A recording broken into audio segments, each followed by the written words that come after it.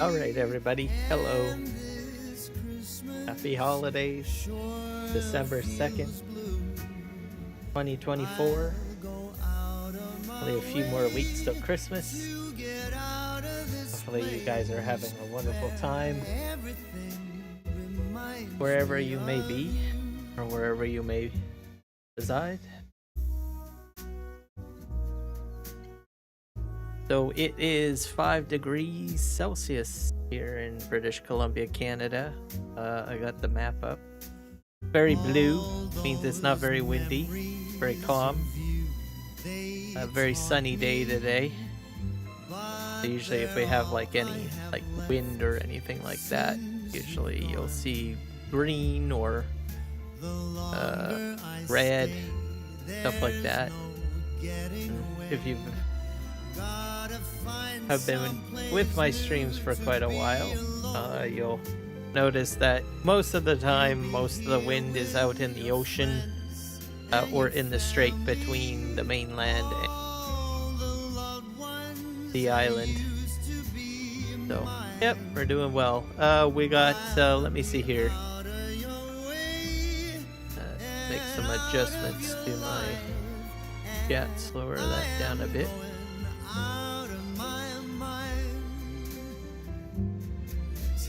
So we have 35 followers on Kick, and then the follower goal that you see up there is for Twitch. I gotta figure out a way how to get the Kick goal to show up there, or Kick numbers up there. But anyway, that's the follower goal for Twitch. We're 16 out of 20. So we're creeping up there, but Kick is still kicking it. K-I-R-A-M.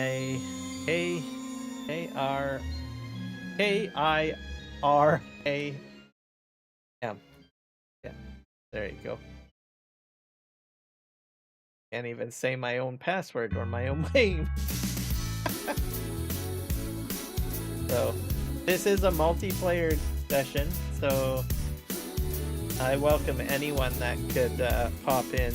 I appreciate it. I'd like to do some vegetable harvest, but I can't do them on my own, so having people join me would be fantastic.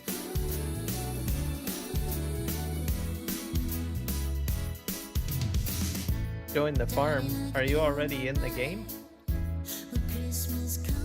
Or are you trying to join the server?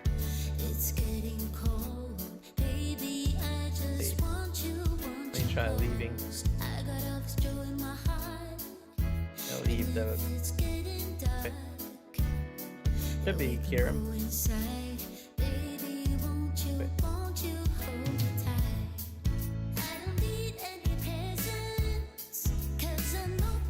Oh, let's go to multiplayer.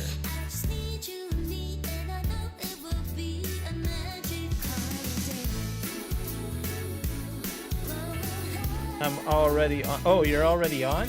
Oh, I did not know that. Oh yeah, you are on. Okay. I password protected the farm? Dude.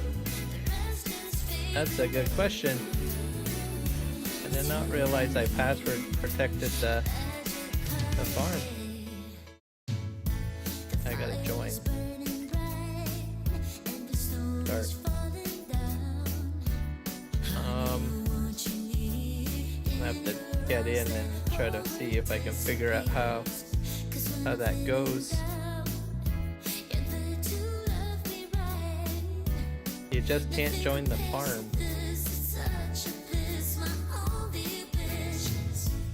That's got me confused. I did not realize there was a password on the farm. I will figure it out.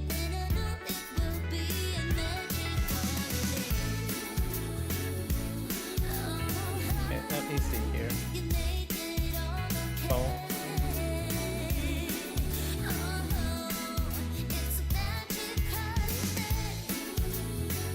Let me hit leave farm. Join farm. Oh, there is a password.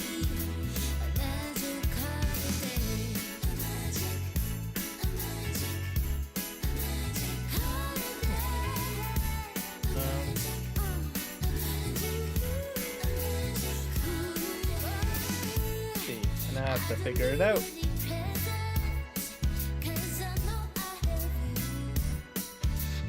It's Kiram. I can join with Kiram. So it works. Oh, you're in. Okay. Now we need to make you a farm manager. I gotta figure out how to do that. Okay, that's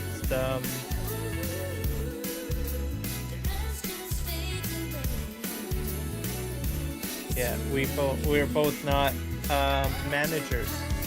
Give me a sec here.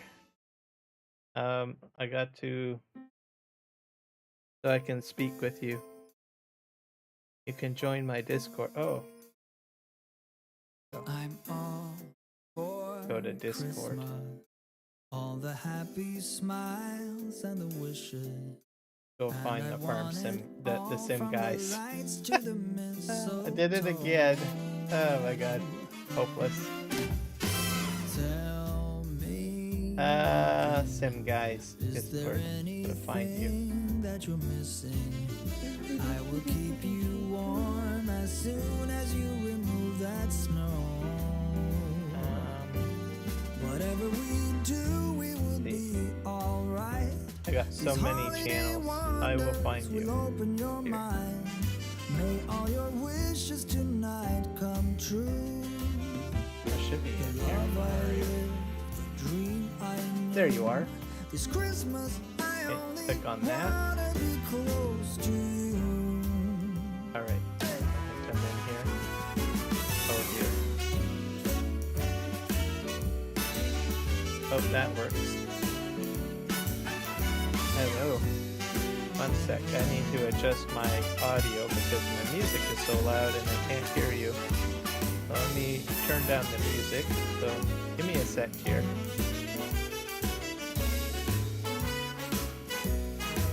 Go to... Whatever we do, we will be alright. These holiday wonders will actually, I could probably turn up the chat. That's what I really need to do. Okay, try talking now.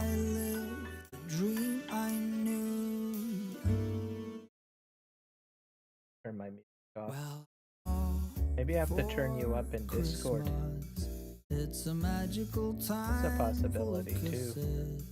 That's what happens when you have so many like bells and whistles and doodads and things like that. Oh yeah.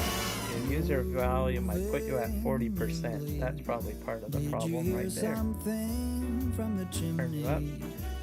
Okay, put you at 80%. Try now. Oh, much better. Yep. There. Now I'm gonna see if I can get my music on a little bit. Because I turned it completely off. Why should I not enjoy my own music, right? Exactly. Okay. Okay, I got that 7% music. Now try talking again. Much better. Perfect. Couldn't ask for anything better than that. Okay. So now what we need to figure out is to get each other farm manager access. Angels we have heard on high. So I'm going to fix that. I'm signing in as an admin right now. That's going to fix that. Then I go back to the farm and I go under farm management. And I'm going to set you. I'm just going to say yes, yes, yes, yes to you.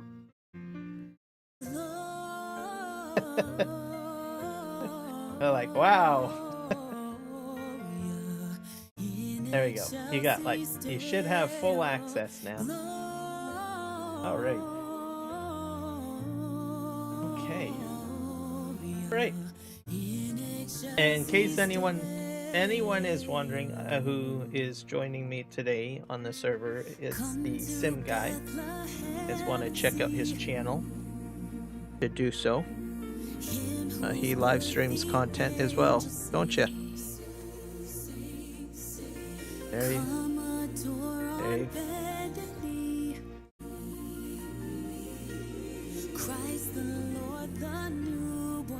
So let's get rid of the stats. Let's put the game footage up onto the screen. It'll work.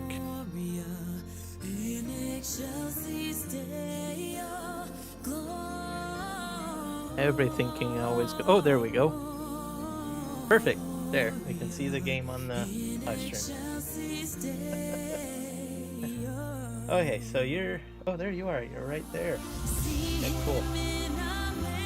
Alright, so...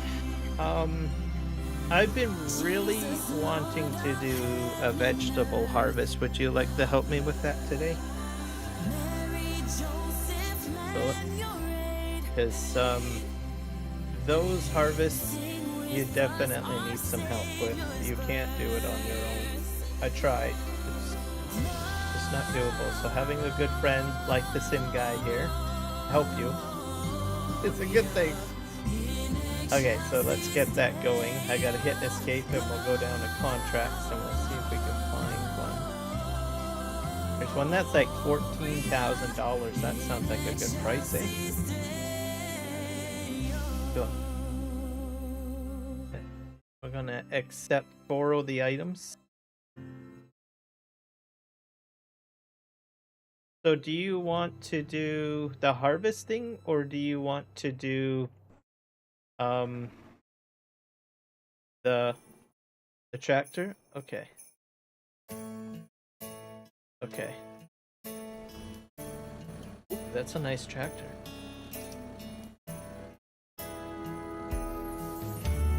Yeah, it's beautiful. Is that what a tractor looks like? Wow. Man, I am so missing out.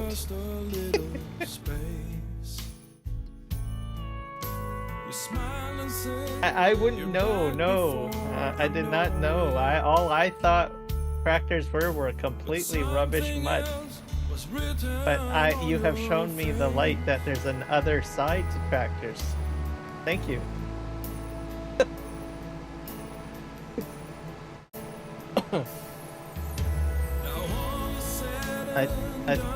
Yeah, I think it's field 14. I think it's down here somewhere. Field 4? Where's field? Oh, I'm going in the right direction. So I better open everything up.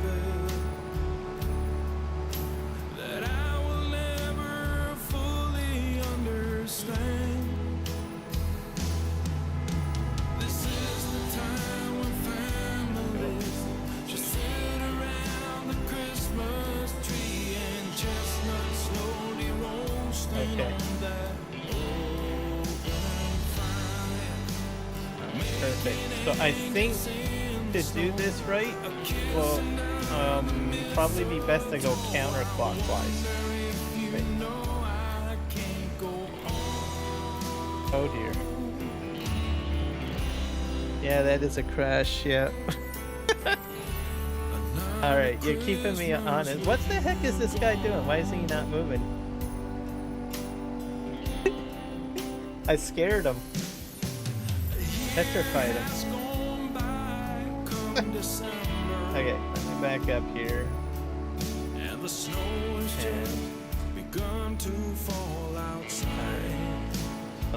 what it's done.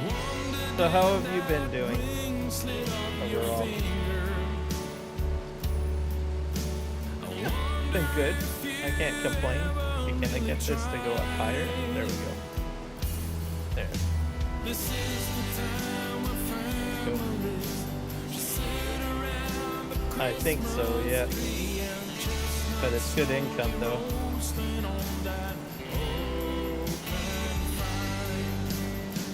This is the best machine you can get on 25 at the moment.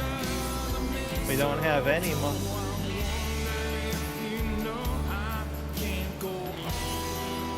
If we lease another one, it doesn't work because this machine has no capacity. You have to think of it like a forage harvester. So you have to keep, yeah, so you have to keep that underneath my spout all the time.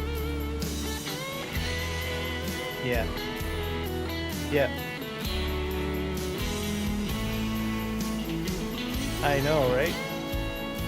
At least until Mark Thor gets his wonderful harvester over to 25 anyways.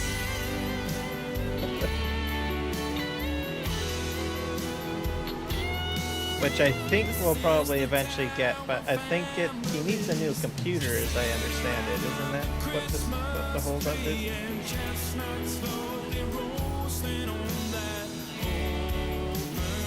I think I read that he needed a new PC or something.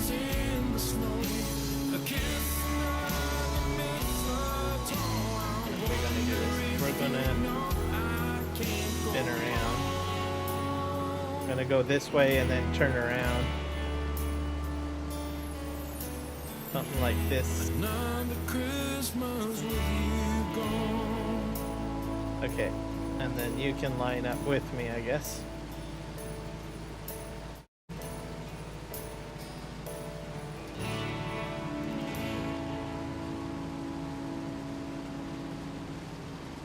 But yeah, overall I've been pretty good.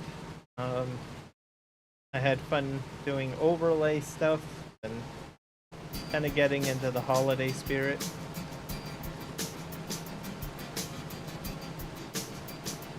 I think the quickest my thing goes is like 8 kilometers per hour. If you want to set your cruise control to that, you can. Just that. Okay. We're gonna go right across the field, I think. Because there's no real crop destruction.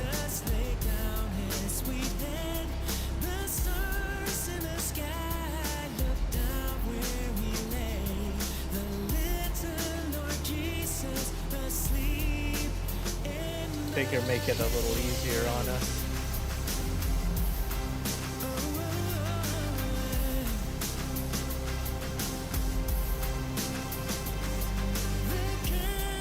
But yeah, the Christmas tree is up.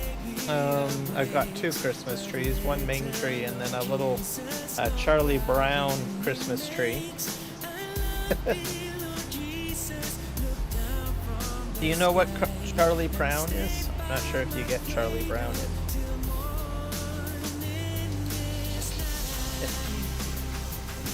It's what do you call it? Like a little cartoon, and it yeah, and then there's like a little dog named Snoopy. So I got one of their Christmas trees.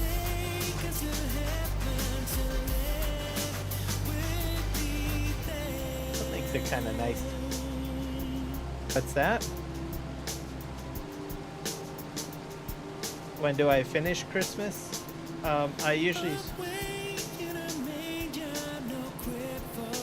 probably gonna have like turkey or ham, one of the two. That's usually what we usually have. We did have a bit of a problem though. We did have a turkey, but our freezer went dead. So we lost the turkey, so we have to get a new turkey. Yeah. No, it's not. Yeah.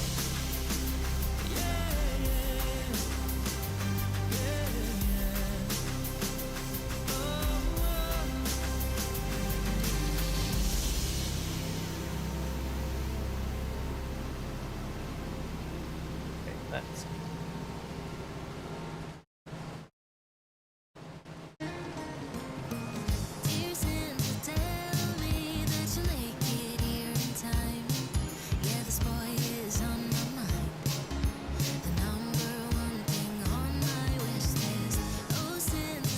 How's the weather?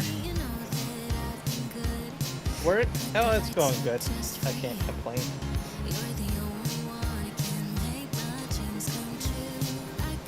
Have to see how everything goes.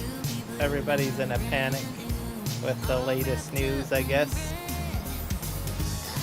with the U.S. elections.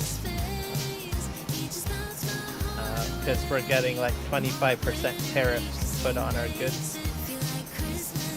So our dollar took a tank. So if you want to come to Canada, that it's a good time because our dollar is very low.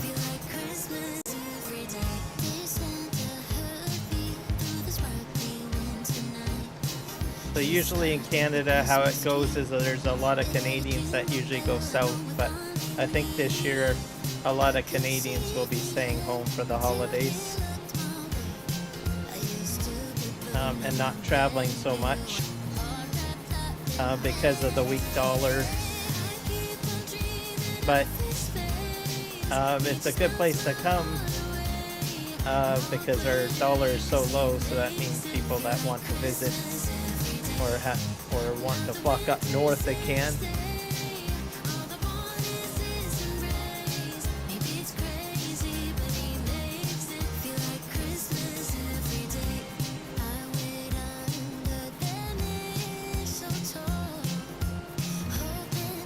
Okay.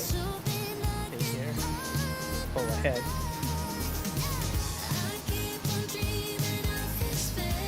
It is, yeah. I'm not a big fan of vegetable harvest.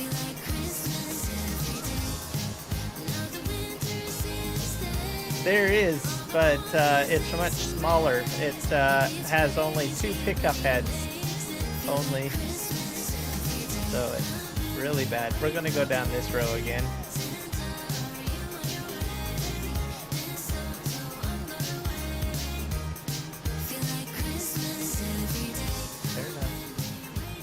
You know what?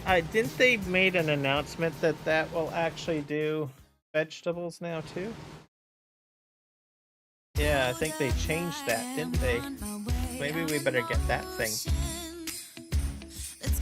Yeah, that would be better because this machine is rubbish. Sorry, Giants.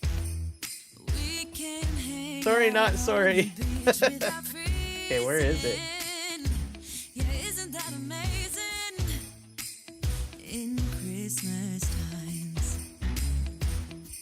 We'll be chilling and having a good time. Doesn't matter if the snow is falling. Oh, that's right. Oh, okay. So yeah, they only changed it for one thing, to do all beats. That's what they did. I forgot about that. Okay, well that sucks. Alright, we're stuck with the crappy harvester. Mark, wherever you are, please buy a brand new computer soon and get us your harvest. We need it badly. This D-Wolf thing.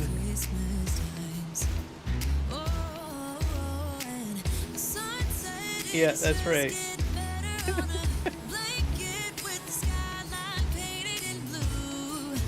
Alright. I can assure you we're only going to do this one harvest, I think, because I think we're going to be all vegetable out by the time we're done this one.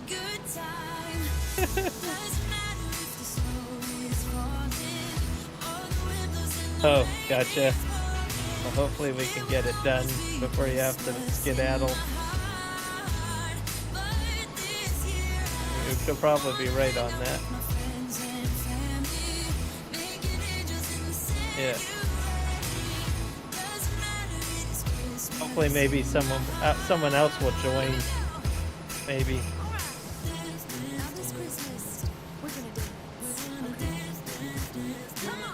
Yeah, they got nothing for vegetable technology for 25 yet. So, probably won't see anything for that till like probably next year.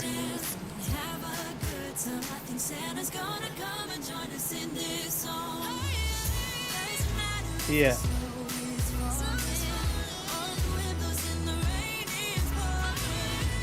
Also, a lot of people will want to see his baler back, so that will be on hold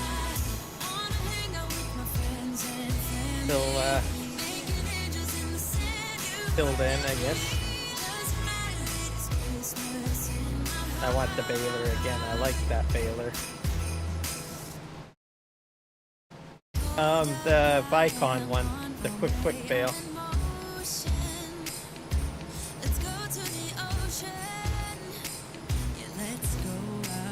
I don't usually use the square one. I just use the round one because it does wrapping and baling.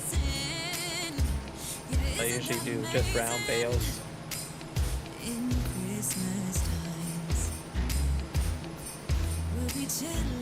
But the square one's great too if you want to do square bales.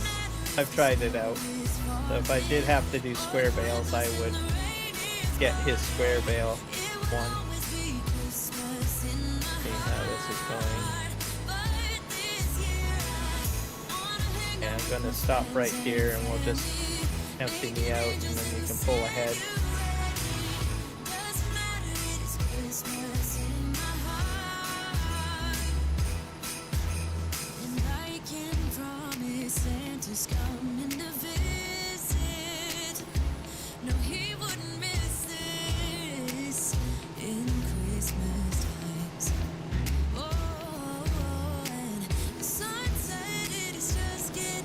Yep, we do have that coming up for New Year's. So that's going to be on your server, right? You said? Okay. Which map is that one? Is that the Riverbend one or?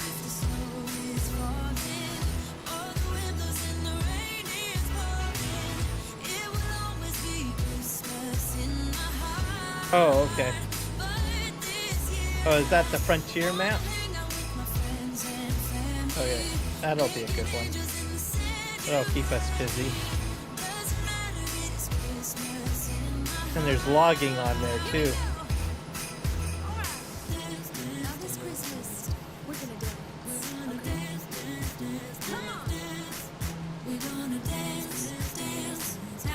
My two favorite things, logging and grass.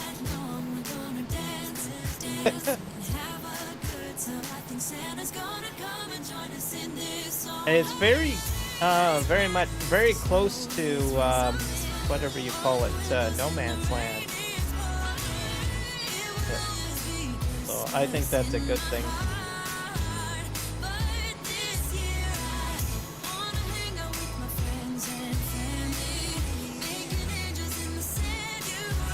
I'm not sure on that one. Like, I know that he said he was going to bring that Wild West one over. I forget what it's called again. Yeah.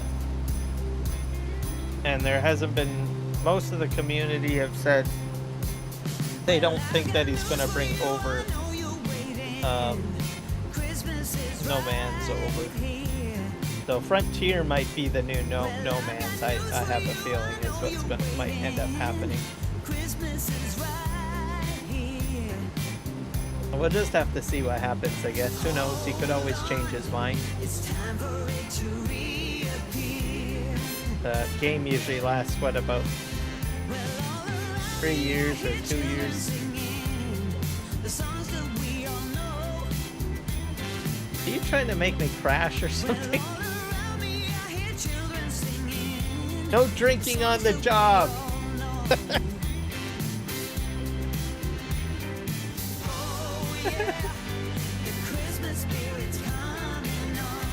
Well, you keep on pushing me. So every time I'm watching your tractor, and as you turn into me, I move over to the right.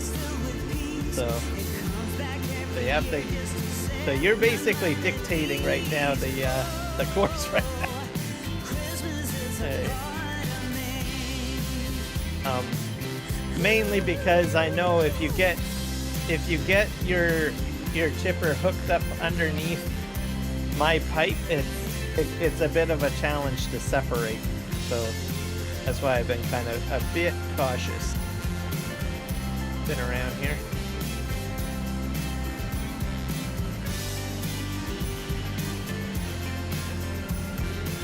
So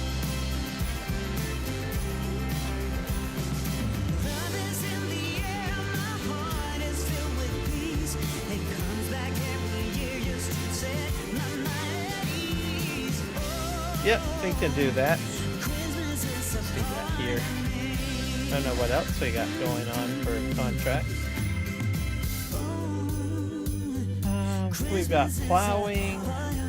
There's lots of vegetables. Don't want to do any more vegetables.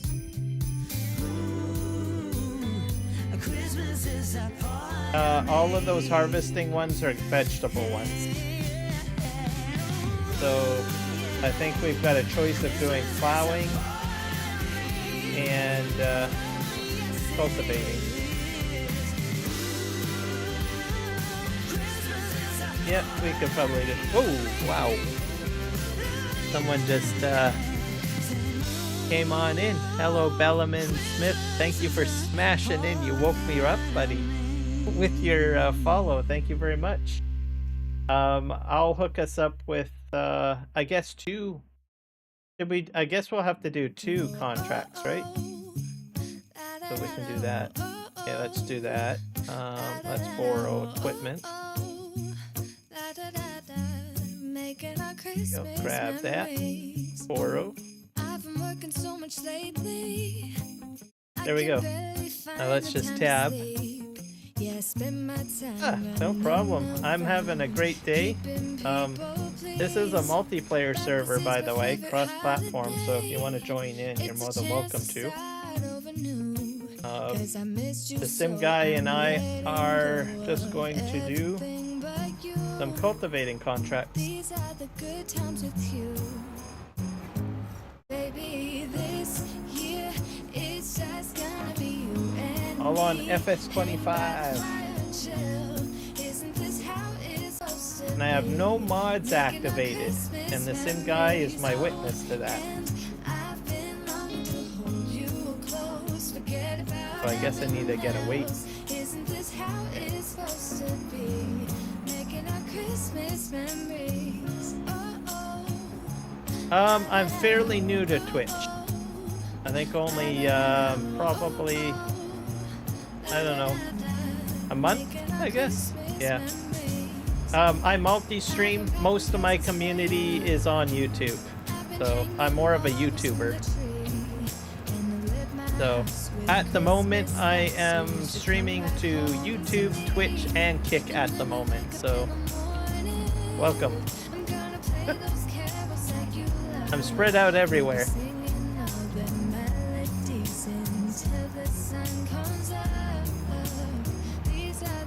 Yep.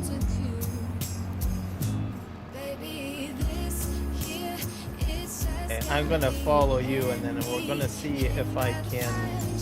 I wonder if I can help you on this field.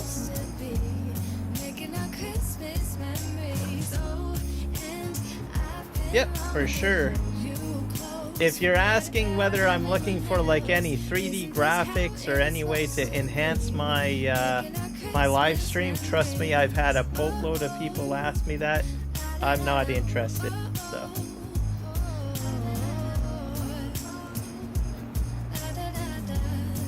Okay, let's see if we can.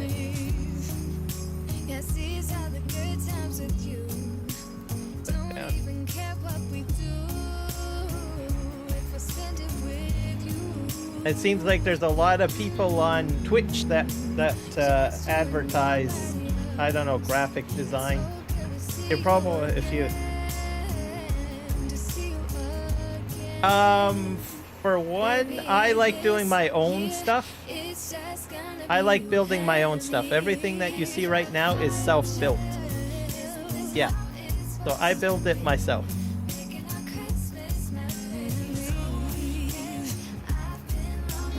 So I get a lot of enjoyment out of doing my own graphics design and stuff like that. Yep, thank you very much.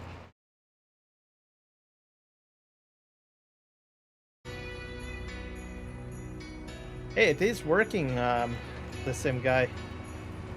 I'm actually able to help you. This is good.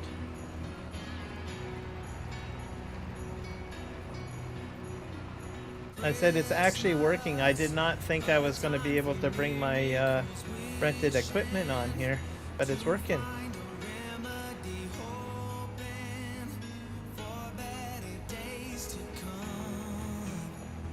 Alright, so we're going to go spin around here.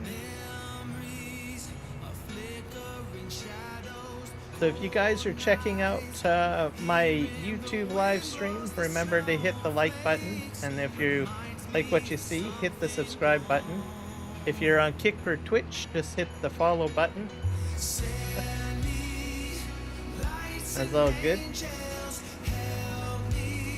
And folks that are watching me on Twitch and Kick, I do tutorial videos for Farming Simulator 25, 22. You can check out my YouTube channel, as I do have some tutorial videos on this video. Well, I think only 2 on this video game, but also most of it's on FS22. So playing Farming Simulator 22, you can check out my content.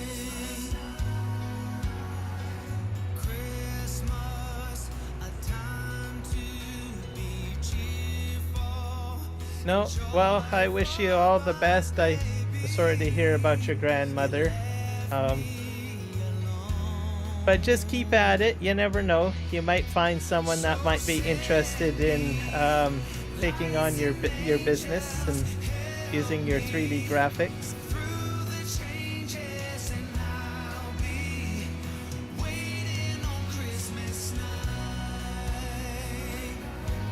Just keep at it. Don't let yourself get down.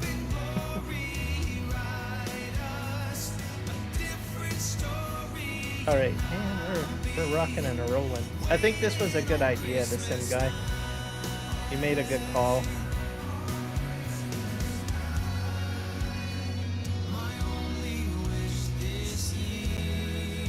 Alright, and this is at least a contract I can do on my own, because I won't need another person.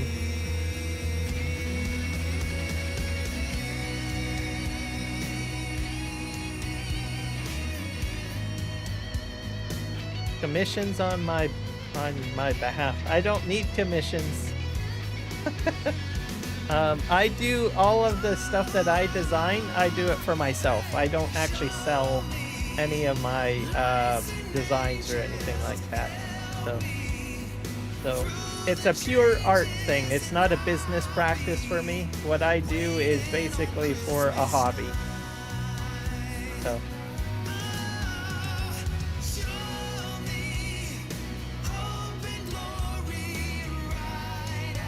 But hopefully, like I said, you just keep on persisting. There might be someone else out there that is more business oriented and might be interested in taking on your 3D design expertise.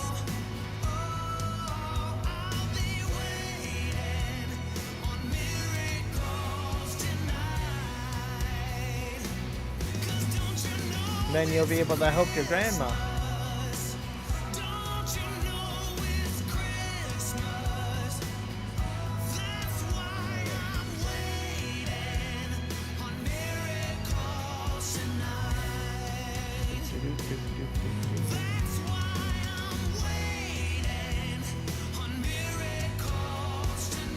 Yep, it was a pleasure meeting you as well. Have a great day.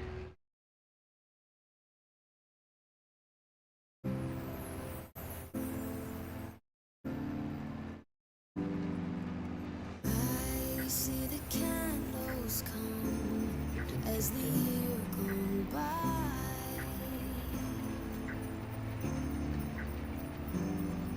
all thrive for perfection and consumption. Not really. Twitch is not usually a lot of people. I get more growth on Kick than what I do on Twitch. So, like, I started Twitch early on, and then Kick came in, I think, a couple of weeks after I started Twitch, and Kick is way ahead of Twitch, so I'm kind of surprised, actually. I would have thought I would have gotten a lot more people on Twitch. So I think basically YouTube and Kick are probably the most popular platforms. I think probably maybe Twitch is too saturated.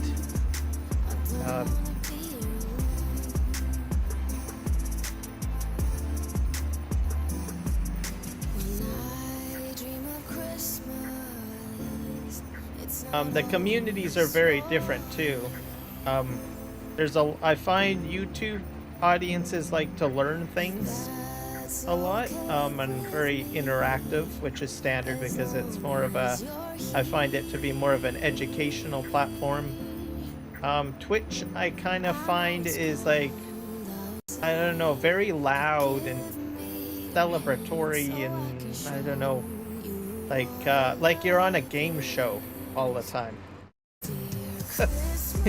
You know how you're on a game show and everybody's all happy and they got like, I don't know, confetti everywhere.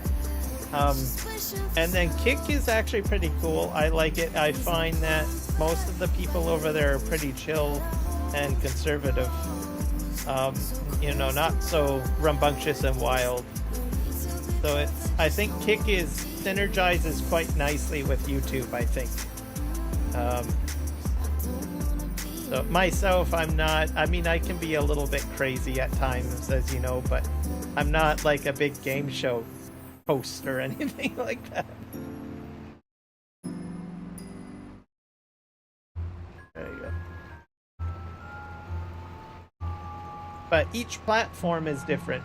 But at this point, I would think I like Kick quite a bit.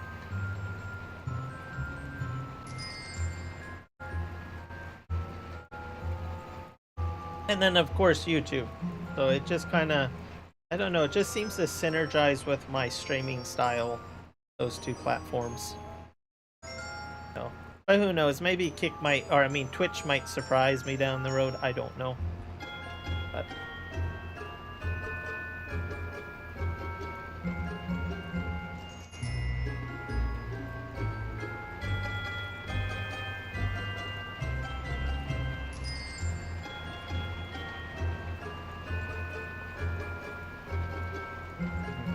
for setup, I think I find Twitch is a little bit more complicated. It's got, like, if you go into the studio interface, there's just way too many settings in there.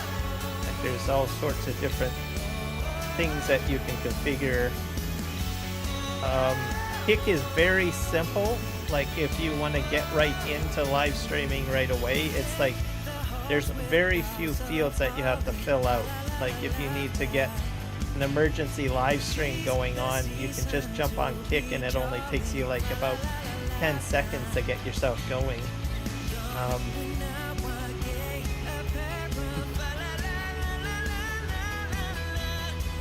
When I first joined Kick, I thought, oh, this might be a little bit more complicated, but nope.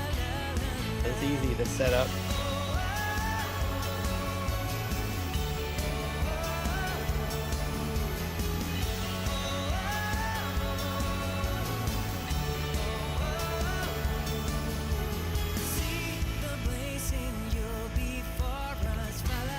So, and I'm not the only content creator for Farming Simulator on Kick. Prestige, I'm not sure if you watch his channel, but he is huge on logging. He has a huge partnership channel. He moved over to Kick. He's actually the one that made me make the decision to go over to Kick. So originally he was on Facebook and YouTube, and then for some reason he decided, well, I'm going to stop doing Facebook live streams and jumping over to Kick.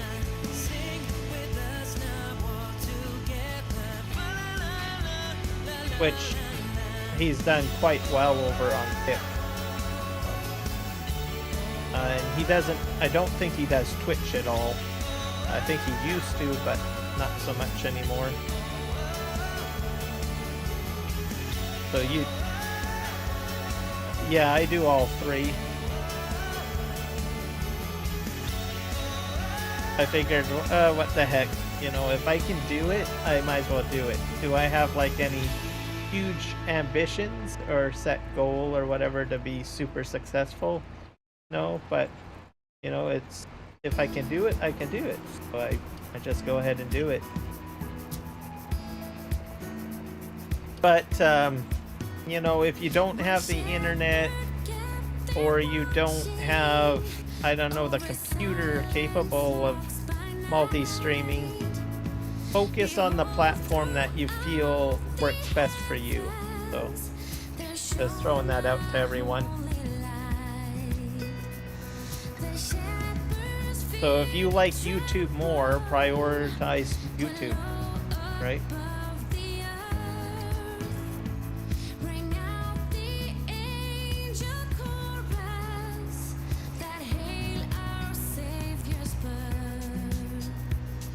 But I definitely recommend everybody be on YouTube, so if they can. There's a... Oh, is it? Oh, wow. Oh, wait, I can't cancel it out. Or actually, are you leaving? You're probably leaving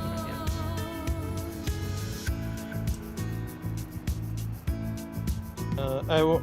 I'm not sure which one will cash out. I think I want to use the larger plow. So where's the other field? Oh, it's field 21. I'll go all the way down south.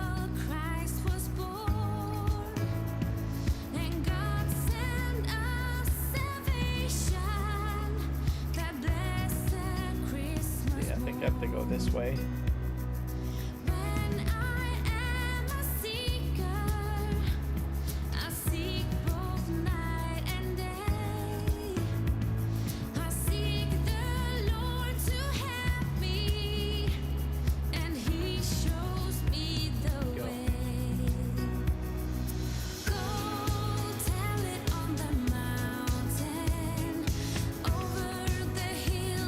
So just to let everybody know, this is a cross-platform multiplayer server.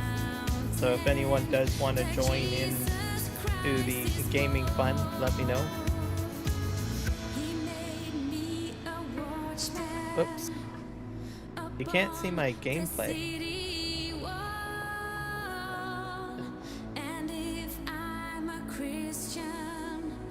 Let's see.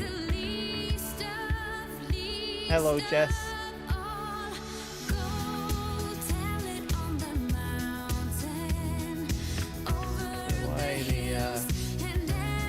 Gameplay not showing up. Oh, it is showing up. Oh, it's probably because yeah.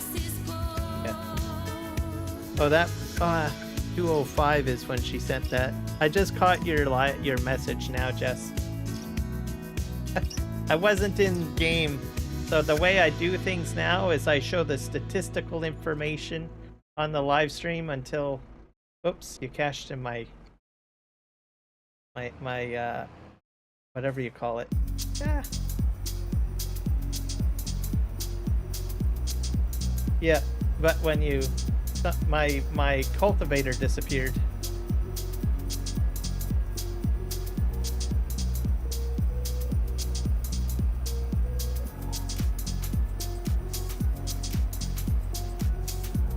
Yeah, I was going to use the large cultivator for field 21. That's why I wasn't cashing it in. Oh well. Let's see here.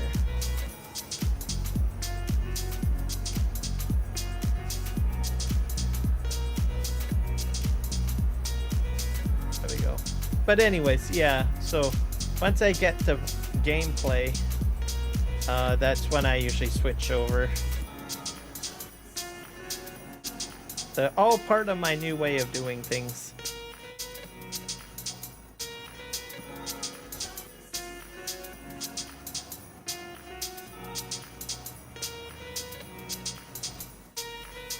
Gives me the ability to, I don't know, hide out what I don't want to show right away.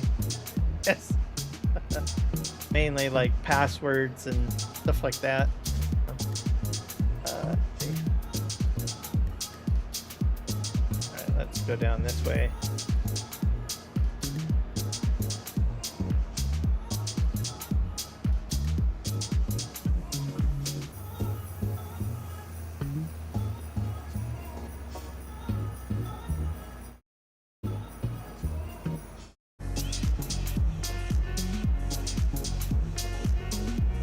If I actually got the Discord piped out. Put voice chat on. There we go. That's better.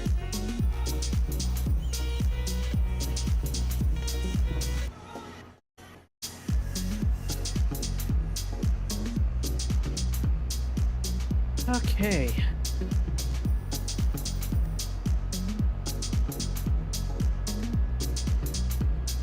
I have to go way onto the other side.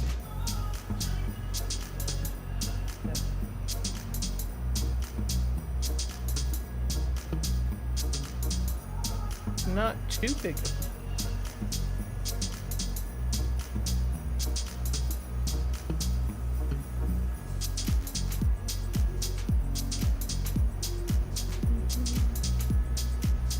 All right. Well, thanks for popping in, the Sim guy. You have a great night. We'll see you maybe next weekend.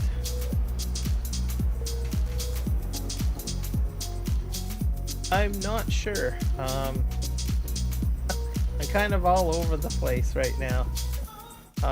This is probably the only live stream I did this weekend. I was too focused on other things, Christmas stuff and everything like that. So with the holiday season, things are a little erratic. I'm going to try for Friday, but it's hard to say.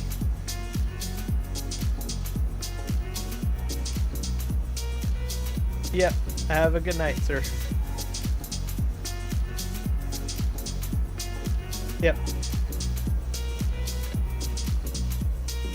See you here. I'm going the wrong way. This way.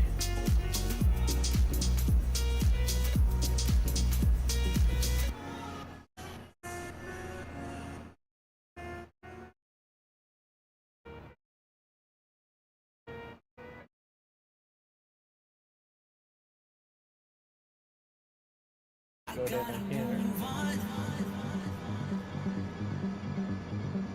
So, also the beauty of FS25, I finally figured out how to get rid of all the crappy problems that I've had visually. I'm happy with that. No more black flashing.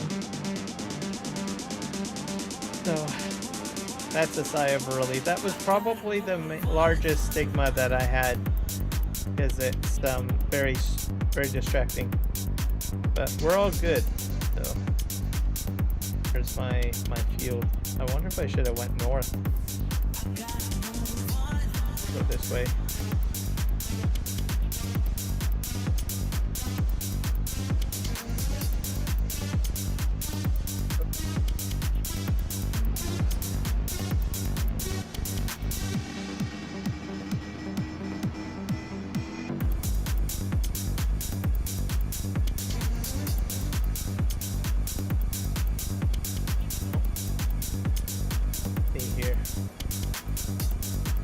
Down south.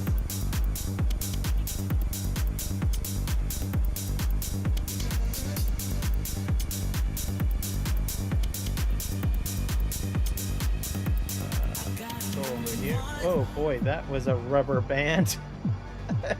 Have I seen anything? I'm gonna go.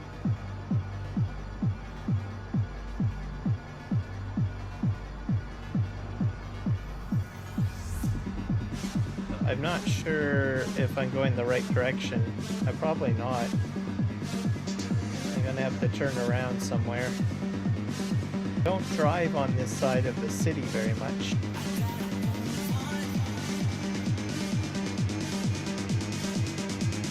See where we can go here.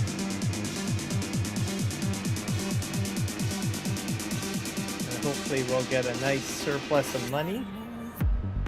It'll do us good. Yeah, I think I'm gonna have to turn off. Do I have like a freeway exit here? Yeah, I do. Here we go. This is closed off. Alright. Here.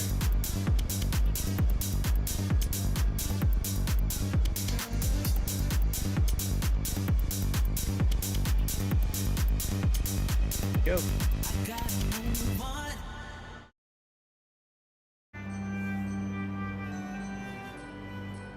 I think that's so bad. Okay, I gotta go down that road, I think. Yeah. I went around in a circle completely. Alright, let's go this way. Then we can get to doing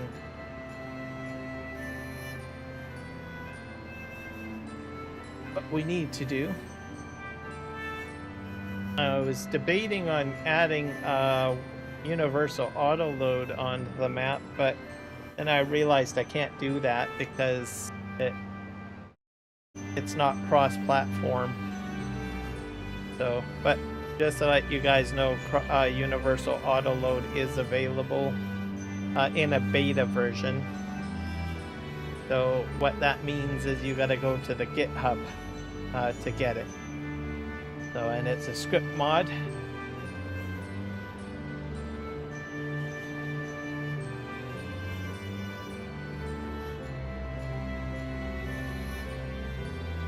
And 82 Studios is still working very hard. I think 82 Studios, I believe what he does is he integrates the auto load script into his mod. So once he gets something up onto the mod hub, then console players will have universal auto, if I'm not mistaken.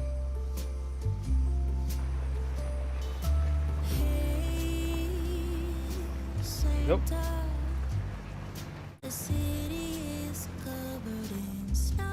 But just wait till like around, I have a feeling as we get into the new year, we will probably see a lot more mods on the mod hub for 25,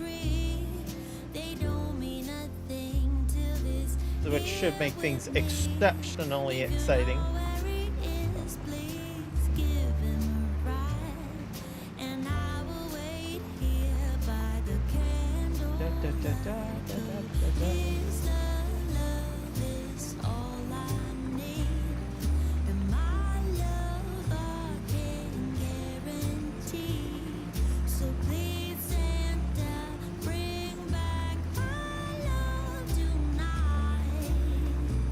And then for overlay designs, I am not sure what I'm going to do.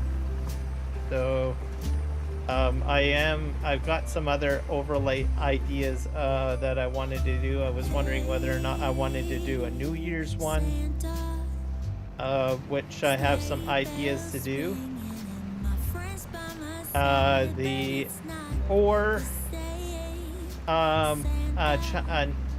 Asian New Year or Lunar New Year design.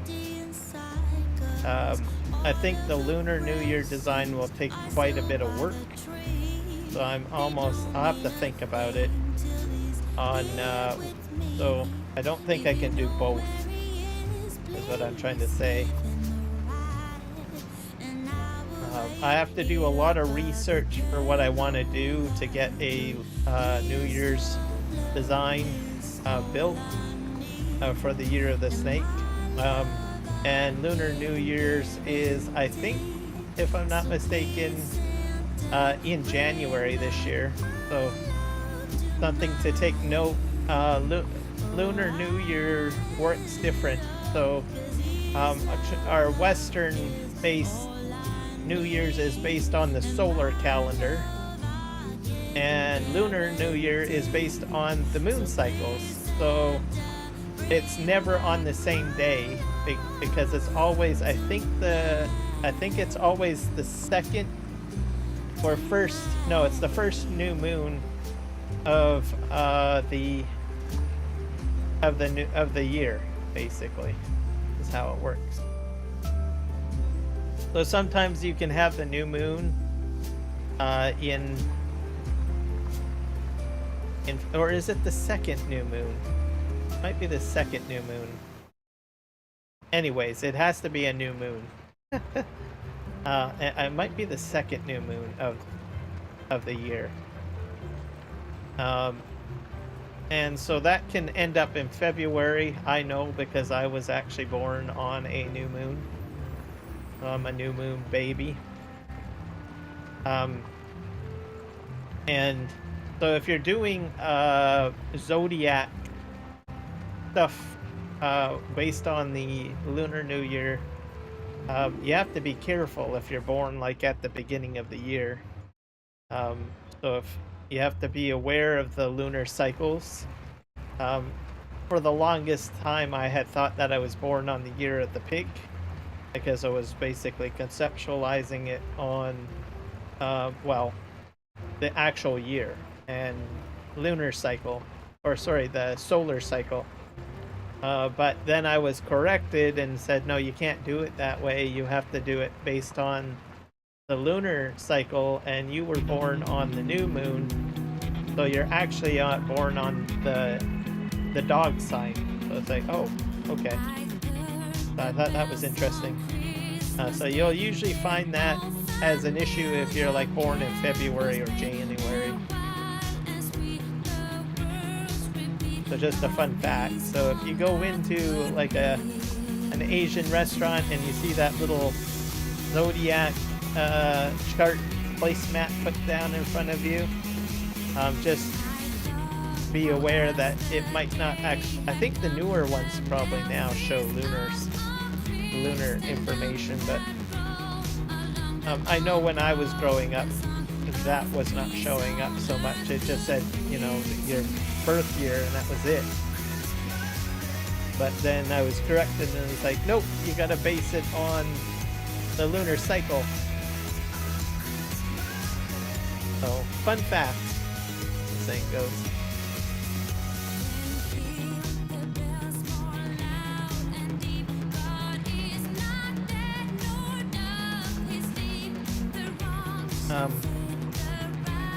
And I think it also gets a little bit more complicated too, because there's what do you call it? The elements like wood, water, fire. So you may be like, I don't know, I think each year there's a different element represented too.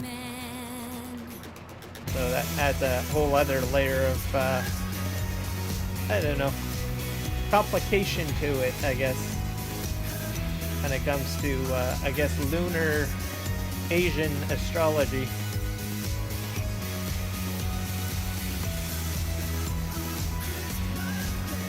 Only started looking into it because I have watched some anime, and usually a lot of Asian anime have a lot of focus on like the elements like water and fire and air and all of that, and I never really knew why.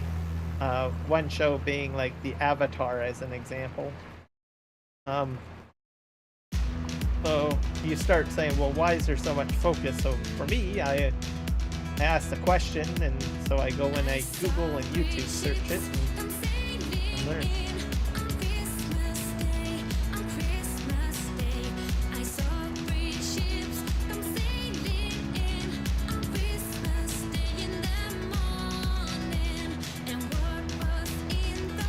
I think we're probably going to maybe cancel out the vegetable harvest, because I think I'm probably going to run out of time on that. See if that's time showing up.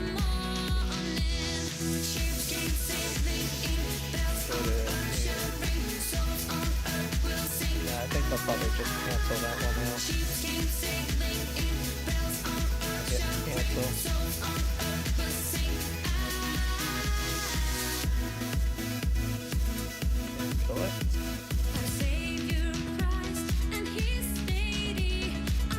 There we go, and off we go.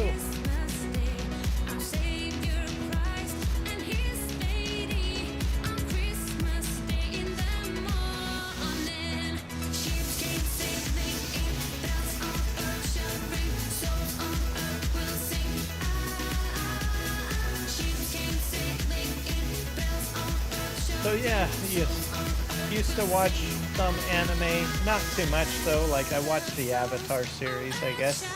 Also the live action Avatar series as well on Netflix. But when I was younger in high school, I used to watch Gundam Wing or Gundam Mobile Suit. which was an animation show. Watched quite a bit of that. Gundam Wing specifically. And then I've been watching basically other versions of it over the years. There's actually even a CGI version on Netflix too. So I'm hoping that'll get renewed. I enjoyed it quite a bit. The other factor of it is that I'm hoping that if there are more CGI cartoons like that are based on games and stuff like that, maybe World of Warcraft might actually do a CGI show. I think a lot of people that are like World of Warcraft fans would like to see more CGI films. There's been only one live-action World of Warcraft movie, which did well, but I think most of the fan base would have probably preferred a CGI version, I think. But at the time, CGI is very expensive to do, apparently, which I can understand because you got to do a lot of video editing and stuff like that. So, I only speak from doing video editing and learning that. I could only imagine just how complicated it could be to do CGI. So, but you know, as tools get better and it makes it a little easier to make CGI, maybe with AI and everything, people might start making more CGI. Also, there's like large behemoth companies like Pixar and Disney, you know, doing all of that jazz, right?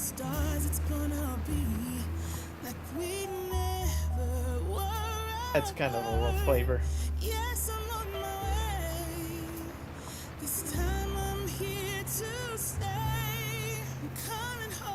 Alright, I'm gonna back up. I'll just drive forward.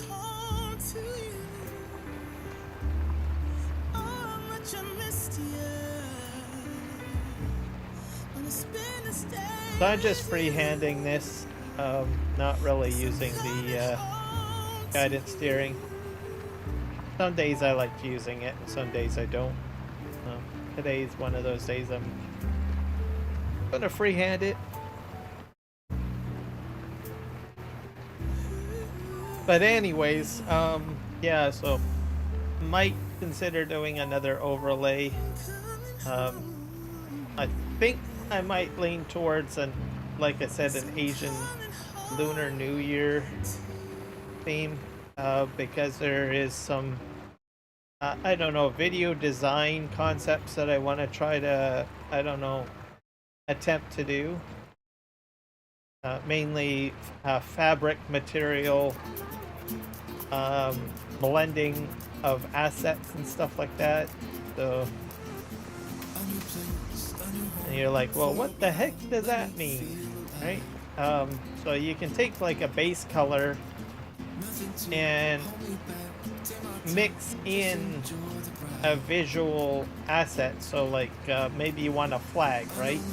So generally you see in real life there's a texture fabric material to the flag, right? You can see the weaving and stuff like that. So I kind of want to see if I can implement that kind of structure or design into building an overlay. So a lot of what is it? Asian households, I think more in Japan. They have that, what is it, the parchment paper boundaries, you know, and then if there's light inside you can kind of see it. Well, that's made of like a fabric material. So I think, I wonder if I can do that. You also see that in lanterns as well, Asian-based lanterns. So it'd be like, well, that would be kind of cool lighting effect to set up for an overlay. Using a Chinese lantern or something like that, or an Asian lantern, or Japanese lantern. I'll just say Asian lantern. Not sure if it would work, but figure it out. Adding calligraphy would be kind of interesting, but I'd have to be a bit careful because I don't speak other languages. So I'd have to get my Google search skills out and also find a good calligraphy-based font to play with. Just some random ideas that kind of came to mind. It's the year of the snake as well, so I think mainly also there's a lot of red usually. Red is a very lucky color. So after seeing the vibrant red on my current overlay, I was like, I'd really like to work with the color red more. So I have the potential of doing that as well in an overlay design. Plus gold. Gold is very lucky as well. So don't know. Let's see. I may or may not do it. I don't know. I'll just see how ambitious I am. I have just some rough ideas in my brain. Eventually I'm going to want to have like an overlay set up for any occasion. But I think this holiday one that I have right now, I'm definitely going to keep it. And then I'll build some more. This one probably needs a little bit more polishing, I think. There's a few other things that I want to do to improve on this one, but I can do it because I've got the original files to make it happen.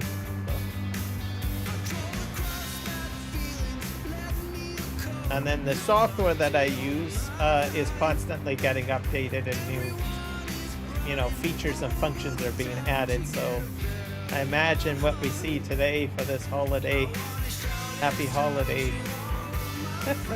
layout may look different next year.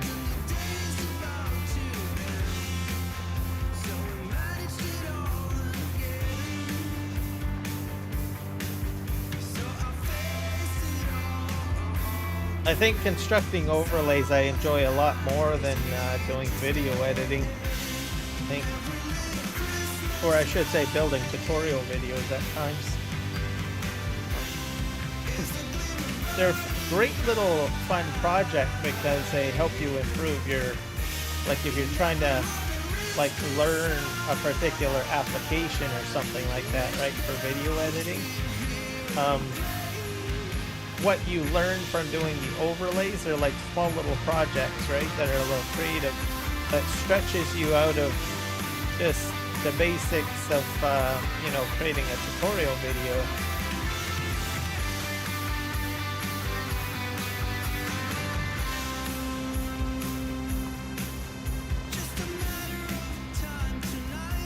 I think it also enriches my thumbnail designs too, if I want, as well.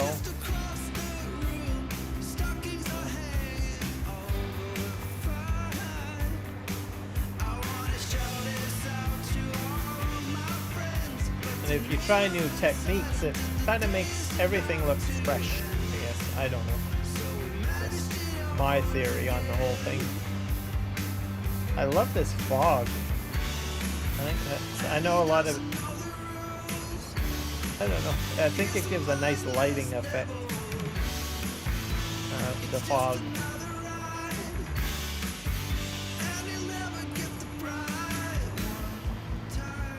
Alright, we're gonna head this way.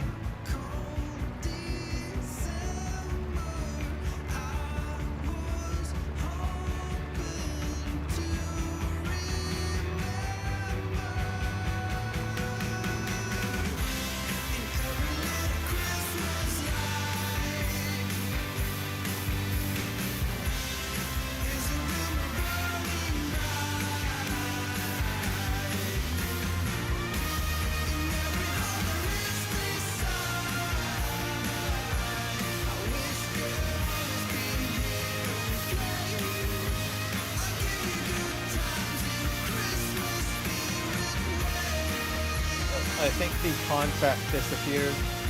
Or did I cancel it? I might have canceled it. Short-term memory.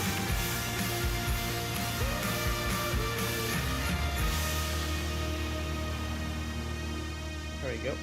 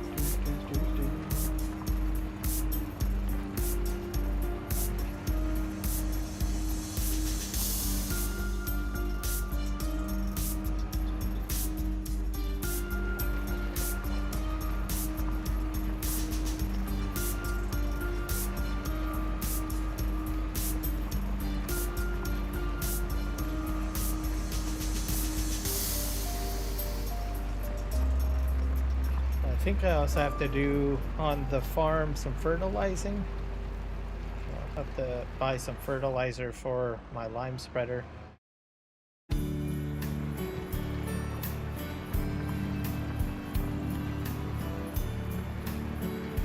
Before we jump into another month or something, in October.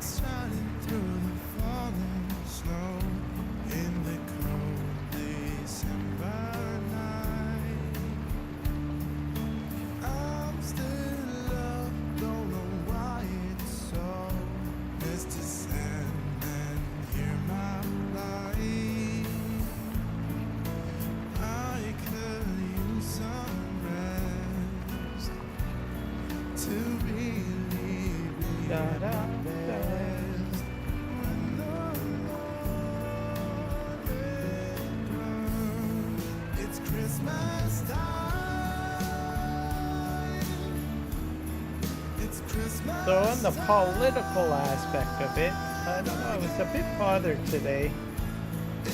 So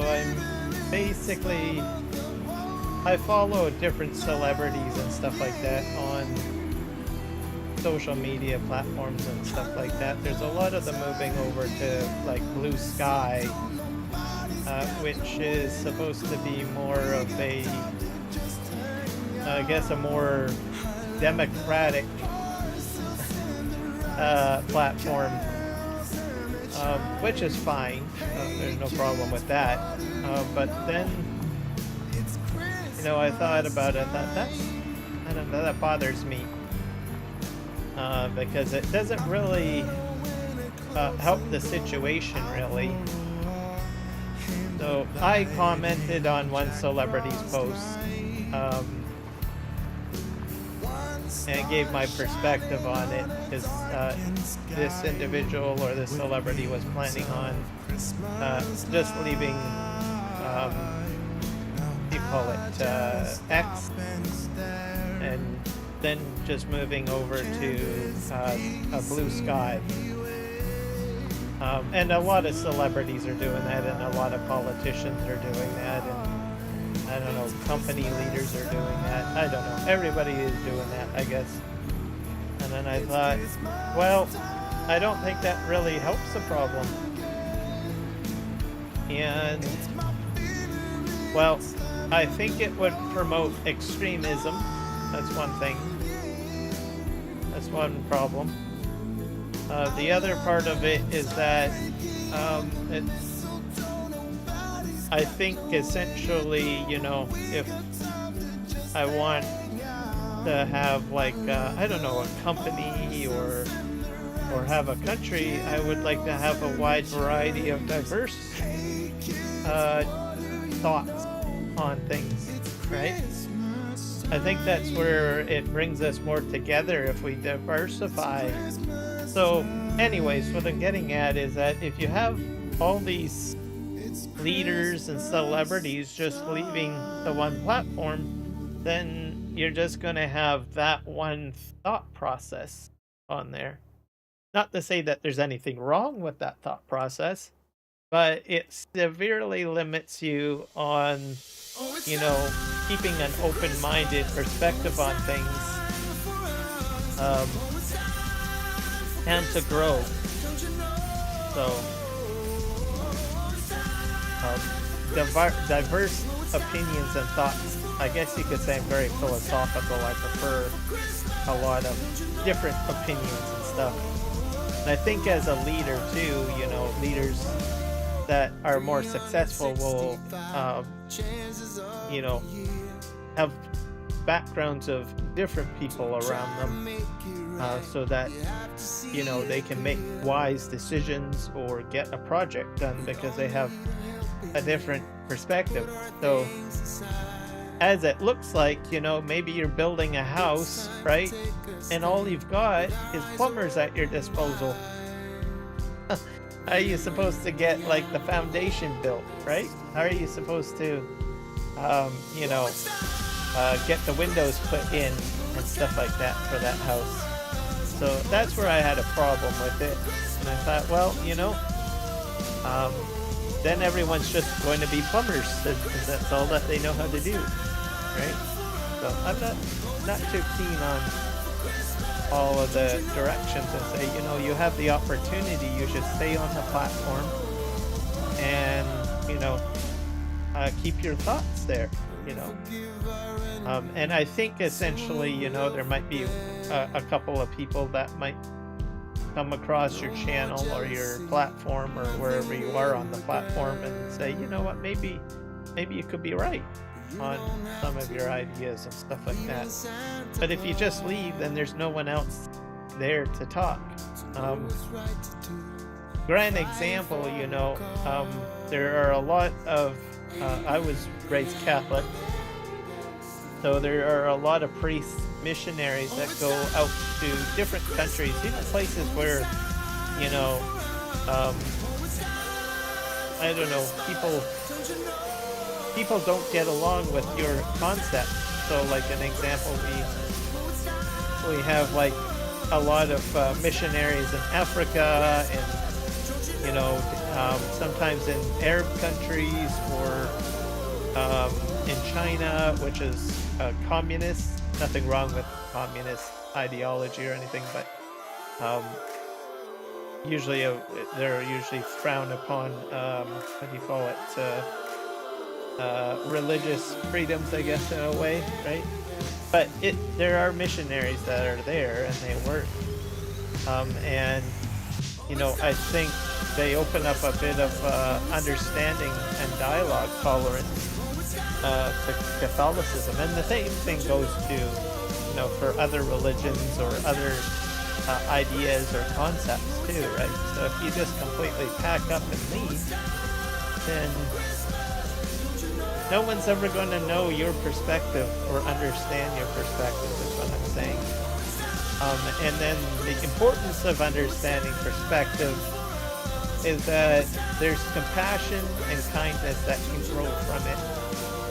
Because the other person will understand and maybe empathize with your situation, or maybe even to a degree agree on things, right?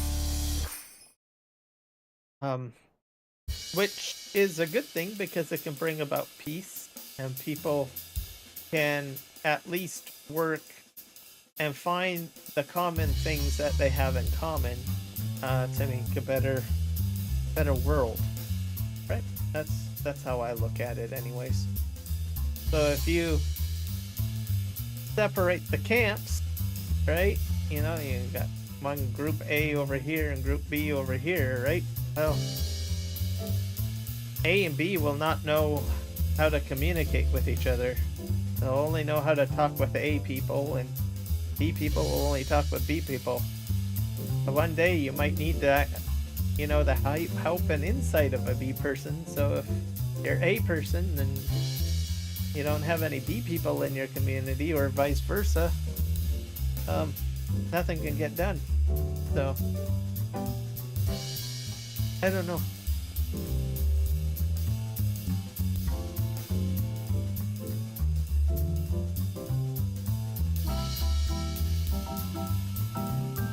So I think diversity of thought is a good thing. So go figure. Anyways, I was bugged about that today, so it was on my mind. Let's go here.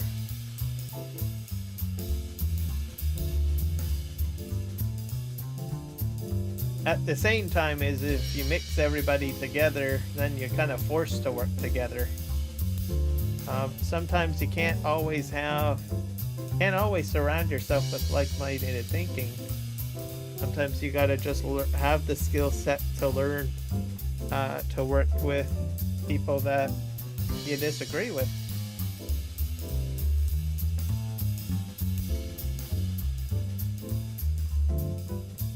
Alright, we got another cultivator contract. Oh, it's not very far away either. Let's borrow the items. We'll do that. Where's my tractor? Oh, it's a John Deere this time. Did I get a weight this time? No, I don't.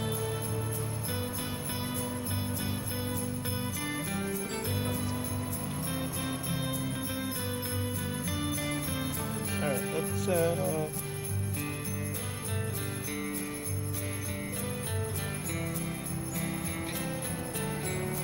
we're gonna go down the hill, or down the road.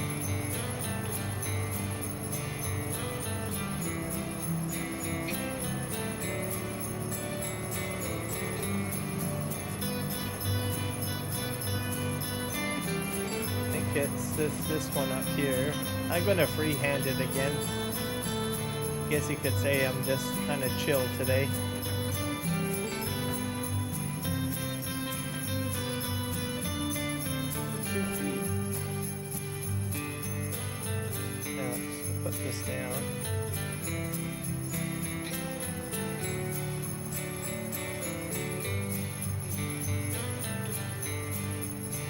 It looks like this has already been sewn, which is kind of weird.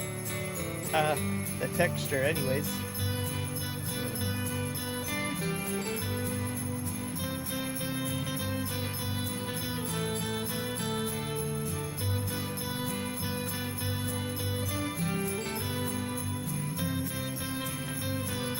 Go this way.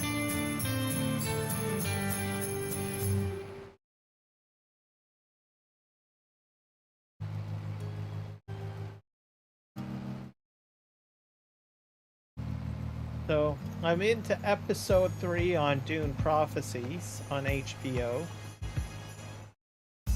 So, I'm a bit of a sci-fi nerd. So far the show has been great.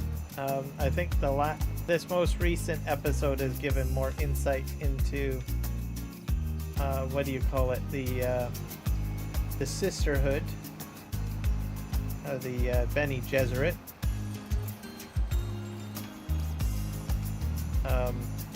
I think also there's a lot of interesting stuff about thinking machines as well. Like in the Dune prequel books, it talks about the Great War against the machines, the thinking machines.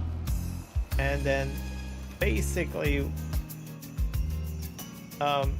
they fight this Great War against the thinking machine.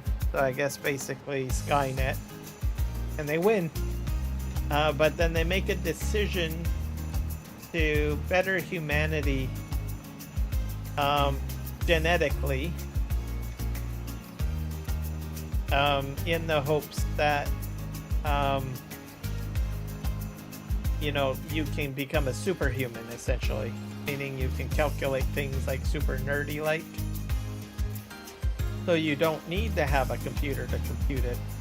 So they have like mentats, which are thinking human beings that are thinking computers that know how to do extreme mathematics, like on a computational level. And then they have another society called the Bene Gesserit, which are basically genetically modified to, I don't know, be like psychics, I guess, in a way. And the society is very feudal, meaning you've got like an emperor, and then you've got lords, and then you've got like regular people that do the farming and stuff like that, right? And technology is like, I don't know, somewhat limited.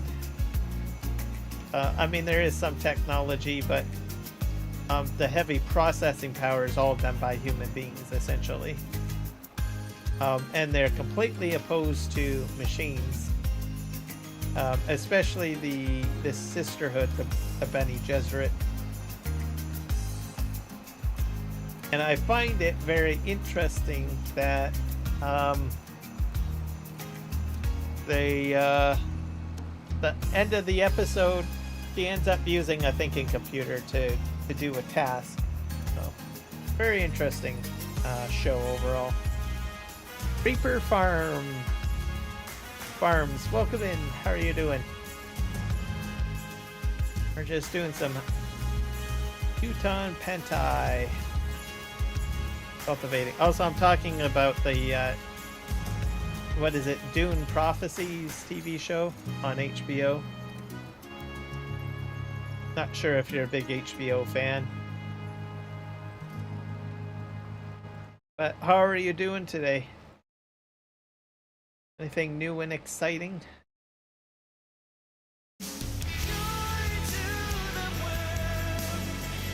I'm all decked out in the holiday theme now.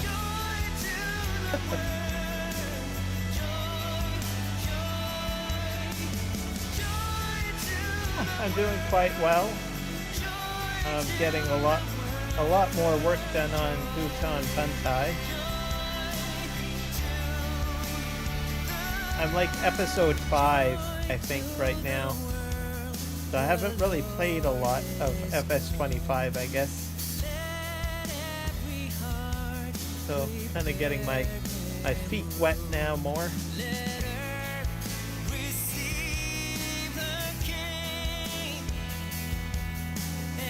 Are you on Farming Simulator 25 yet? And what map do you like to play?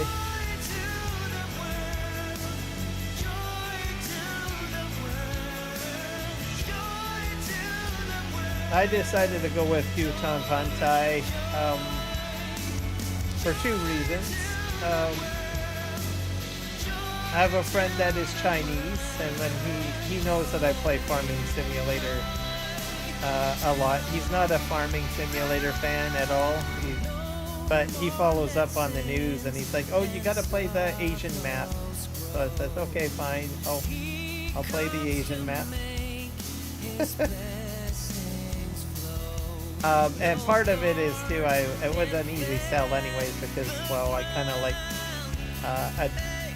the look of the map. Also, it's different than playing like a European map or American map.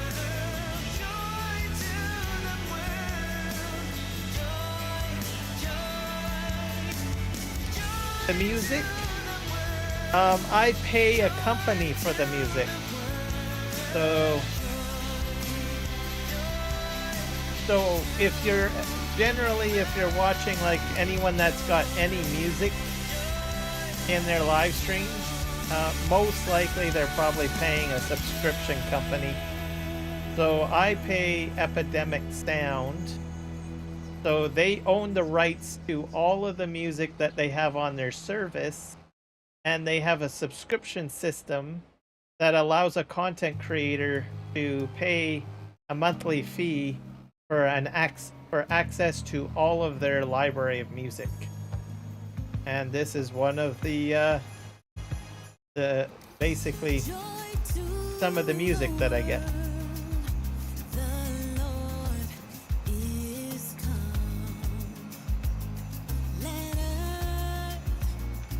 So if you're going to use music on a live stream, you want to be a part of you know, pay a fee for it.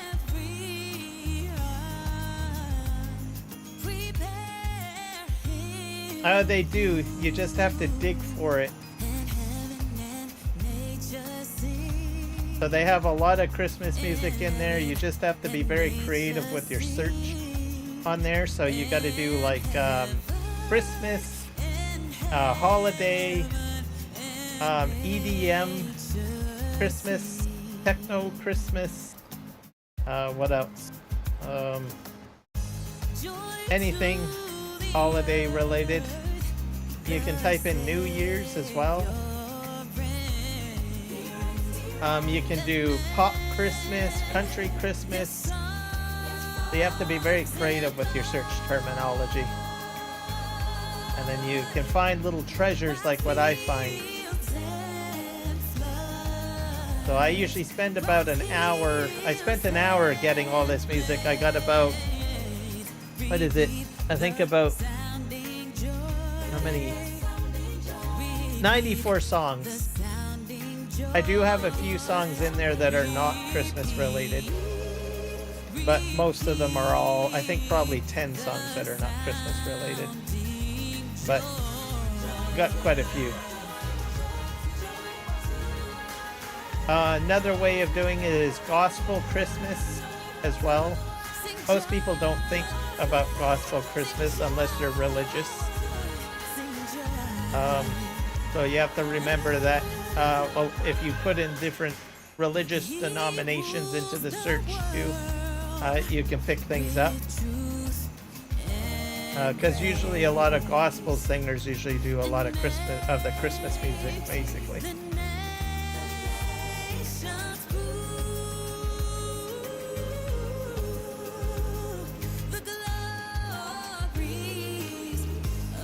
But yep, they have a whole whack in there. So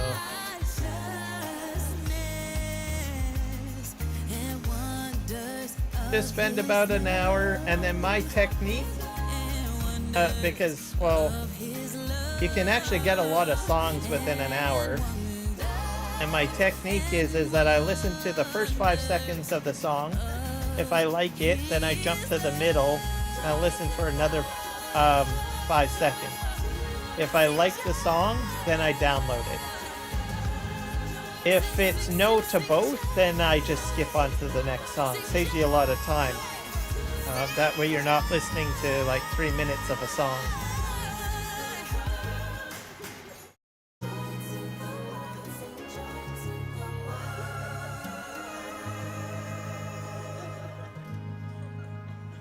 Alright, cool. Have a good one, Reaper. We'll catch you later.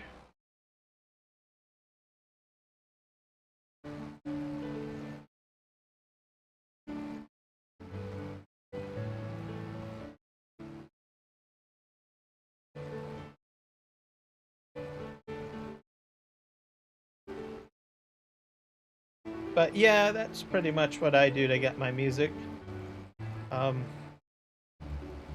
And you'd be surprised, like I said, the 5-second rule, as I call it, is probably your best bet to get a awesome library of music. Unless you've got really bad taste in music, then I can't help you with that. But generally, if it's music that you like and enjoy, most other people will enjoy it, and if you follow the 5-second rule, it will really help you, you know, get through a full list, or, you know, get a large list of songs together. I guess it's actually the 10-second rule, I guess, really.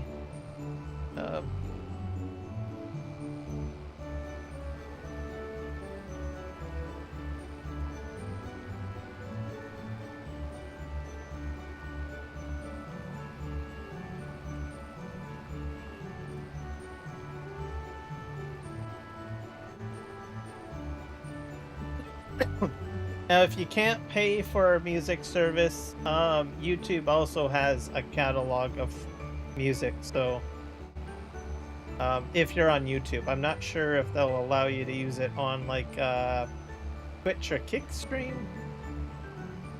I'm not exactly sure how that works. It might be fine.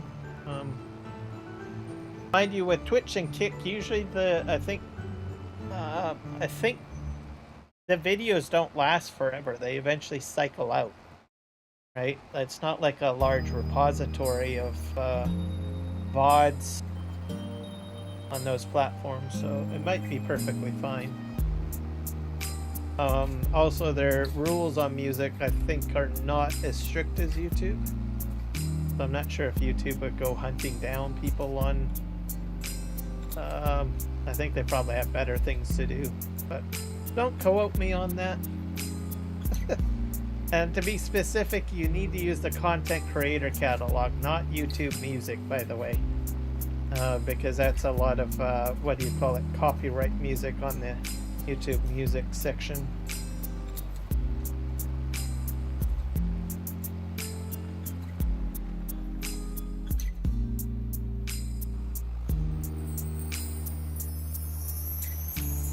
Let's go.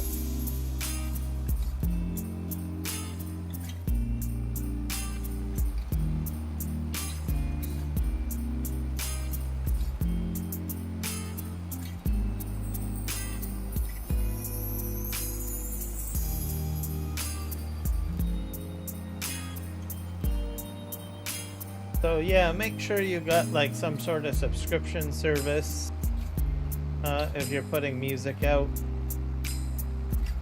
on your live streams. It just keeps you protected. There's a few other services. I use Epidemic Sound. I think there's Audio.io as well.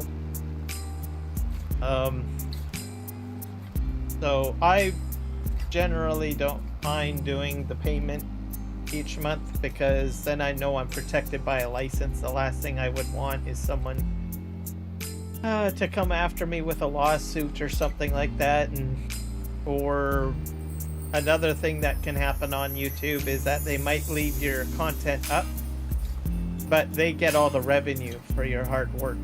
So just because you've got one of their songs on your channel, right? So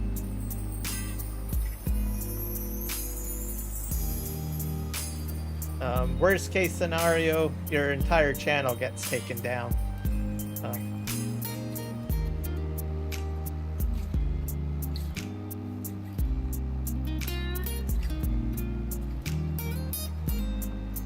But with a license, then you're protected. So you can say, oh, well, here's my paper, I'm licensed. Go fish.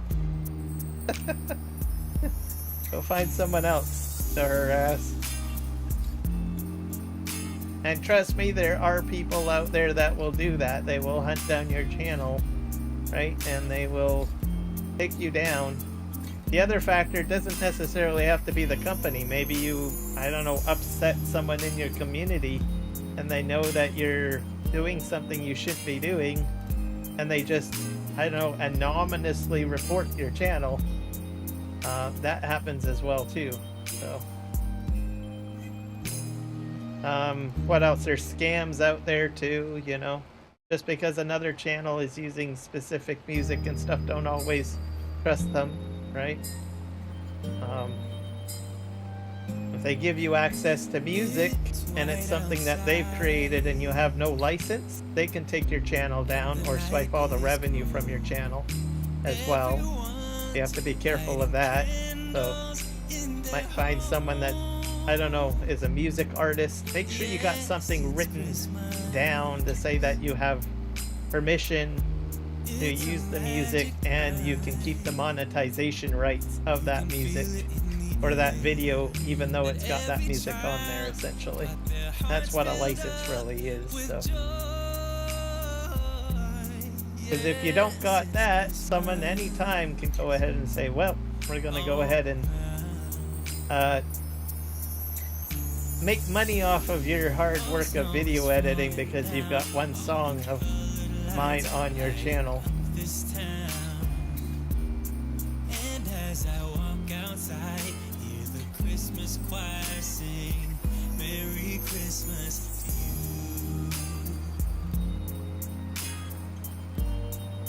you. So This time of year same thing goes with video footage too. is a time to cheer. So if you can't directly like take another person's YouTube content and just shove it up there, you need to be a bit creative with it. That's something else to be aware of, or at least get their permission in some capacity. Sometimes that happens. People will just basically grab someone else's YouTube video and throw it up on their own channel. To a degree you can kind of do that, but you need to have some sort of unique creativeness to it. Like maybe a commentary of you talking about it or something, and it's got to be more than at least like a couple of words. You have to have an active conversation, maybe criticizing the video or something like that, or giving your own thoughts, critiques on it. Something to make that your content is more or less you know, an inflection on the work or something like that, and that you're not just putting it up there just to say, hey, that's a good video, I'll just throw it on my channel. Doesn't quite work that way.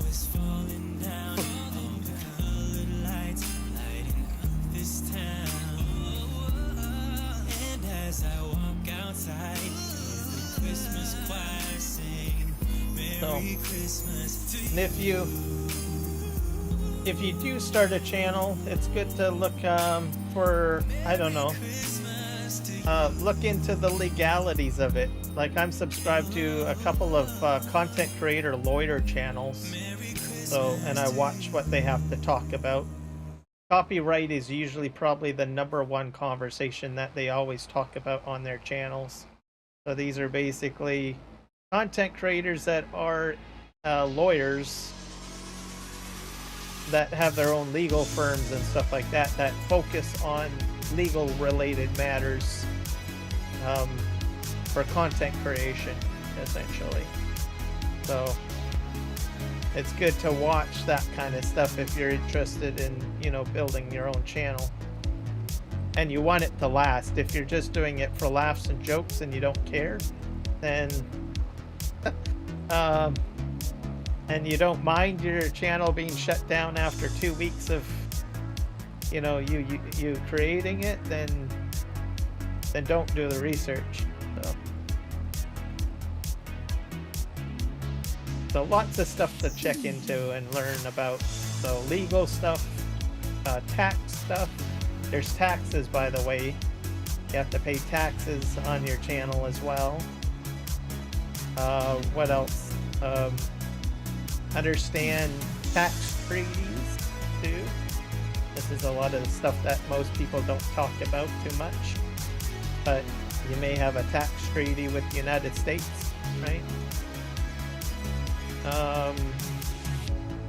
Everything from creating a live stream, getting the software. So there's a lot of stuff you have to learn or get into the motion of learning. And if you make a misstep, you got to make a course correction and try to figure out how you're going to correct that course correction, right?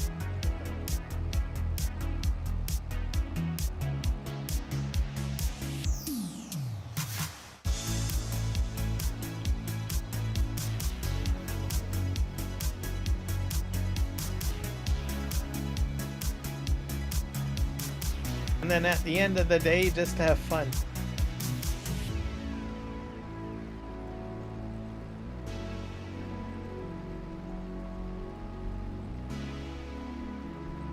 Alright, so I think we're all, how much am I? 70% complete.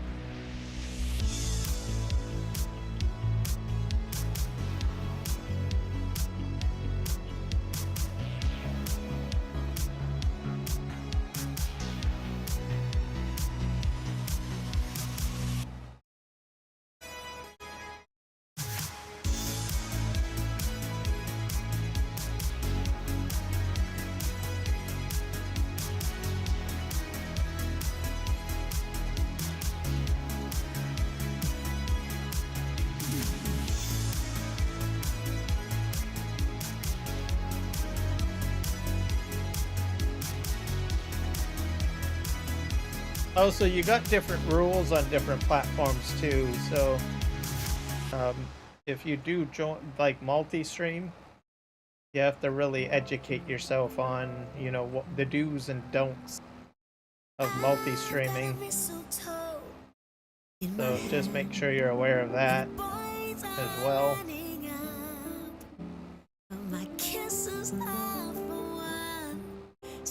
At the moment, you can multi-stream, I think, on a majority of the platforms. I think YouTube has a slight, well, haven't had any, slight stickler on displaying competitor chats, I guess. So, but I have noticed that some people actually have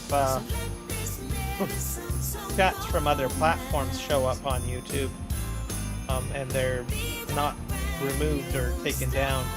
But mind you, the chats are merged, so they're like using some way to merge all of the chats into one cohesive interface, which is possible.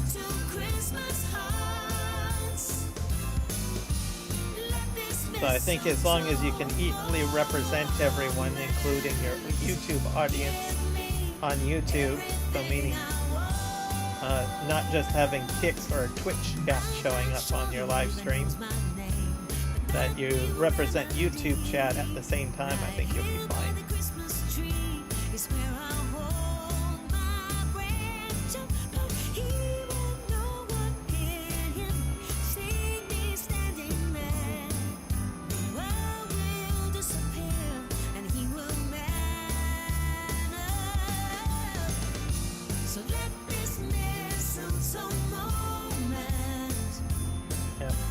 As for music, if you can talk a lot, you may not even decide to go with music. There are quite a few live streamers that don't even use music in their live streams. I'll just use Argsy Gaming as an example. I think he used to use music, but he doesn't do music anymore. He just engages with the audience, which is perfectly fine too. So. He's got like, I think, about 13,000 subscribers, so people like to listen to him talk. I know I do.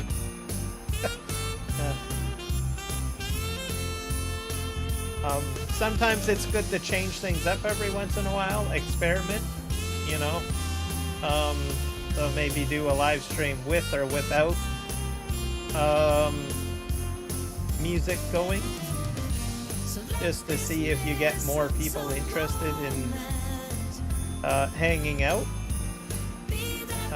or how it'll affect your live stream. I do that too. Like right now, I'm experimenting with not having a start scene on my videos. A lot of professional content creators just jump into it, you know. It used to be a thing where you can like build hype. Oh, very exciting, very exciting. But I think these days more people are, why they switched to not having like a big giant start session. And when I say professional content creators, I'll be more specific. Ones that educate people on how to become better content creators. In other words, they're not gaming content creators. They're just content creators that are in the industry for a very long time, that share tips to people on how to become a better content creator. So they'll either, you know, show you how to build an overlay. They'll show you how to do, I don't know, OBS settings, how to do graphics design, thumbnail design. Nothing to do with gaming at all, just to tell you how to set up YouTube or set up Twitch, etc. Anyways, most of them have come to the conclusion that it's better to just not, especially if you're keeping video on YouTube anyways, to not have the start session up. So I thought, well, that's interesting. It made logical sense, because one of the things that I do with my live streams is I keep them on my, I don't delete them after I'm done live streaming. I keep them as a video so that people can go ahead and watch my replay. And most of the time, people watching replays are not interested in sitting for 5 minutes watching a, you know, a 5-minute start screen. So a lot of them had suggested, well, you can keep the start screen, but go in and edit your live stream. Meaning after it's been, you know, the live stream is done, you go into YouTube Studio and you clip out the start scene, essentially, which you can do, by the way. Myself, I thought, well, that's going to be a lot of extra work. I'm not interested in going into every live stream and cutting up the start bits. So I thought, why don't I do it this way? And I just grab the whole start scene all together and just jump into it. Personally, I enjoy it. Like, I was using the start scene as a means to get set up for the most part, you know, like getting into the game and stuff like that. But the way I do things is now different. So whenever I start a live stream, I'm right live, no start scene. And then I have the weather showing up and also my live stream statistics showing up.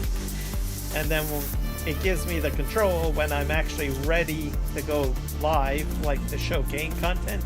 I hit a button on my stream deck and it basically transfers me over to the gameplay right away.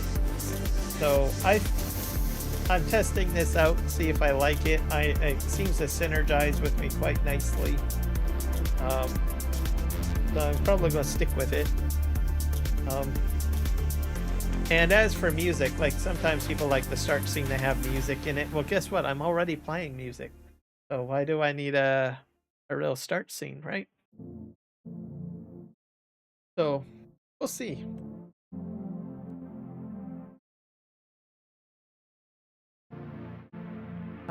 Most of the time a start scene will show what else? Your social media links. It'll show maybe your logo, any other interesting stuff you want to share, like a calendar or something like that. I was showing a calendar on my start scene basically. But then I thought, you know what? I don't really need a start scene. What I can do is just show it as a scene at the beginning as a static, like a static session, and I can have my audio playing. I don't need to have start in, right? I can do a quick review at my own leisure. If I want to take 10 minutes to chit chat with you guys before I start a session, I can do that. If I want to, you know, just do a 10-second chit chat, I can just jump right into it right away. Just do a quick overview of the stats and then just jump right into it. So I think it works well. I think I'm going to enjoy it. And then it'll also encourage people to maybe watch the replays on my videos or my live streams. Let's borrow this. This is 13K, guys, on this cultivating contract on Field 4. Let's go ahead and do that. That's freaking awesome. Let's borrow items.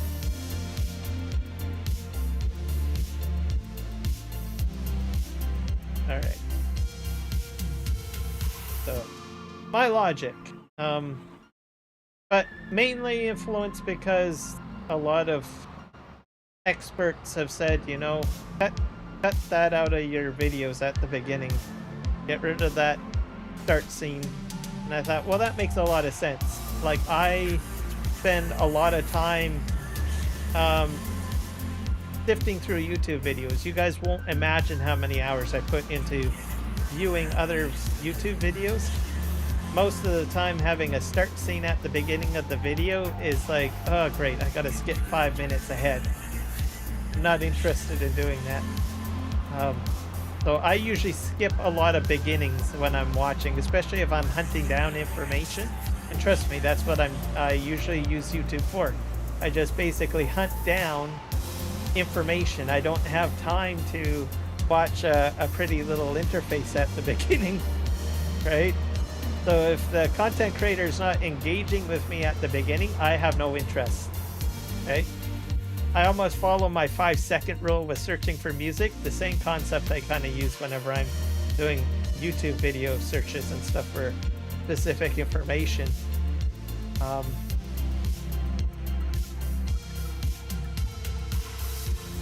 Because at the end of the day, YouTube is generally an educational platform. That's why the vast majority of the content on there is for educational purposes, right?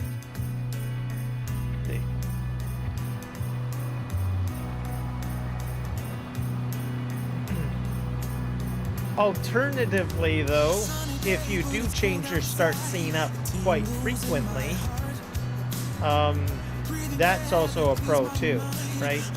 So if you're showing unique stuff at the beginning of your live stream, people will be more interested in watching a start scene, right? If it's flavorized up a little bit, perhaps. But if you've, I don't know, a frequent, I was going to say flyer mileage guy on a particular channel.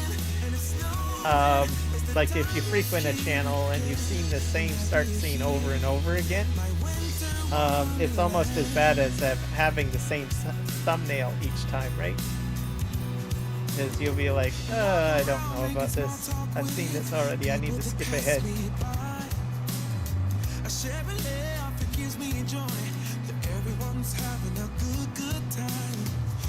That's my thoughts anyways, and I'm only doing it, it makes sense to me from an algorithm standpoint. The other factors might benefit the algorithm for searching.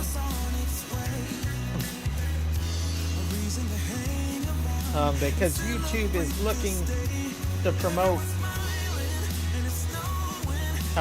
video footage that will entice someone to watch, and if YouTube doesn't like what it sees, it will put you at the bottom of the list and not promote your video or your content or your live stream, essentially.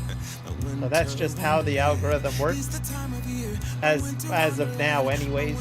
So there are engineers for content creators, or sorry, engineers for YouTube that talk about the mathematics of how the algorithm works. So, and I will be honest, I've watched a lot of these engineers talk because they have their own YouTube channel. And sometimes, you know, one week they say, well, the algorithm's this way, next week it's this way. So, go figure. Let me think. Algorithm also tracks where people are coming from, too. So, if you take a few minutes to like post your live stream in a Discord channel or on Facebook or on Steam for that matter, it will track that the traffic came from those sources, and that can uptick your algorithm a bit as well, especially if there's a lot of people clicking from them. And from a business perspective, if you've got people coming from another platform to YouTube, it's a good thing. So it promotes and encourages the growth of your channel, because YouTube likes people coming from other channels or other platforms to their channels, right? So just something to be aware of. And it works. I think Steam is pretty good too. So if you go into Chrome or your browser of choice and sign into your Steam account. Go to your profile. There's a section for posting videos. You can link your YouTube channel to your Steam channel. Steam also has a full plethora of options in there. Like they have templates for creating or a structure system for promoting like template or educational learning of video games on Steam. And interestingly, this past week, Steam has actually added more content creation tools. So I'm kind of interested to see where Steam actually goes in the near future, because now they're encouraging people on Steam to record their own content using Steam tools to post in Steam. So there's a huge upgrade of new tools in Steam now. So whether they want to compete with YouTube and Twitch, I don't know. But I thought it was very interesting. I think in the past 2 weeks they incorporated that functionality into the settings so that you can use Steam as a way to record game sessions and stuff like that. That interface has always been there. It's just that it's gotten an upgrade in the past couple of years. Brian and Taylor in the woods, welcome in. How are you doing? Am I talking to Ryan or am I talking to Taylor?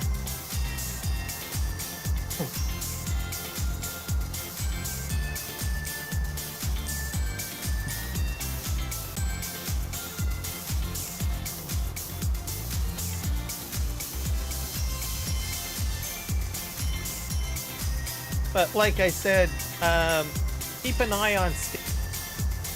I only noticed this past week that they have made some changes, and I was like, oh, they're adding something in that's video related or content related in there. So I'm like, in my mind, I'm like thinking, does this mean Steam is going to start becoming a streaming platform down the road?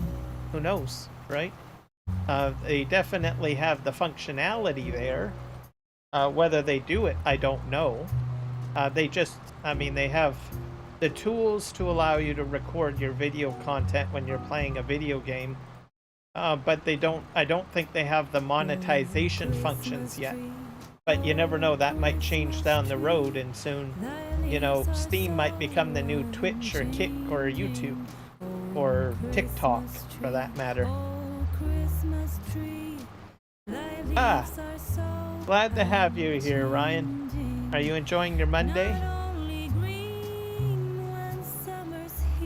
Also, by the way, this is a cross-platform multiplayer map that I'm on, so if you do play Farming Simulator 25 and want to join me, you're more than welcome to.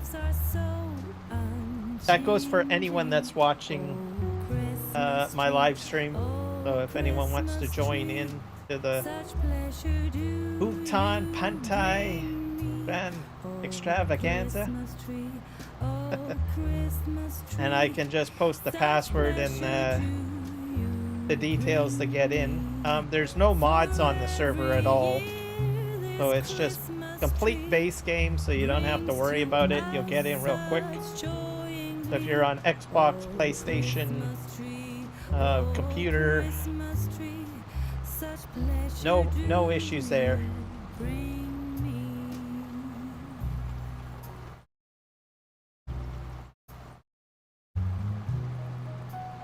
Actually, I should probably put in the let me put the information in the chat. I'll post it. I think I can post it.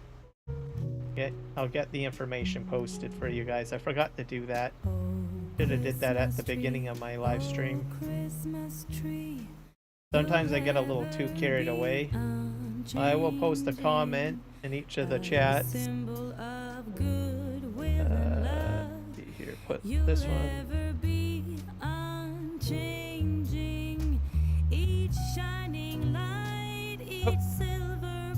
Put that there. How do I do this? One sec. Can I just hit enter? Nope. There we go. I can post that. Pin it. Oh, Christmas tree, you'll ever be unchanging. There you go. People can join.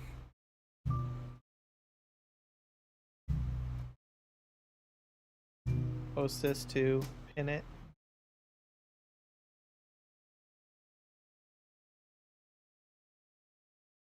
Can I pin that? Highlight. I can pin that. We'll put this as manually end. Christmas tree, oh, Christmas tree. There we go. The leaves are so unchanging. Pinned. You only have 22? Oh. Okay. Christmas tree, the leaves Are you going to be getting 25 at some point down the road? Maybe for Christmas or something? not only green when summer's here, but also when it's cold and drear. Oh, Christmas tree, oh, Christmas tree. You have one multiplayer server on 22, but it's PC only. There's a lot of bells and whistles. There's like way too many mods on there. This is the first time I'm actually doing a cross-platform server, so hopefully I can keep it that way. I thought when I made it my goal that when I start 2025, I'm just going to keep it as a multiplayer cross-platform server. Just get into the habit of it.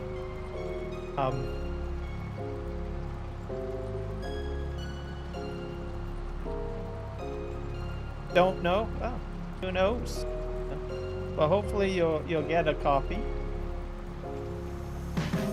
Christmas tree, oh, Christmas tree, the leaves are so But unchanging. even though it's been out like for I think about a month now, it's still just the beginning. So people, I think around, like if they get it for Christmas, I think that's where it's just going to explode. I think really. I have a feeling a lot of the mods will be out at that time, probably in like January. I think that's really when it's going to explode. I think in January. Because there's only a handful of like, oh, you play on PC? Right on. That's the best place to play. Sorry, console players. I hope I didn't offend anyone. But yeah, it's best on PC. You get all those wonderful mods. Script mods, basically. What kind of map do you like to play on FS22?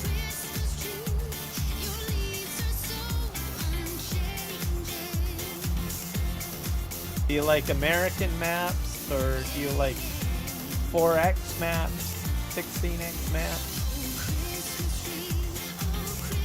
logging maps?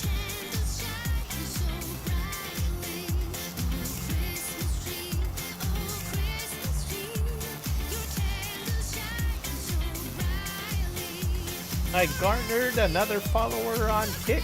Thank you so much. Welcome to the Kick team. Kiram Gaming on Kick.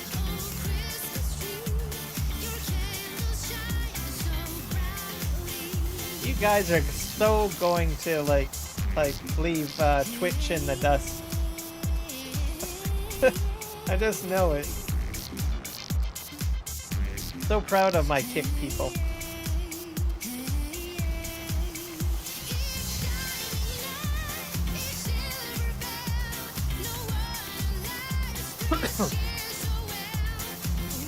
Logging? Okay. You must, I do a lot of the logging on TV Canyon Crossing.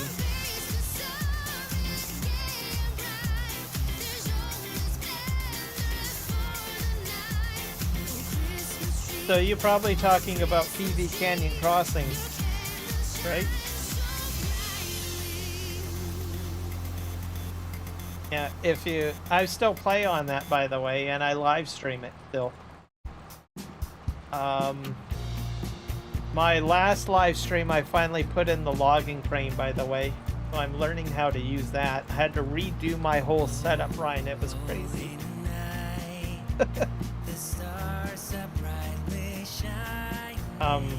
So it's set up. I'm gonna it's the winter months on PV Canyon Crossing. So I think this weekend, just keep an eye on my channel because I probably will be doing a lot of logging. I have to start filling up my lumber mill. And you'll be able to see my entire new setup. You'll be like amazed. I will apologize ahead of time to you because I am very, very bad at using the crane. Oh, on No Man's Land. Gotcha.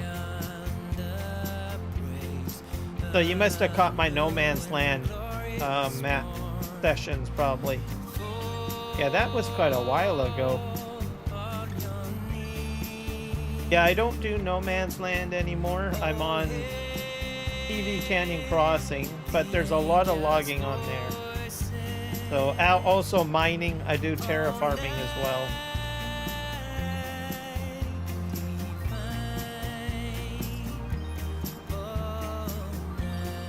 If you get the chance, just I don't know, hop into my PV Canyon Crossing playlist and just watch a bit of the content in there and you'll see kind of why. But yeah, I've gone into mining, I've got logging on there, I've got productions on there, I'm building bridges in there. I mean, it's just crazy.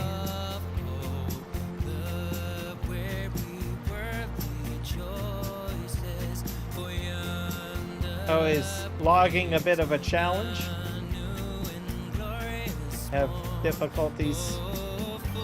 Yeah, because I know some of the equipment can be a bit of a challenge.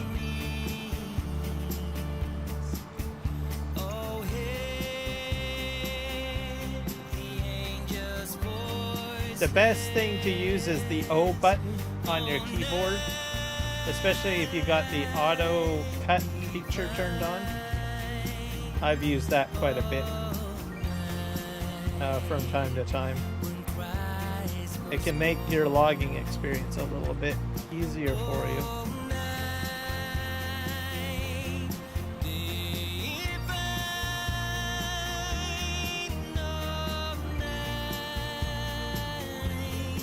And then there's the lumberjack mod. Everybody that does, you know, logging should have the lumberjack mod.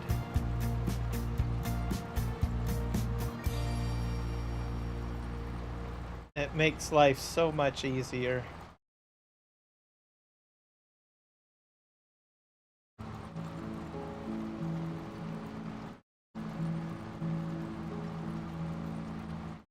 But yeah, I'm about, I think 101 episodes in on PV Canyon Crossing. And if you watch the start of the series, it shows me starting off from scratch, logging. So, and then you can skip to the middle, like maybe episode 50 or something, and then skip to a few of the last ones and just watch some of it. Just take a look at the thumbnail. If you see logging equipment in it, then watch it.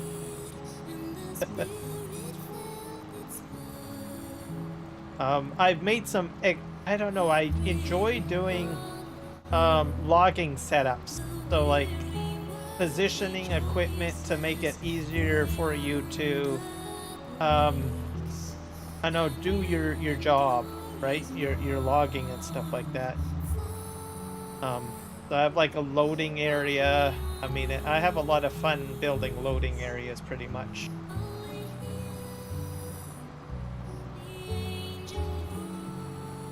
And I'm only using like platinum, pretty much just platinum DLC equipment.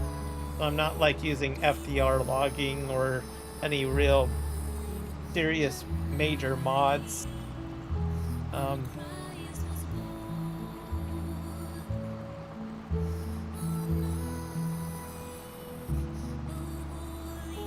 But yeah, overall, a lot of fun. I think I like logging out. It's the best thing that they added to Farm Sim, in my opinion. Meanwhile, someone that's a farmer in here is like, blasphemy, how dare you say logging is the best thing to Farm Sim.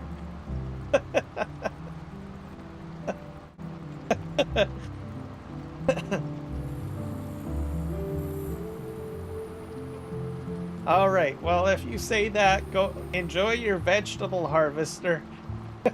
There we go. Someone's raising probably their fist at the monitor for me saying that right now. We don't talk about vegetables. We just don't.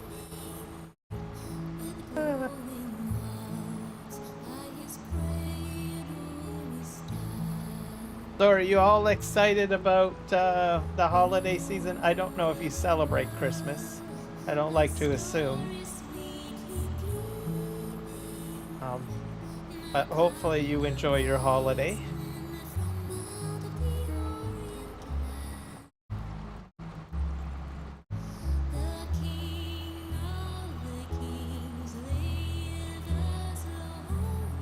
Yeah, there's always tension.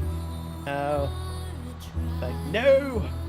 There is some very strong debates. There are people that I've read comments, and not my videos, but other videos that say, they say, trees are not farming. This is a farming simulator game.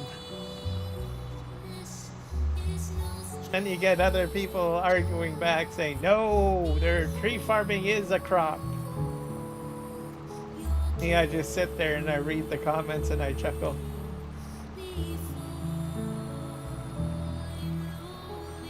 You are? Good. That's good. Yeah, it's good to be excited. Yeah, there's something about the time of year that's like relaxing. You know, you get good food, you hang out with good people, family. There's, I don't know, so much creativity, inspiration. I don't know, there's so much to look forward to when there's like a holiday. Because you really feel good about things and be thankful for things.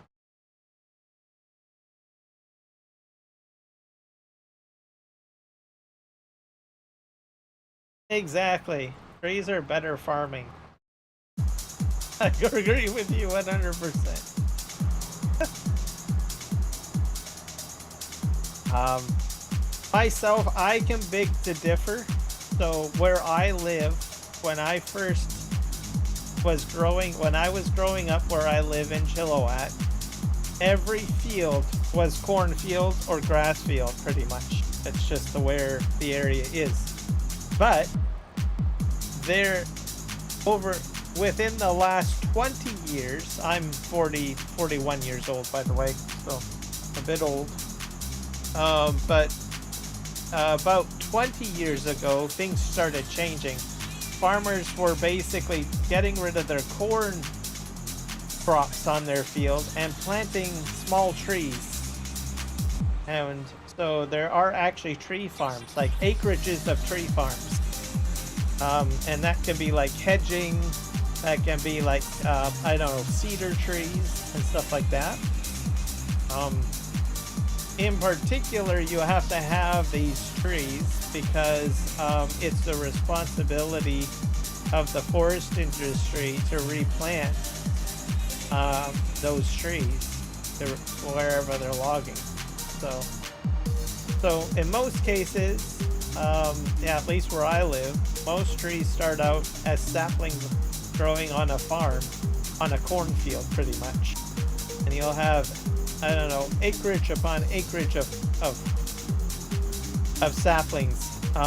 When they get to a certain height, those saplings get basically picked up, basically root and soil, and handed over to the logging industry to go out to an area to replant those trees. And that's sort of how it works where I live. And most people don't believe that it is actually a thing. And the fields are all prepared almost the same way. They put fertilizers in the field. They plow the field, and they do some of the stuff. I don't think they put lime down, but they probably put some pesticides down and stuff like that, because they want the trees to be healthy. And then they just stay there for probably maybe 5 years. 5 to 10 years where they get enough height. And once they're at the right height, what happens is they go ahead and they remove those trees. Once the trees are removed, then it turns back into a grass field so that it can remain fallow, because probably a lot of nutrients have been taken out of the soil due to these saplings. And then they just let it rest, and then they rinse and repeat after the field has been left fallow for a while.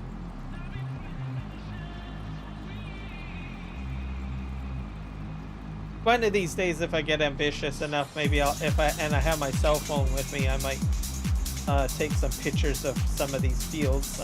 I've done it before.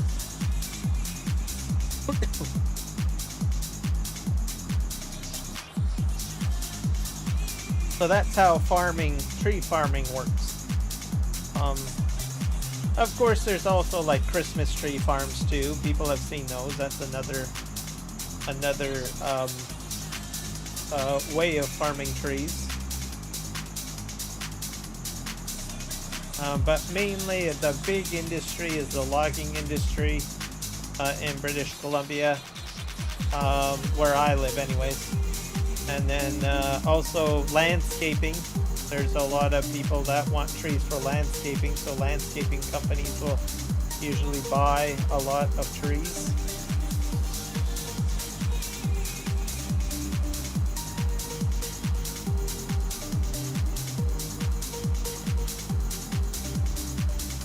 So, yep, a lot of interesting things.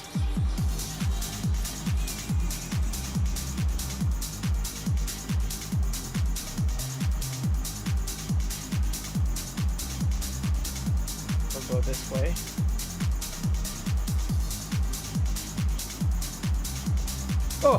Oh gosh, I'm telling you, you Twitch people scare the crap out of me. Wow, welcome in. Anna Marie, you just crashed in. You totally crashed in. You freaked me out. It's going well, Anna. Welcome. Welcome. Every time that like Twitch alert goes off, it freaks me out. Every freaking time. And then I'm like, what the heck? Did I just break a glass or something? You're very welcome. I am doing well. I'm enjoying my session here of Farming Simulator 25 on Hutan Pantai. And I'm talking to one of my followers, Brian Taylor, about the lumber industry and Farming Simulator, and also in real life, because we actually do have lumber industry, and where I live in British Columbia, Canada. But yeah, glad to have you here. I multi-stream, just to let you know, Anna Marie.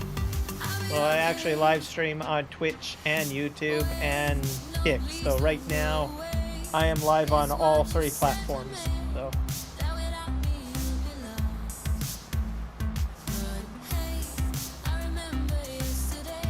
But as I was saying, the lumber industry in BC is phenomenal for that reason.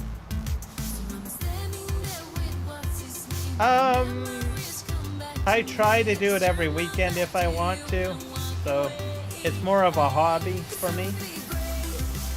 I'm just kind of a casual kind of streamer. I know some people like live stream every day and stuff like that.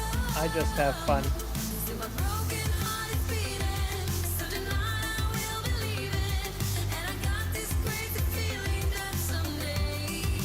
As for Twitch, I'm new to Twitch. Most of my following is all on YouTube. So I'm more of a YouTuber, I guess. So I prioritize usually YouTube over Twitch. And I've got a following on Kick too. We just weren't meant to be. I'm glad you set me free, and now I'm leaving you behind. 'Cause I'll be okay. 'Cause I'll be great. So Ryan, what is the biggest piece of equipment you currently have in your logging operation on No Man's Land? Do you have an excavator yet? Or a tree harvester, a big tree harvester?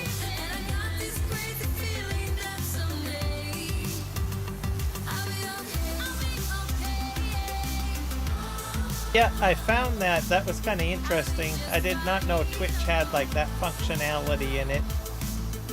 So I decided to put that in there. Why not?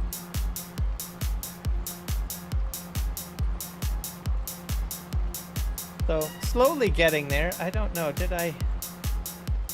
My goal. Check my goal. One sec. Bring up my stats here.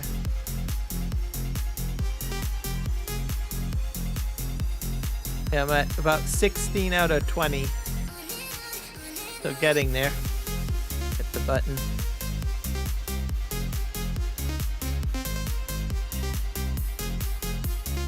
Slowly growing.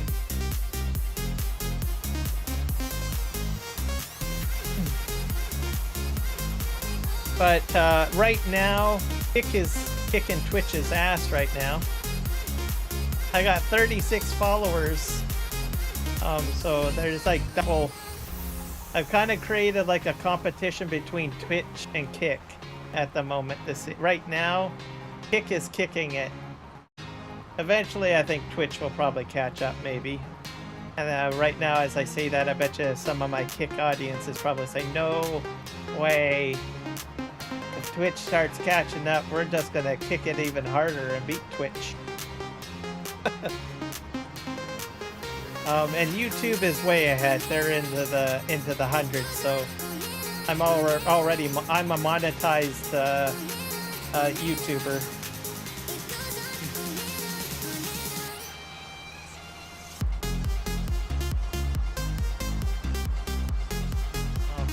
You haven't been able to play in a while. Oh, have you been very busy?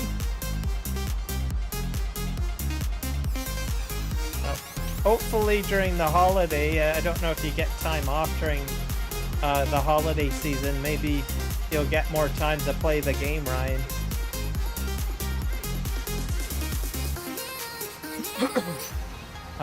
I know myself this past week, or at least last week, I haven't had much time to play as much as I wanted to, but that's fine.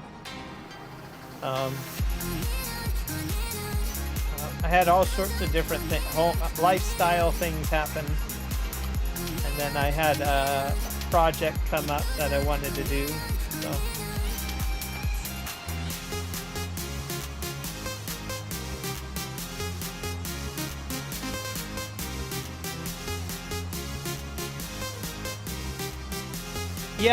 Yeah, I'm gonna get there. I was thinking almost like, I don't know, I naturally want to see how it grows on Twitch. You are on DC, is that Discord? I don't know what DC is. Is that an abbreviation for Discord? Probably. Yep, I'm on Discord, but I don't have my own Discord channel. I don't really do that sort of thing. I do my own thing.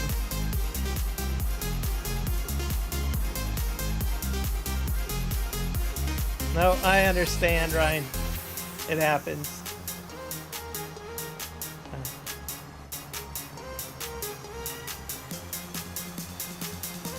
Just have to, you know, things come up, you gotta prioritize things, you know. I do the same thing. last week my freezer went out, so I had to go ahead and get rid of all of the food that went rotten. That is not a fun thing to do at all. Having to clear out a freezer that has got, you know, a lot of rotten food in it. It caught us off guard. I think there might have been a power surge or something. So I had to clear that out. I had to take it down to the dump. Probably could have put it into our main garbage disposal, but the bin had just been emptied, so it would have been a very bad smell for an entire week. And it's like, no, I'll take it to the dump. And then we had to get rid of the deep freeze, and then had to buy a new deep freeze. So, yep.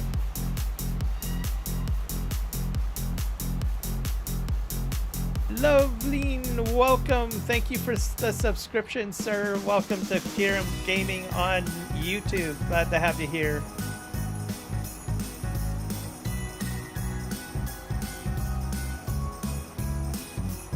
You have some amazing channel ideas for my live stream.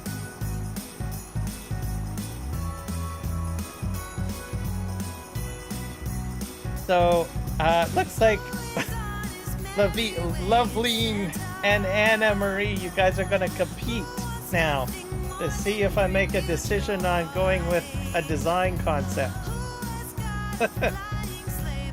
But I'll be nice. I actually do not, this goes for both of you, because I've got Loveline on YouTube talking about improving graphics for my live stream, and Anne-Marie, I think you're probably doing the same thing. I do not actually purchase any designs, so I'll just let you guys know that right away. I know there's a lot of you guys, both of you, there's a lot of you that sell those services. It's a very competitive market. I really feel bad for you guys.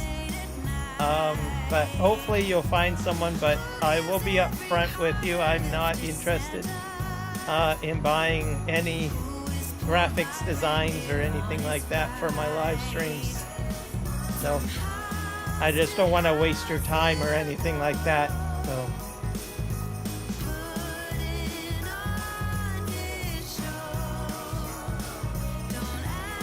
So I'm getting propositioned both on 2 channels at the same time. It's hilarious.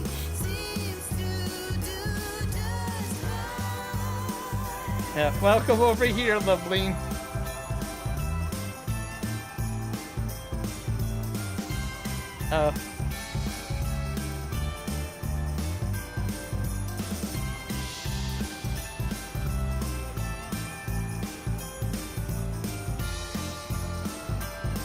I don't, as for Discord, I don't usually set up a Discord channel. I almost follow kind of like maybe an Elon Musk kind of a approach. I usually hang out in other Discord channels, especially with the farming simulator community. There's a lot of different farming simulator Discords, and I thought, well, they give you the opportunity to advertise your video or self-promote in other channels on Discord, so I usually go about that approach, which works well for me. Because you'd be surprised at how many Discord channels I'm subscribed to. And then I thought, well, do I really want to add another Discord channel to the mix? Because my list of Discord channels that I've got that I'm subscribed to is a huge list. So I thought, no, it's probably just easier just to, you know, be active in someone else's channel, and then if I do live stream, because I'm more of a casual live streamer, and I just basically post my videos in other Discord channels. That's sort of my approach.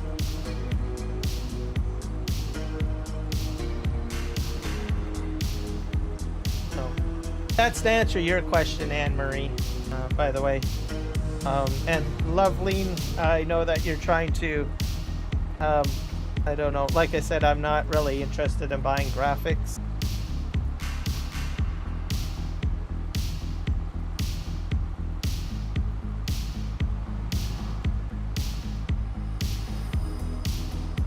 Switch this way.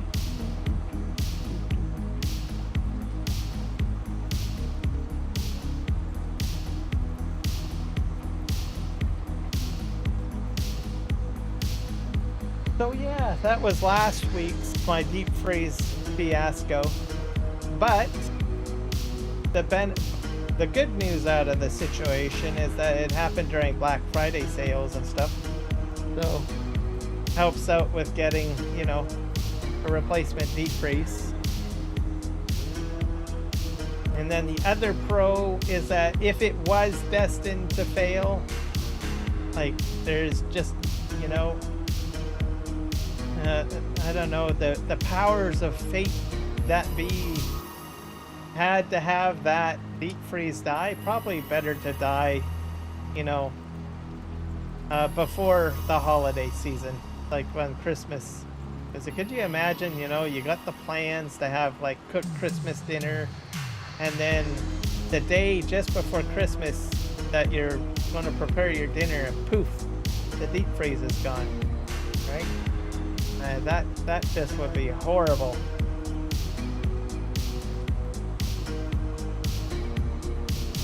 So having it burn out early, way early, is probably a good thing. I think. I don't know.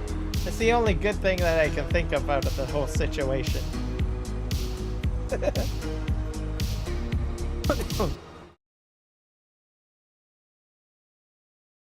Go figure.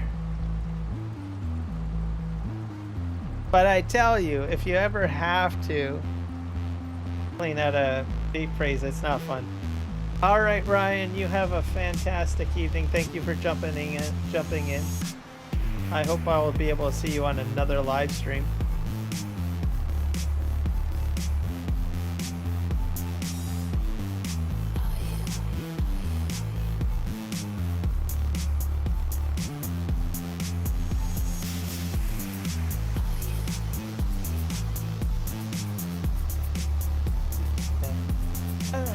I'm kind of a very casual person, Anne-Marie, so I appreciate the promotional suggestions. I don't know, I just kind of casual.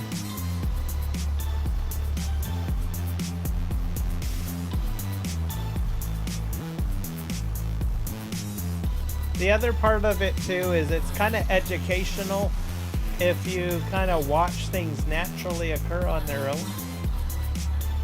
That's sort of how I did it with YouTube. I mean, I could have grown. I like a steady growth rate. I don't like an overwhelming growth rate, essentially. I think I get more enjoyment out of it. I don't know. Most people think I'm kind of crazy going with that methodology.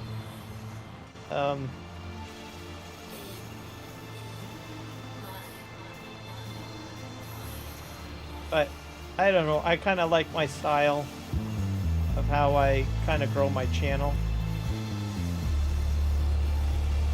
I know that there's a lot more that I could probably do to promote the channels a bit more aggressively, but that's not really my style. I think for me, I get actually more excited, you know, with just getting one extra follower or one extra YouTube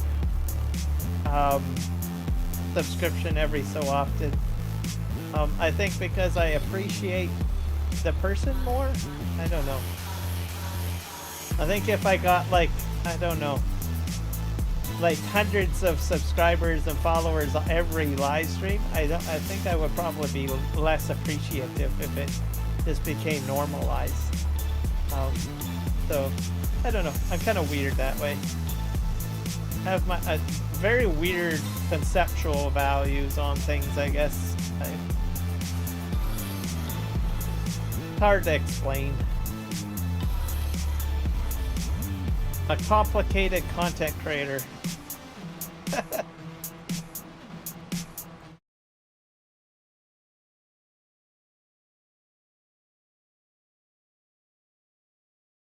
But from time to time, I do get some assistance from, especially on YouTube anyways.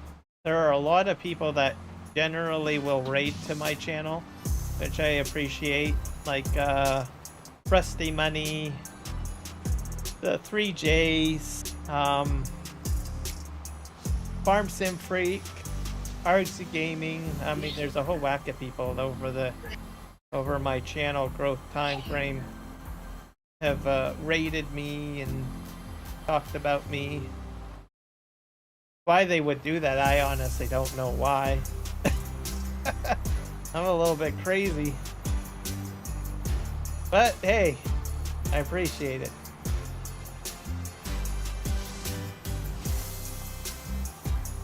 But I think it keeps you humble. I think that's what it is. Keeps me humble.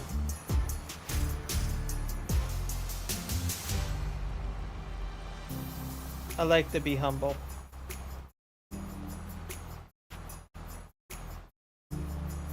Let's go ahead and we'll just turn around here. This has been a long contract.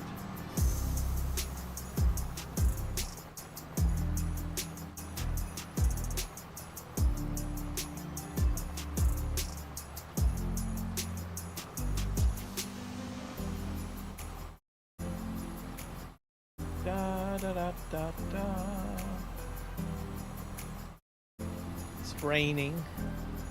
Don't think we get snow, not until like December. Okay, I think we're done the contract now. Yeah, let's put a contract complete, collect. Alright, let's go ahead and take a look at our financing.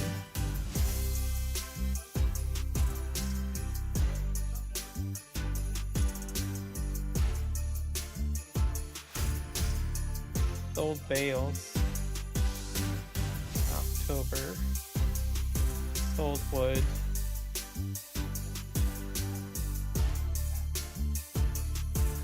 Sold products 1,024. Contract income is still my major income. I do have a loan taken out, by the way. Might repay a bit of it. There. See if we can grab another contract, right? What do we have for contracts? In December, Deadwood. they play my favorite song. See a snowflake melt on the deck. I'm Plowing contract. and longing for the holiday. I like cultivating contracts more, to tell you the truth. I've been waiting This is a wood transport contract. dear Christmas, Christmas, Christmas night. Cultivating is still good. I'll buy that one. Take that 4 items. Together we're alright, you know. We're ready for Do the other cultivating contract. Can we do head back home? When the sleigh blows Alright. I hit the road. Baby, let it snow. We're ready for Raining on the map. This is an interesting tractor. It's what kind is it? A Zader? Oh, it's a Linden track. The front and rear wheels basically turn. You can get cars that do this too, by the way. So the rear wheels kind of turn.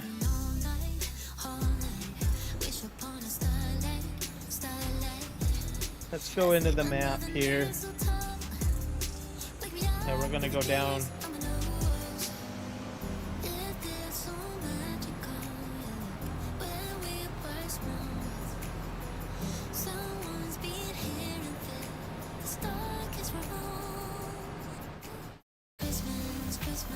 Dang it. That was a crash. Definitely a crash. Ta-da. Let's grab over that. It's really raining on the map. sure if I can see where I'm going.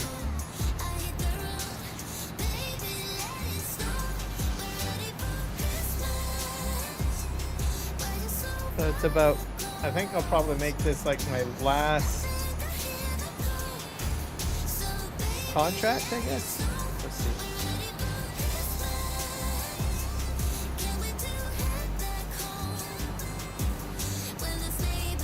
I'll close out the map. Whoa.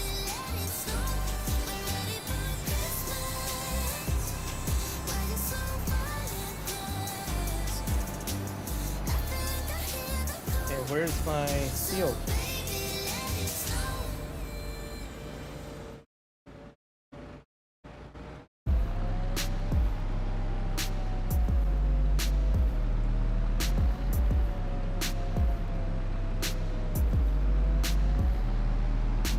I think it's over here, isn't it? You just... No, I have to go back.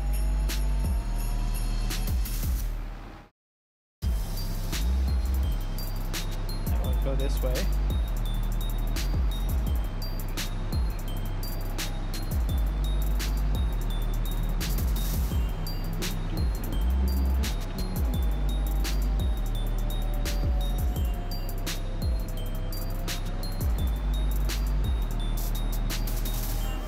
Alright, into the phone.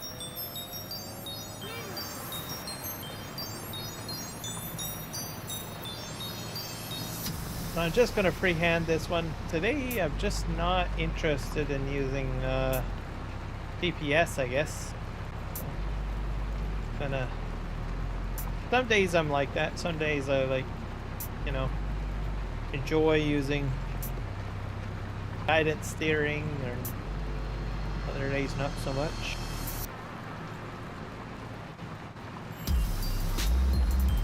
So if you guys are just checking out the channel for the first time, remember to hit the follow buttons on Kick and Twitch. And if you're on YouTube, hit that subscriber button and definitely the like button. If you are in Turkey, where else is it? I think Indonesia, and I think Brazil. Hit the hype button. Definitely helps my YouTube channel if you hype up my YouTube stream. It's a good thing.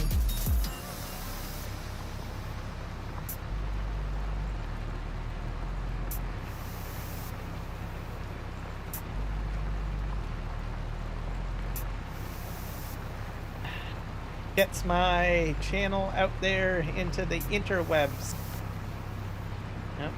Definitely helps out too, especially for young channels too. Like if you find like if you come across a channel that doesn't have a lot of subscribers and stuff like that, just and you like what they're doing, hit the like button.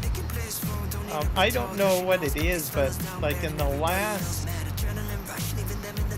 say month or so, I've noticed a lot of more smaller channels popping up in my live feed, you know, for the home, because I'm always, it's like, oh wow, where's this guy? Or even sometimes even, you know, larger channels that have been there all along but I never seen them.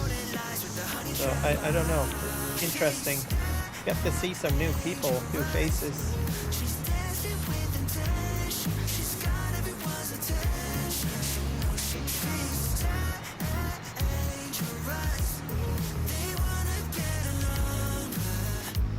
Another thing that I try to do with my redirects, oh boy, you came crashing in. You scared the crap out of me, Simulation SA. You just flew right in here. Wow. Talk about your jump scares. Wow. Twitch, you guys are on fire today. You guys are just scaring the crap out of me. I had 3 of this today. How are you doing, Simulation SA? Welcome aboard. Yeah. I'm not sure if the audio gets through on the stream, but whenever the alert goes off, it sounds like a glass bottle just shattering everywhere. Doing well, sir. Or I'm not sure if you're sir or miss, but anyways, sorry for assuming. But welcome. Doing very well. Very well. We're doing some cultivation contracts and just chilling. I'm a little lazy today. I'm not using GPS. Just kind of freehanding it. Kind of casual.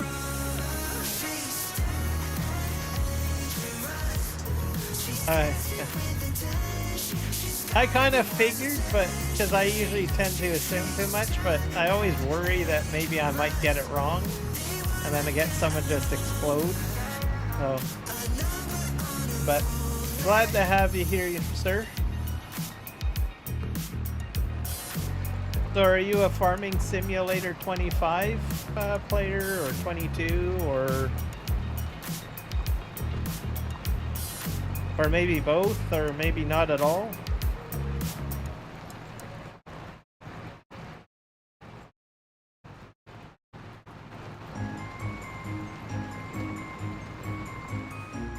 Oh, since 17. Okay. Then you know more about the game than I do, that's for sure. Well, yeah, you've been playing longer than me, I'll put it that way. Probably know more about, I'm going to safely assume that you probably know more about the game than I do. I started playing since FS19, and then I did like the tail end of 19.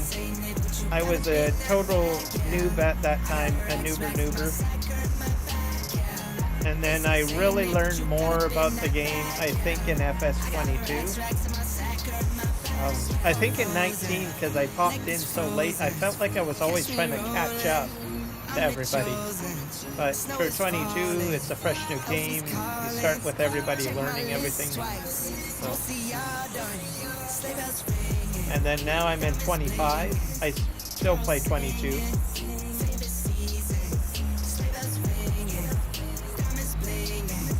That's fair enough too. That's fair enough. Yep, there are quite a few people that are very casual players. I don't know where I stand in the spectrum. I guess I probably am hardcore. I guess just maybe medium rare. I'll say I'm medium rare. I know that there are some players that are way more hardcore than I am. But I would say I'm probably in the medium area.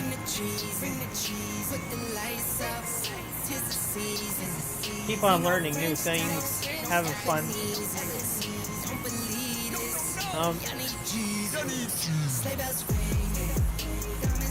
Yeah, same here. I'm a medium rare person too for steak. I started thinking about that, just like, oh my god, that's just like my steak, how I like it. I was kind of wondering whether or not you were going to comment on it. Yep, that's how I like my steak.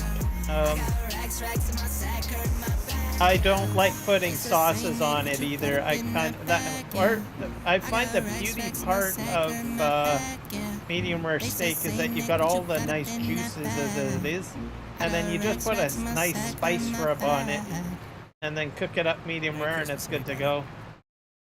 I have people saying, would you like barbecue sauce on that, sir? Would you like ketchup on that, sir? And I was like, no!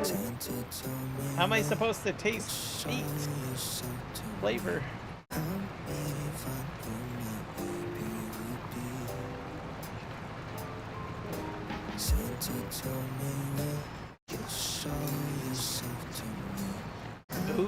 Okay. Actually, you know what?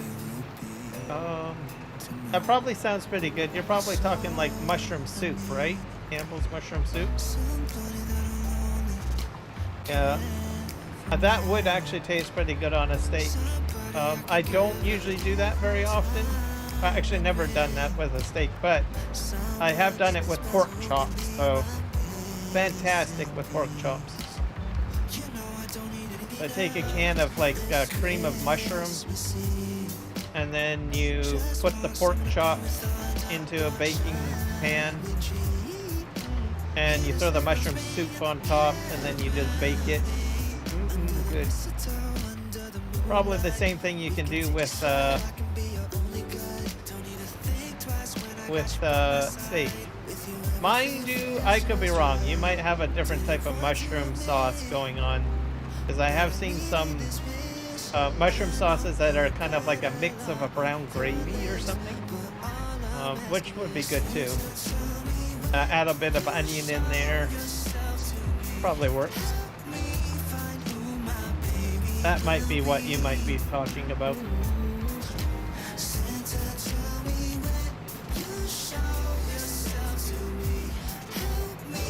Starting to get hungry now. Talking about all this food. Oh gosh.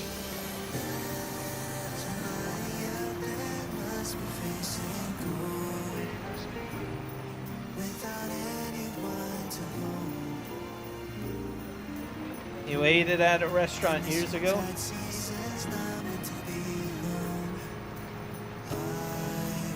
I can't say I've ever tried it before myself. Like I said, I think for me it's just like plain steak with onion on top.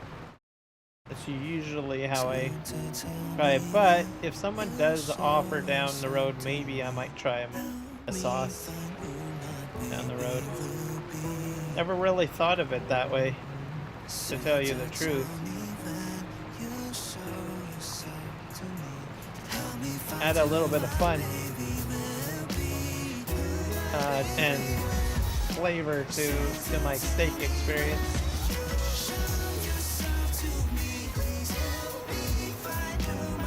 But yeah, if you definitely do pork chops, take a can of mushroom soup, like can of cream of mushroom.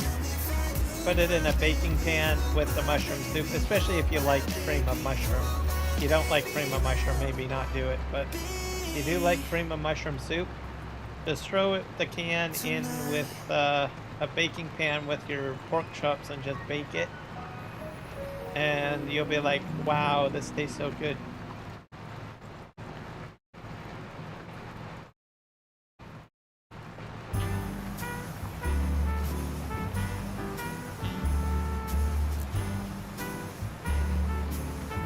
Oh, I gotcha.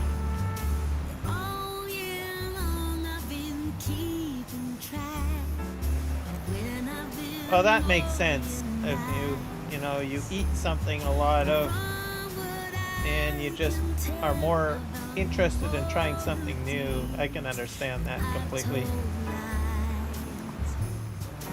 I can only hope that Santa Claus and my records agree.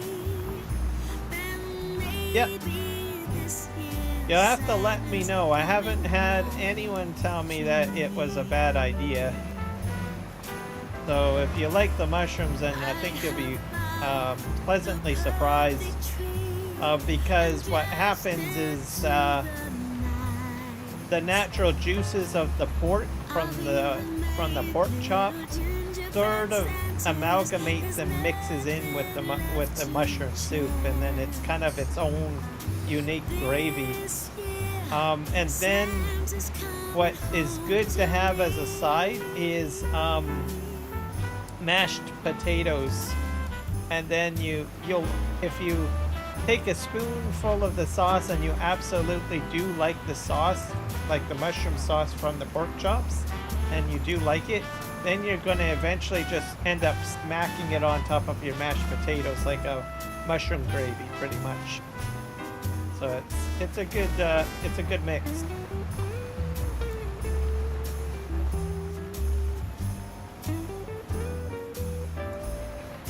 Making me hungry.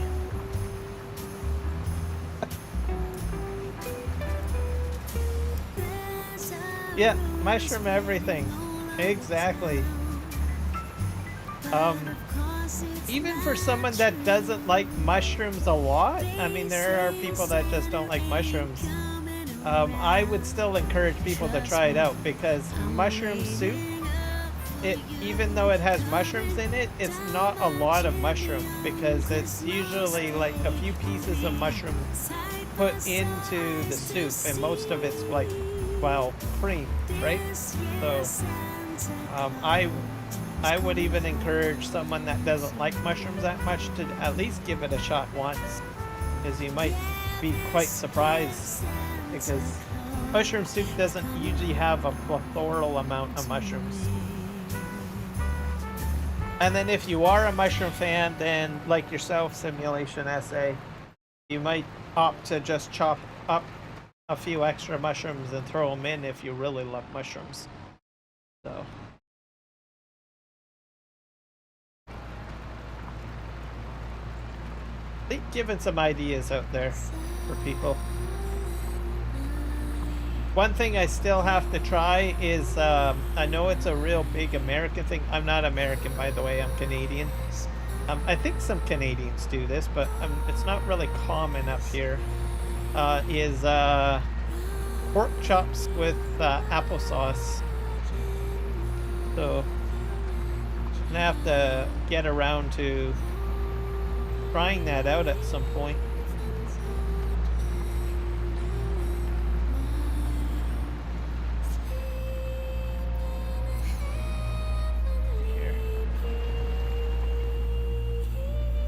Way. I'm being very lazy today. I'm not using GPS or anything.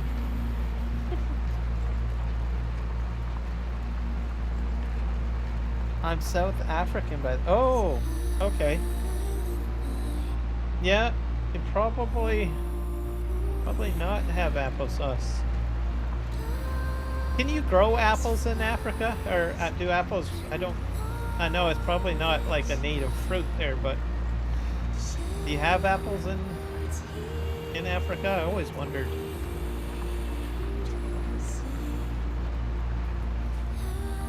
Hello, rocket scientist. Just dropped in to say hi. Might join back in a little later. Ah, fair enough, Rocket.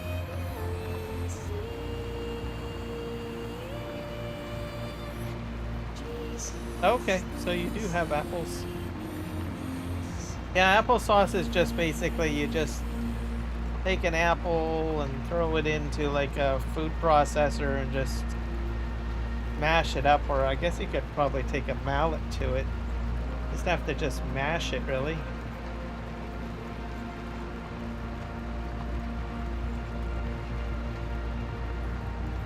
Up north? Okay. Is it because of the climate? Probably the climate, right? You need to have it very warm for bananas, I'm guessing. Yeah, it's kind of the same in the northern hemisphere. I've thrown apples in a juicer before. Oh, okay. Yeah, same concept. Just kind of juice it and then, I don't know, put it on, I guess you could probably do that, just as long as the juicer isn't like mincing it, because I think with the applesauce, it's not just the juice, you have to have like the, I forget what you call it, the pulp, or the actual fruit itself, so you probably would want to have that mixed into it, and then you sort of just, that's pretty much applesauce right there, really. It's like a puree, really, like baby food. And then you just throw it on. Apparently, people just put it on their pork chops and bake it. So, I have not tried it myself, but it's just an option for you to consider, I guess. One of these days I'll have to try it. I'm still puzzled about it. Curious and puzzled, because it's like applesauce is a sweet sauce, right? I have a hard time thinking that it would taste good with pork, but who knows?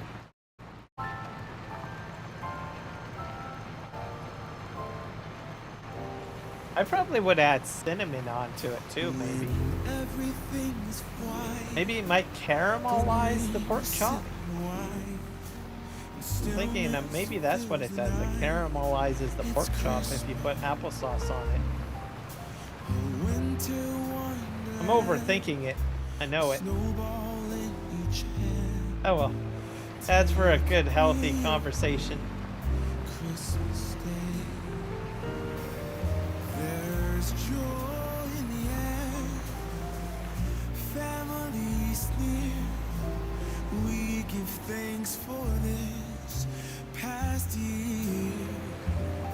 Oh, nothing compares to the Bitten. love that we share. Oh, Dried meat. what a bliss. I'm wondering if it might be, well, I think we might have something like that, but we call it something else.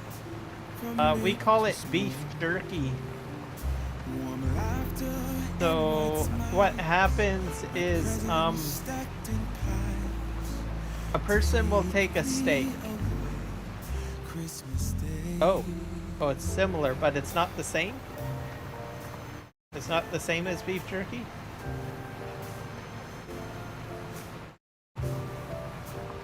What makes it different? Like, if you can explain.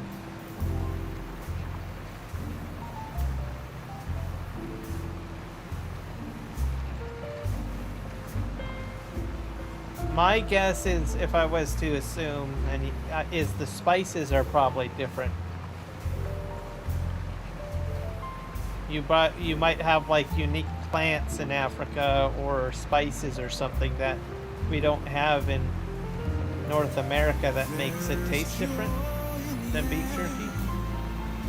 Family's near. We give thanks for this past year. Oh, nothing compares to the love that we share. Oh, Here they take steak, salt it heavily, put it in a cabinet, put air blowing through it. you dazzle us all from mid to small. See, I think we have had some people do that, I think, in North America, but more commonly, but I think mostly how most beef jerky is made, and I think this is the difference between what you're talking about, is that they marinate it in the fridge. Like, they'll take a marinade and they'll put it in the fridge and allow, which is a liquid, right? Marinade is a liquid. So it sits in the liquid, the meat, right? That's like got spices and stuff.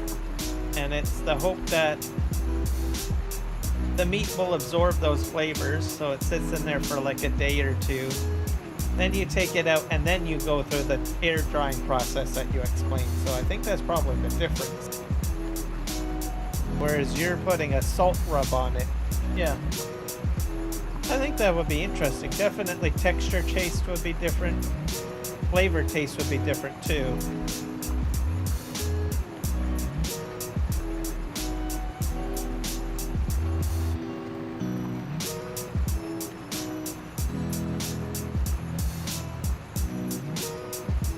After it's dried. Okay.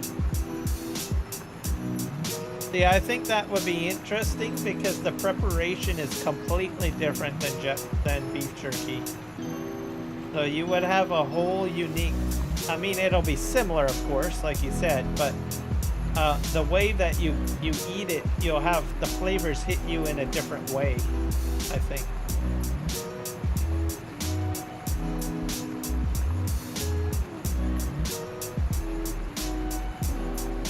Eating dried. Oh, I'll have to see if we get any of that here in Canada.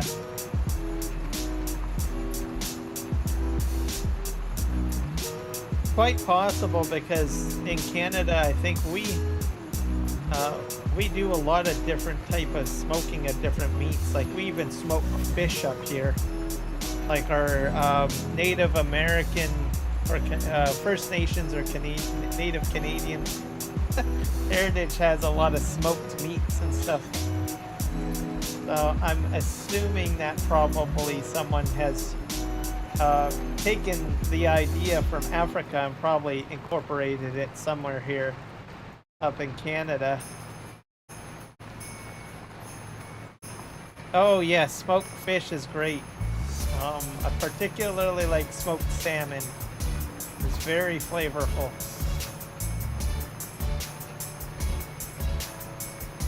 I can munch on that all day. And whatever spices or flavors you want to put on it, you can't go wrong. Flavor is just so awesome.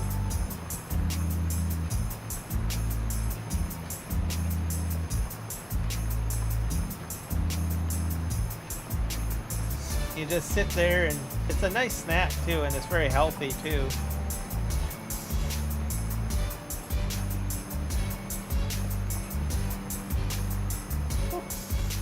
Missed my turn a bit.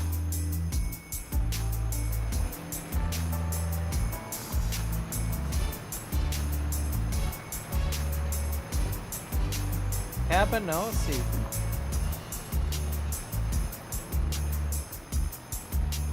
Yeah, sausages I'm not too familiar with myself. I mean, I have had some sausages, but don't think I've ever tried a smoked sausage before.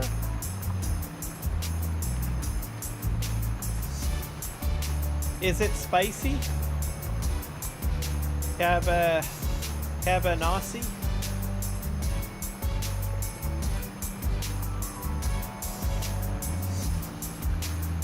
I like the name Cabanossi.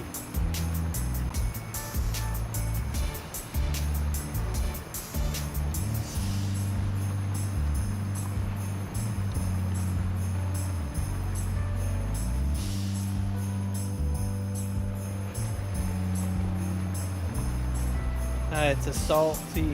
Oh, okay. It's amazing what you can do with salt.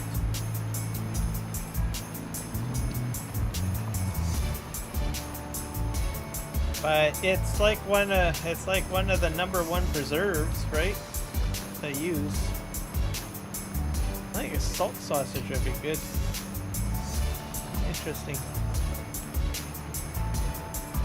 Kinda though on the outside with a soft inside.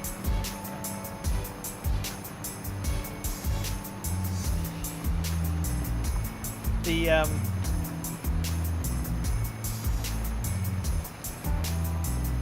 no. Is it so it's probably a soft inner sausage then. No, it's not bad then. Do people fry it?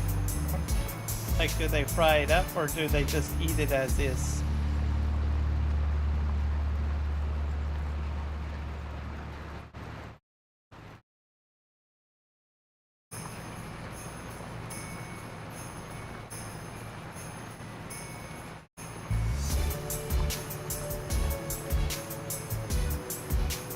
You buy it pre-cooked. Okay.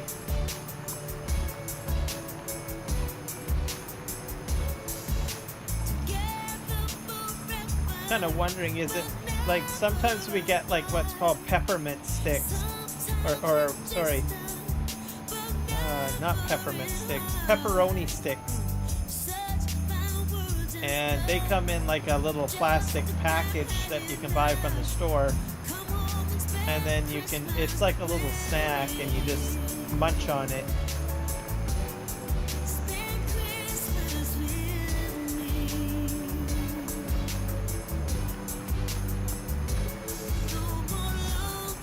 Okay. Then I would be on board with that. I definitely like eating pepperoni sticks. And they're a soft texture on the inside sometimes too.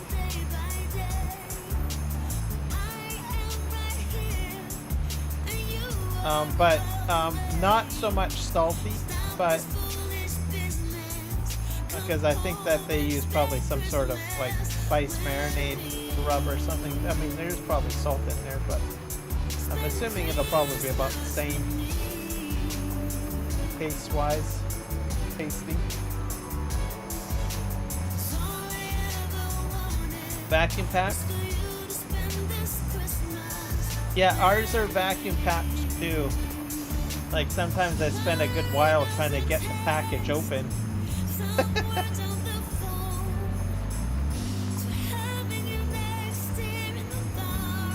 And it adds a little bit of interesting situation to the whole matter.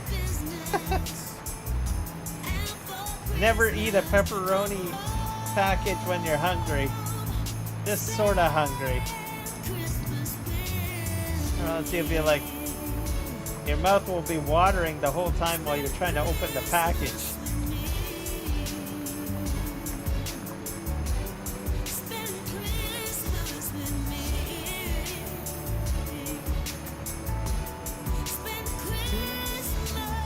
Oh, we're at 90% here.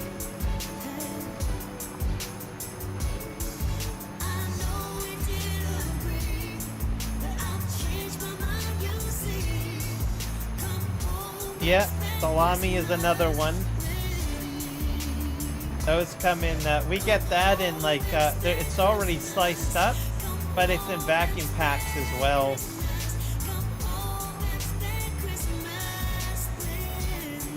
Makes you hungry while you're trying to open it. Alright, let's back up a bit here. Off course. Forward.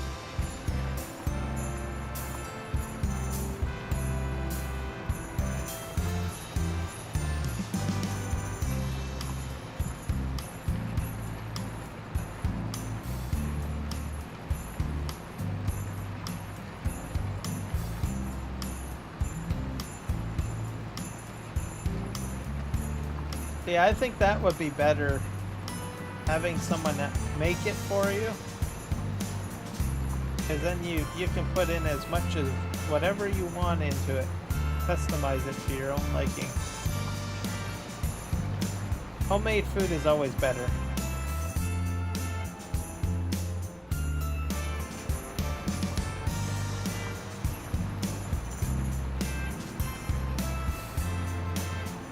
All right.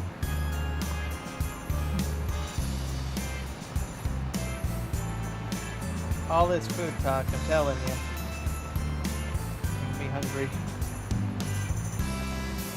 I'm probably actually going to end this stream once I'm done my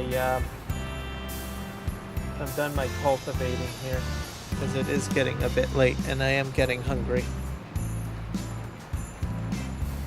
How long have I been streaming for? It's been about 3.5 hours I've been streaming.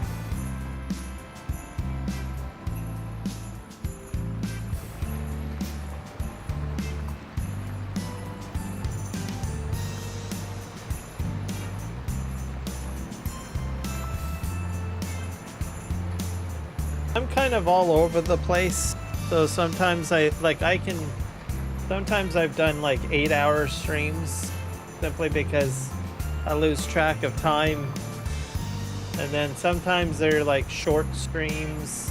I don't know. Most of the time I usually try to do at least about 3 hours, 4 at the very least. But I don't really set like a set expectation. I just do what I feel feels good. You started a week ago?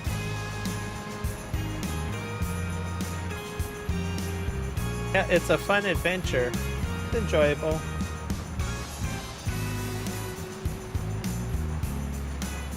And it's a fun hobby too, because you can learn so many things. Like, especially if you do like everything, right? So you may start off with live streaming, and the next you know it, you're doing videos, and then you're doing, I don't know, graphic design, and then you're doing, I don't know, all sorts of things. That's if you really want to get like crazy in it. And then the other flip side of it, you know, if you're playing a video game, right?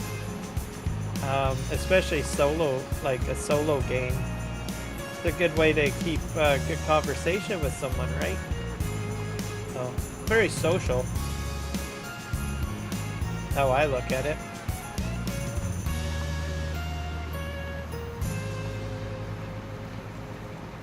When I started, I was extremely nervous when I was doing live streams.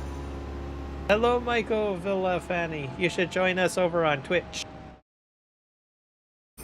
I got Stimulation SA with me here. But yeah, I started off with time-lapse videos, because with time-lapse videos you don't have to talk. You just, you know, record your game session, speed up the play, and then you just throw some music on it, and there you go. Because I was very, very shy, very quiet. And then, I don't know, one day I decided, what the heck, I'll try to figure out how to do live streaming, and then, well, now I'm live streaming. There we go.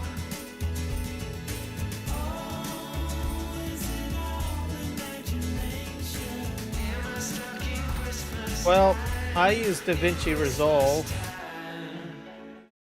It's free. Yay! 45 Hawk is here. Oh, I know it's you, Michael.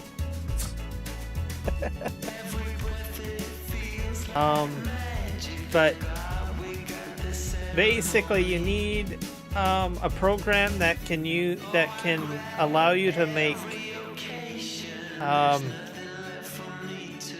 speed ramping is the term. Find an application that's free that will allow you to do speed ramping. So you can YouTube or Google search the term speed ramp, and just to figure out what it is, and then do another search term of speed compatible free software to do speed ramping, and then you can sort of learn. Let's see if we can. Michael, how are you doing today, bud?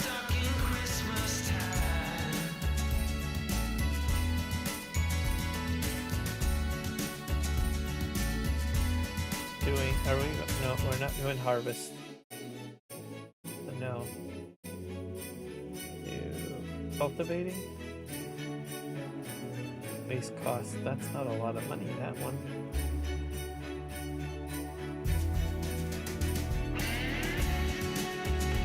Oh, vegetable harvest. That's sad. Plowing. Cultivate. Oh, we do have some cultivating ones. Let's do this one.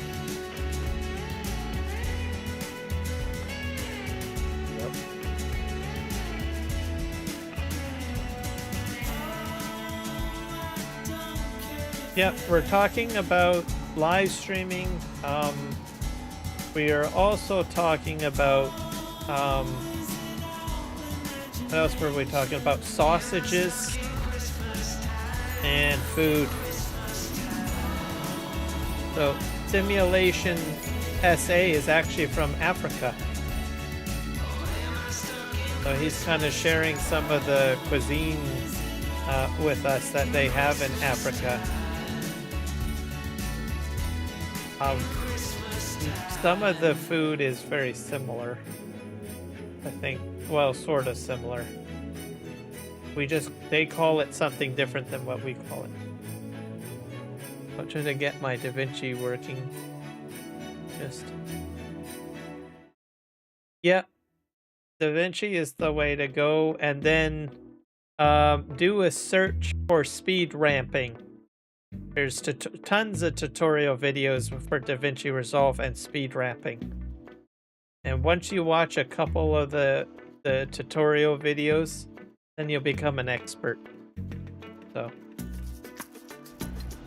I know DaVinci Resolve's a huge program and can get a little confusing, but I think you'll do fine. So that's how I learned how to do speed ramping anyways.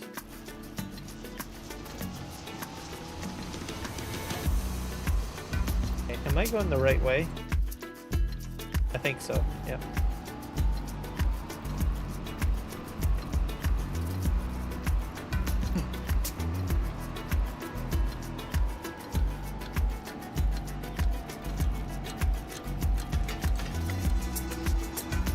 Yep.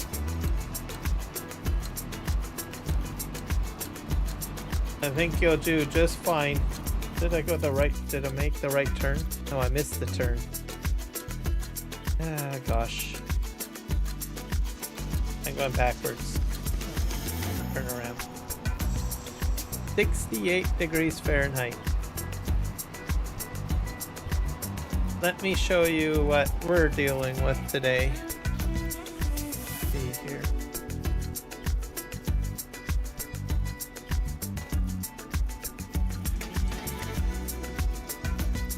Let's hit review. Let's see if I can close out most of this. What about this button? There we go. That's our weather report. It's sunny today at 3 degrees Celsius with very little wind.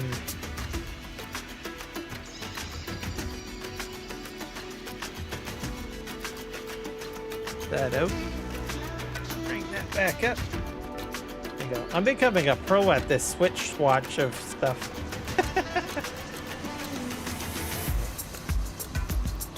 Oh. And then if you slowly start off with like time-lapse videos, maybe you'll end up starting making your own overlays like what I do. So the Christmas overlay you see right now, I built it all in DaVinci Resolve. So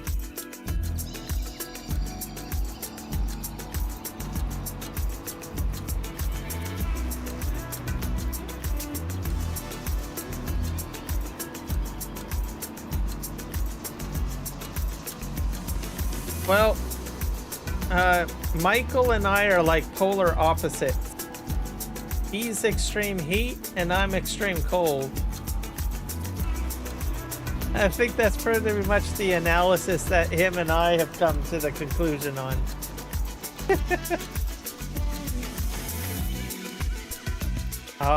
And his weather's pretty warm, very warm. It's like crazy. Mind you, some of the stories and stuff that he's told me, it's like, it's amazing. You'd be like amazed. Like sandstorms, tornadoes, I don't know. Like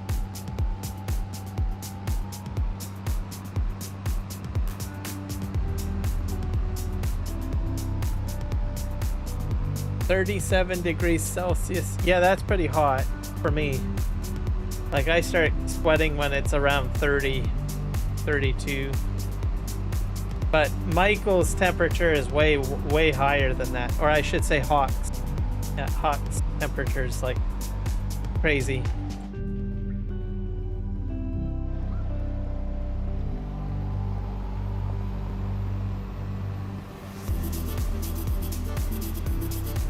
Like I think you said you got like what, 110 degrees Fahrenheit or something, or even higher than that. I think you mentioned. It's like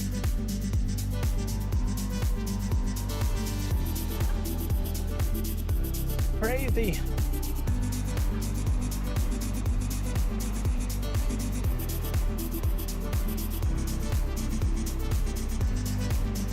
Yeah, that's like that's hot. That's super hot.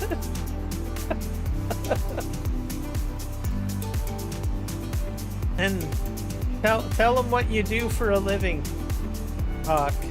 Is that you're brave for what you do?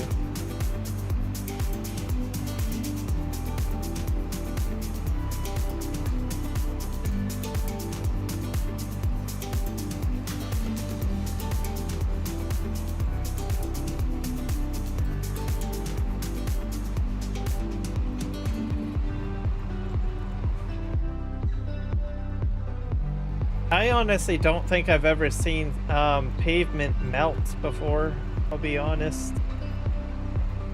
I've never seen that or get super soft. Unless they're putting it down fresh, that's a different story, right?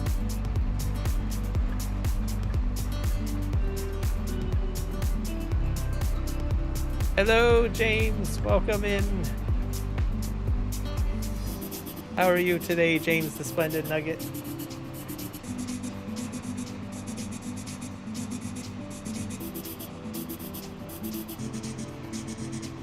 Yeah, that is definitely rough. So, every summer he reminds me and I'm like, oh, I can't believe you're still alive in my mind. It's hot.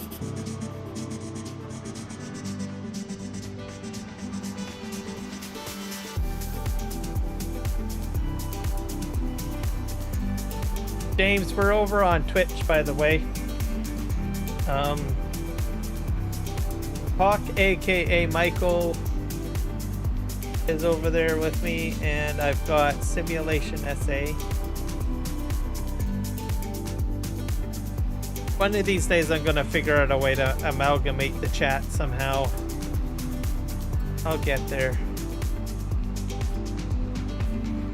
Just so that all the chats are all in one place.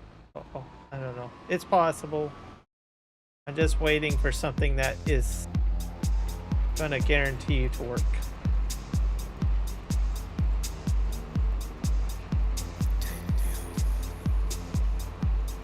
$110°F.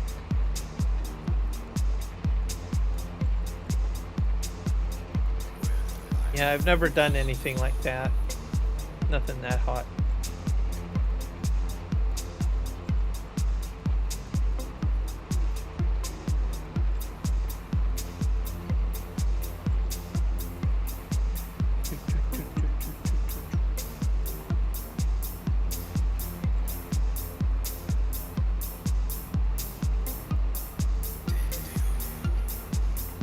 One thing that I would like to try is like cooking food in the heat. I've heard people do that sometimes, but I don't know if it gets hot enough.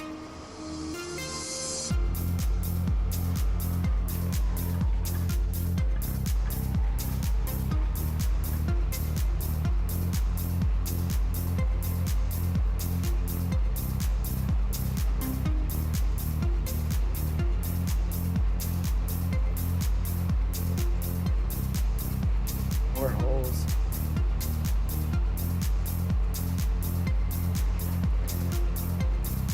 Yeah, being in a vehicle in that extreme heat is not a fun thing to do at all.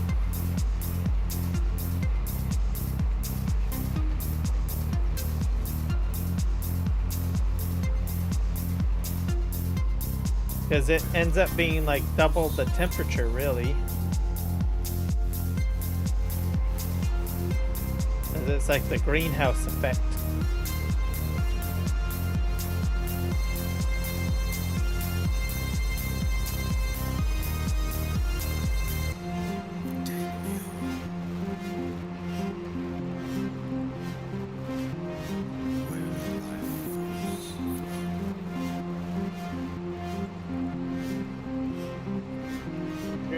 $31°F. Oh my god. That would be like that's a sweat bath right there. Having it that hot. Sheesh.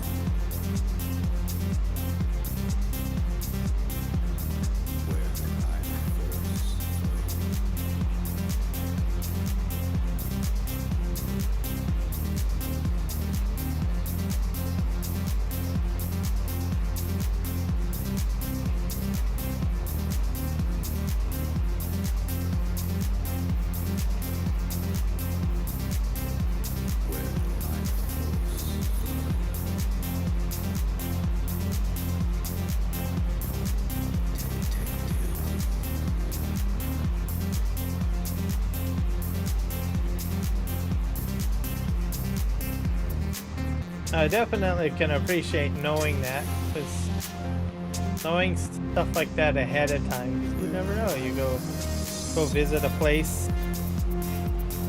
You know, you might enter a plane with a jacket on, then you show up and you realize, oh my god, I don't need a jacket. One thing that I will always advise anyone, if they do come to where I live, make sure you pack an umbrella and a rain or a waterproof jacket.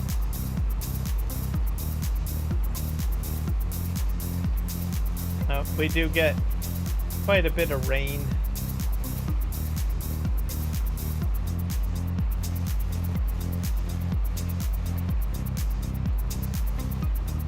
$2.30 a gallon there. We're $1.59 or 58 Canadian a liter, I believe. For now. I have a feeling our gas prices are going to go through the roof come this spring, because we're supposed to get an additional 2 more carbon taxes added on.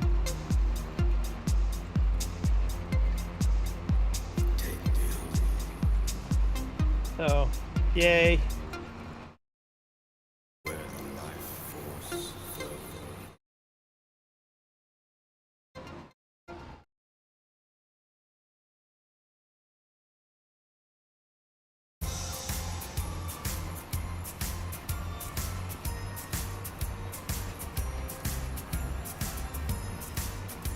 So, but I think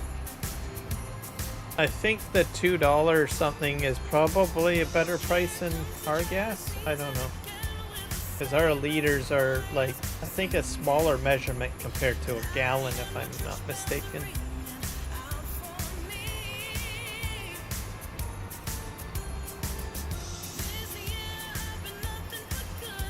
But I could be wrong, because the Canadian dollar is lower now.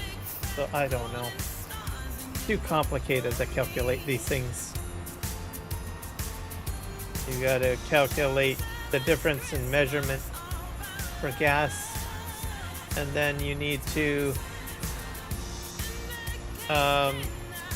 take into consideration the transfer of currency. Oh.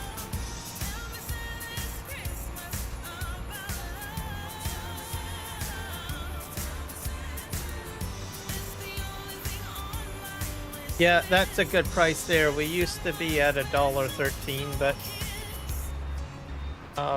realistically that's what we probably would be at, but we've got so much carbon tax now, so we're heavily taxed on gas.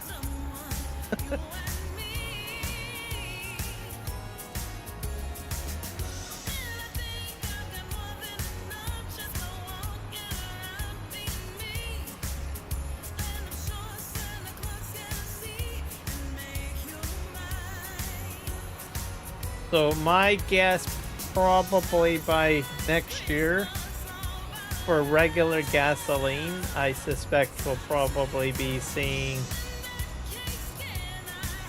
maybe a standard of $1.80 a liter. And then when the summer comes, it's going to probably be $2 a liter if the carbon tax goes through.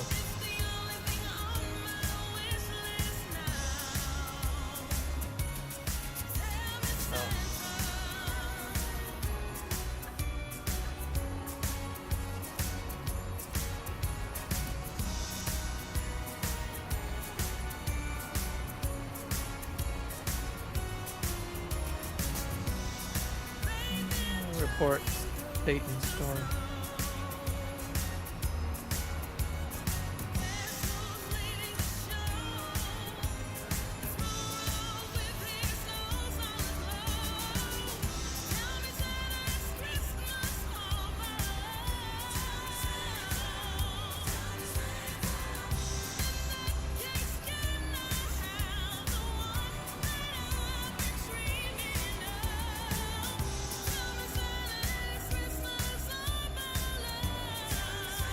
I can see that argument. I don't know. Mind you, like, our minimum wage has gone up since through my lifetime. And I don't know if I'm ever getting ahead, to tell you the truth. Even if my minimum wage goes up, it seems like they figure out a new way to tax me. So I may be making more money, but I don't get to keep any of it still. So it's kind of like they make you think you're making more, you're getting ahead by making more money, but you don't get ahead because they find new ways to take it away from you. That's my perception of it.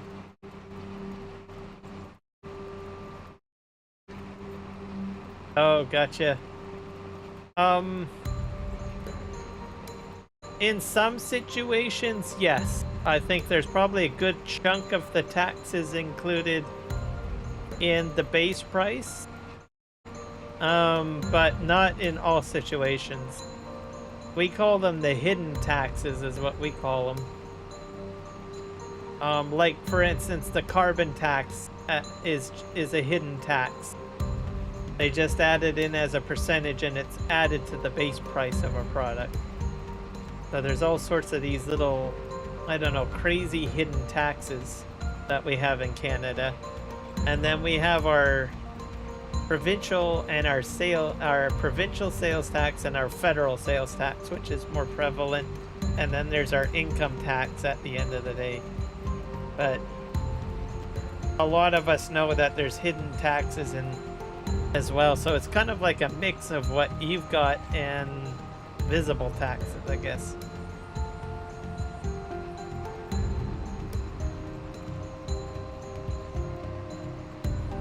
Oh well. But anyways, taxes is just, you know, a way to take more money away from you. Let's see.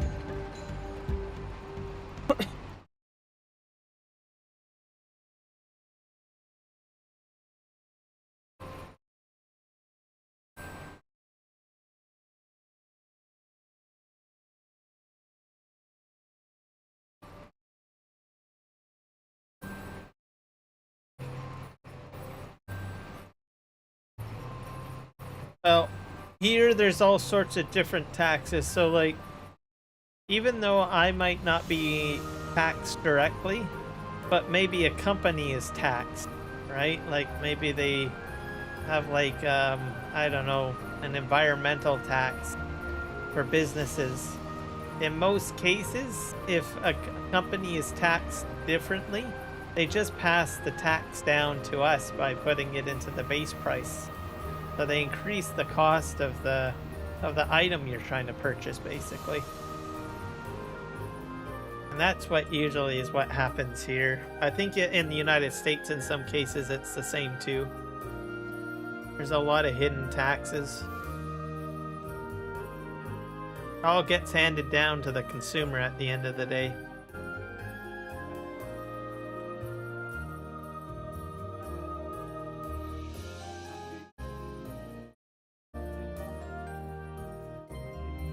See what else we have here. We're cultivating.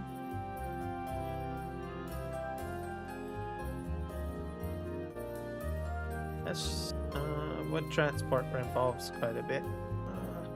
Let's see how much money I have. I have about 27. I should probably...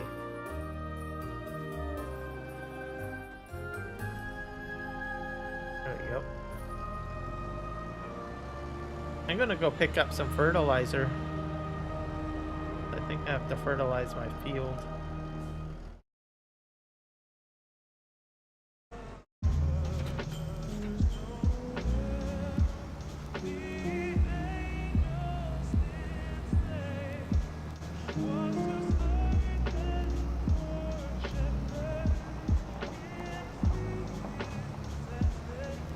Oh wait, I do have fertilizer already. I think I spread it yet. Let's see.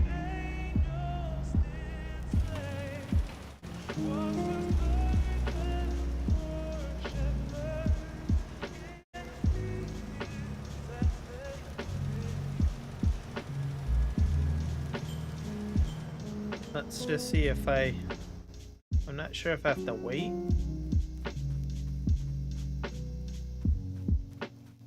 It's growing. Oh, it needs rolling. That's what I need. I'll look at this. Crop types.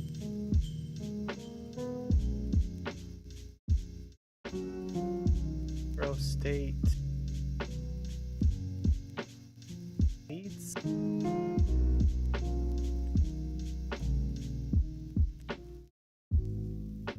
Currently selected land.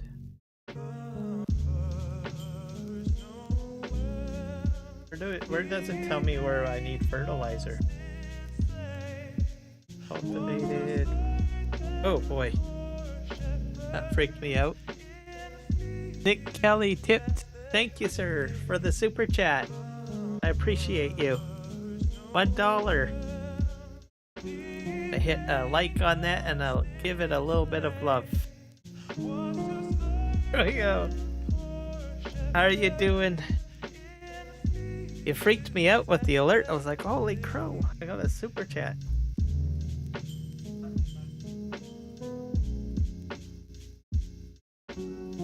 Third tab? Third tab. Thank you. Oh, here we go. Okay. So I need to turn off this.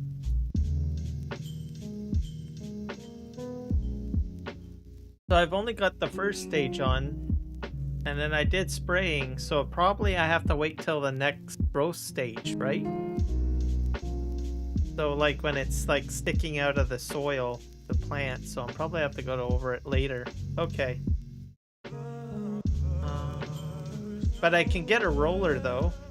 It needs roller. Alright, so we're gonna put this away. And I'm gonna try to get a roller. Because I think I can still roll it. I'm not gonna kill my plants. Just dump this back over here at the main farm.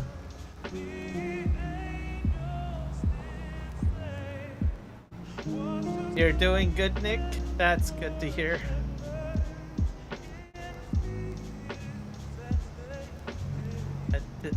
I'm having a really good stream. Alright, so okay, so I can roll it now. Okay, that's good to know. Let's go ahead. I'm hoping I can find a cheap roller.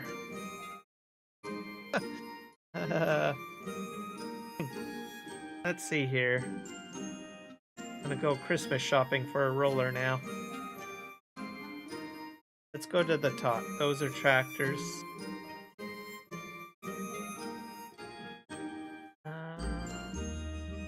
That's cultivation. Yield improvement. Here we are, rollers.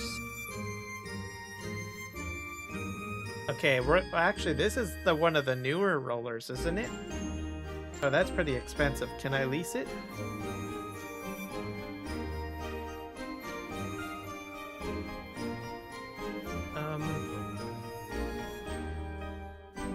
The heck is the configurations? Crossboard? What the heck does a crossboard do? Is that for weeding or something? I'm gonna leave it on there because maybe it has something. I just want to lease. We're gonna lease it. Alright. This is a pretty large cultivator too. It's what, 12 meters? Wow. Okay. Let's go ahead and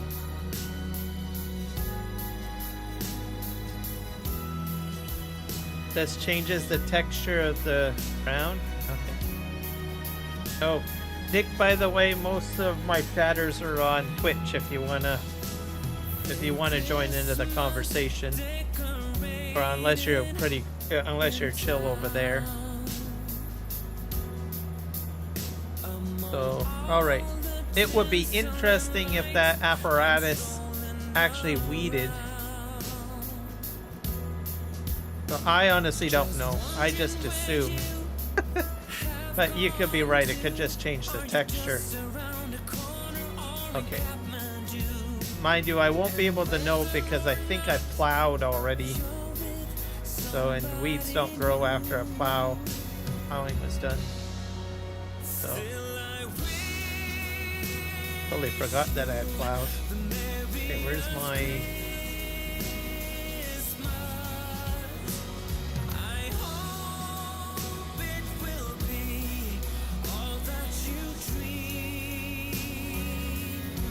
Going to go and get... It's a pretty decent sorry, not plow, a decent roller, because I think the smallest roller in Farm Sim 22 was smaller than that, I think. So I guess Giants is being very generous with the rolling technology, I guess. Alright, let's see how this thing folds out first.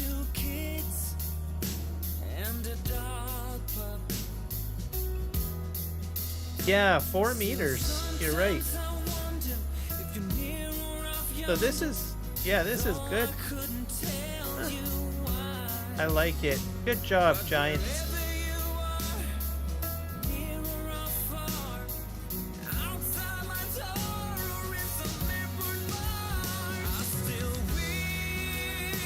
Alright, let's get her this back to where we have to go.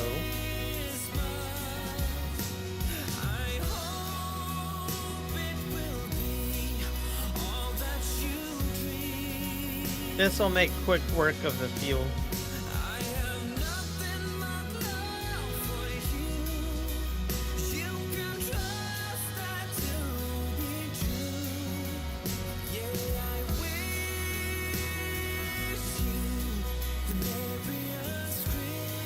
You know what I should get?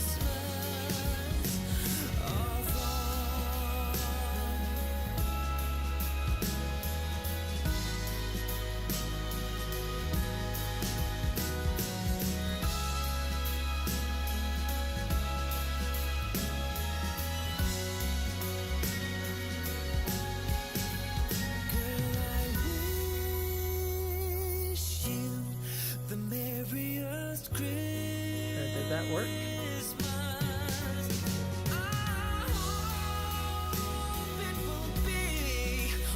Do that.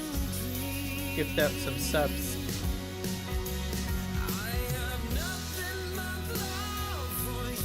There we go. Welcome everybody. There you go. I totally forgot it refreshed this month. Okay, that was 5 subs over there. Holy crow. Whiskey Creek, thank you for becoming a member. Okay. Give me a sec. If you want in Simulation SA, here I'll give you, this is a link to my other YouTube chat. If you jump over there, I put out 5 gifted subs, I think, on one chat, and I'm about to do another 5. So if you click on that one, you can get an opportunity to get a gift. Holy crow, it's loud. Wowzers, welcome everybody. I'm about to do the next. Wowzers. Everybody is like coming in as a gifted. Okay, so I'm about to do the other chat. I'm gonna go ahead and I totally forgot about gifted subs. It refreshes every month. I can do that. See here. It's a YouTube thing, by the way. Alright, let's go ahead and give it a shot here on the other chat. I love it. Okay, I gotta expand this up a bit here. And good luck. Let's see what happens. Spin the wheel. Nuclear Salmon's got it. Faber Farming got it. Eric got it. Luke, Cody, Carr. Hello, everybody. Welcome. Alright, here we go. It's like the coolest thing too. I just love the fact that you can like gift out memberships to people. Not subs, memberships. I think I said subs. I don't know what's going through my mind. Where am I going anyways, people?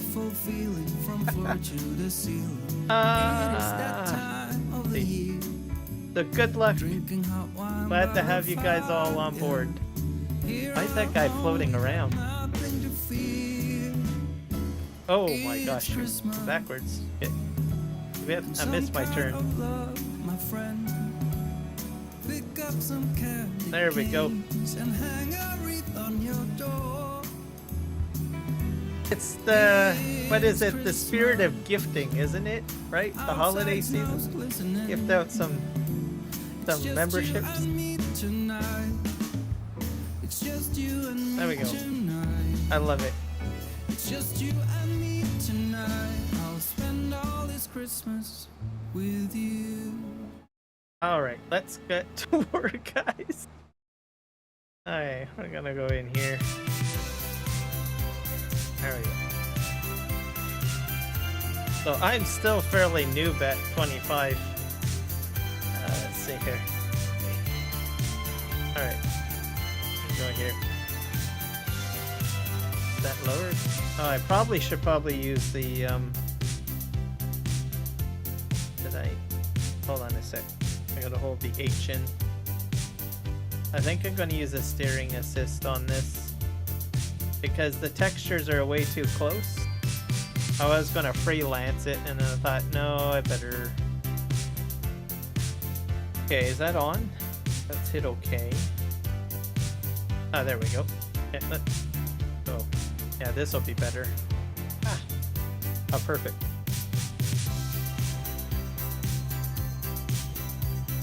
My next YouTube paycheck is going to be big. You're going to have a big donation. Holy crow.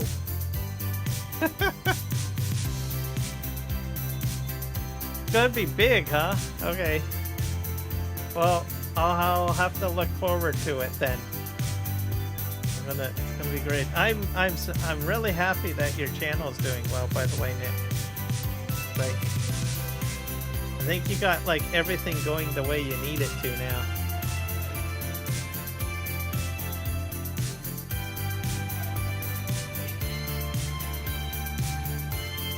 Yeah, and you get a lot of super chats too, I think. I've poked in a few times and watched, so I think you got the right recipe for what works for you. I'm gonna go here.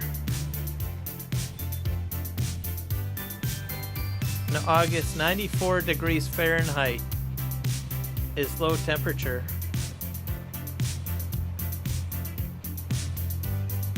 Yeah, we're gonna back up.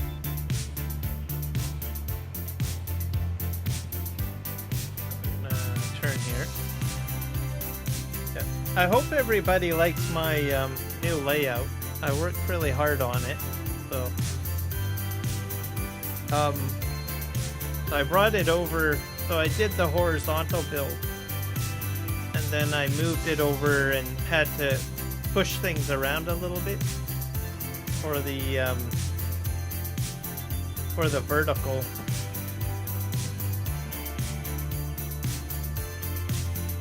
Our lowest temperatures are like -5.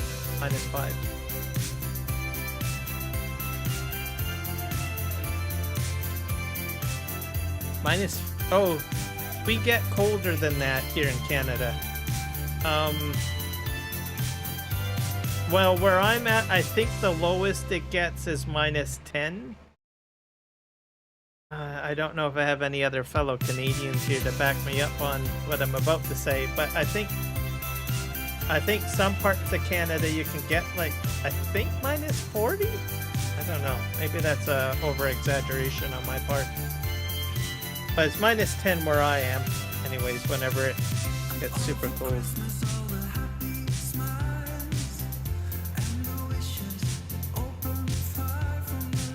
I do like this. This is a cool roller.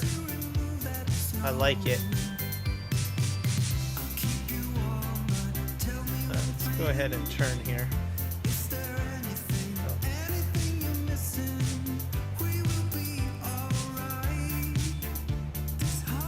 This is gonna nice little test of this roller.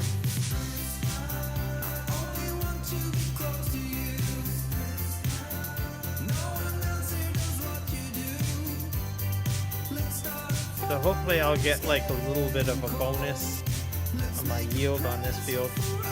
Can't remember what I planted in here. Check in a moment.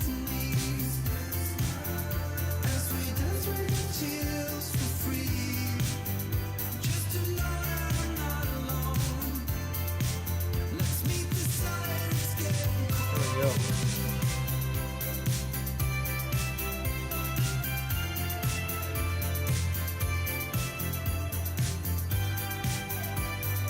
Yep, definitely like the roller.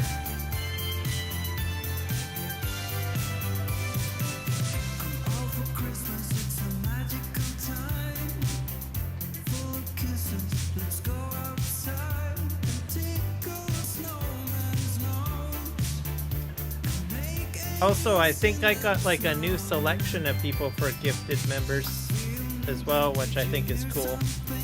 Adds like new faces to the group. There we go.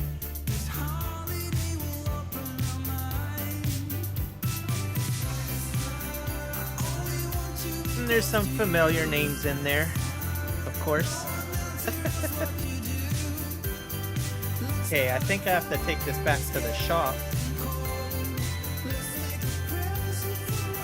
Yep. Well, you found the right way of doing things.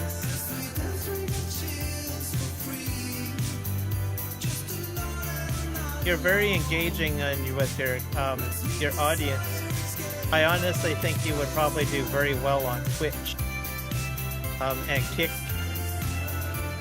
Like, I was kind of surprised, like, wow, it blew up.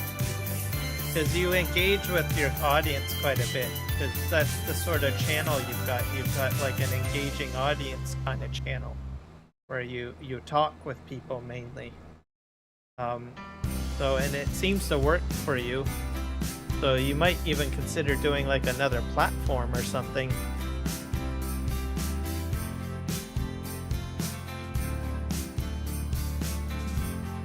Twitch is, I'm new to Twitch, but I think chat engagement is highly encouraged on Twitch, so I think you would probably do very well. Kick, I think, sort of that way too, if I'm not mistaken, metric-wise. So, if you ever get the opportunity to multi-stream or something like that, which is possible.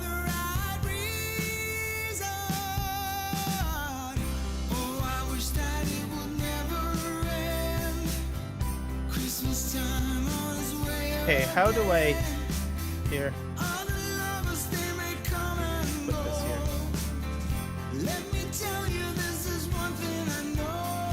There we go. Okay, let's... Oh wait, I have to hit return. Because that's a bit... that's on me. There we go. Only need to do it once. Okay. Let's go ahead and drive this back to the farm.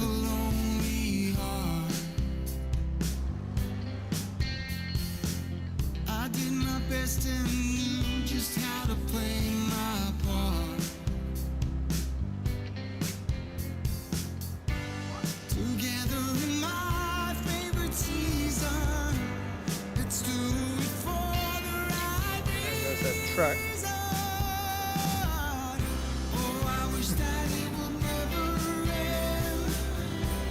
I still love the fog effect in the game. I don't know, it looks neat.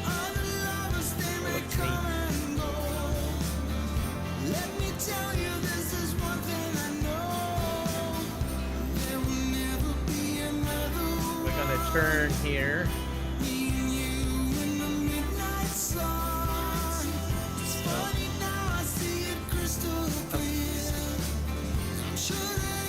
I am so close to 6,000 subscribers, it's not even funny.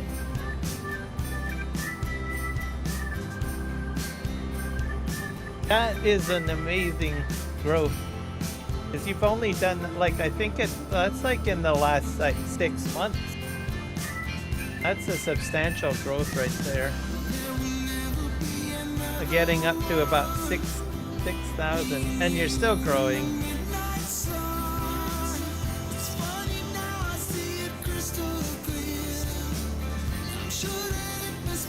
Something that you might consider doing, because your channel is more of a talking channel. You know, it's just like a hangout chat, right? What you might consider doing is categorizing your live stream as a podcast, because you're not really, you don't usually just show people stuff, right? You kind of, it's more of like a chat and hangout and discussion kind of channel is the feel for it. It's not like you're like playing a video game or anything like that where you need a visual, whereas yours is more of a conversation. You could probably categorize it in the podcast section as well. It doesn't change anything with your existing setup. It just adds an extra category to it, so that if someone is into listening to podcasts, they'll just tune in through their, you'll get typed into the podcast feed as an additional feed. So 15,000 watch hours. Yeah, that's quite a bit. Holy crow, 15,000. That's a lot. Yeah, if you get like a large audience watching like all the time, it doesn't take very much for you to kind of uptick your watch hours. That's the key on it. These are my saplings, guys, for my rice. I don't have a rice planter yet. When do I have to plant rice?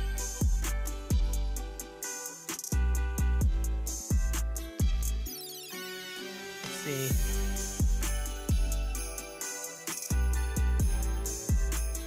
Is there a different long grain rice?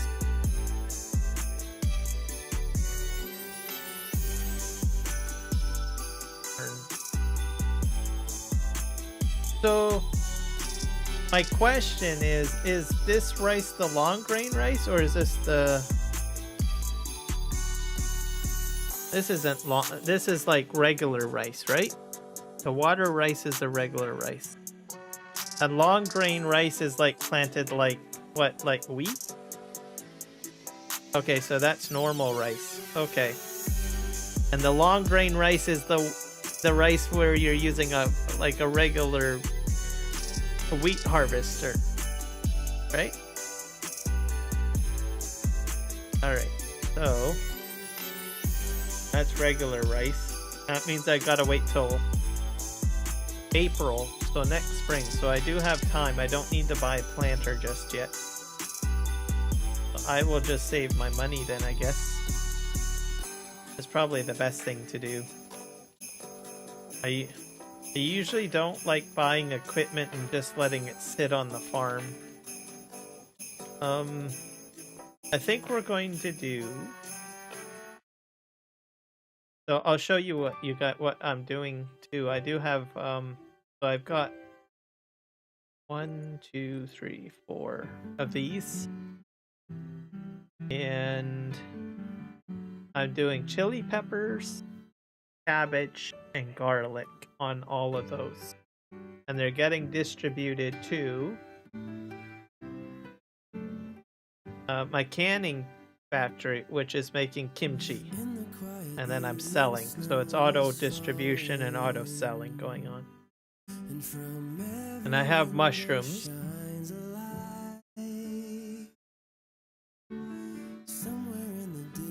And those are getting storing, so eventually once they start spawning or something, I will probably pop them out.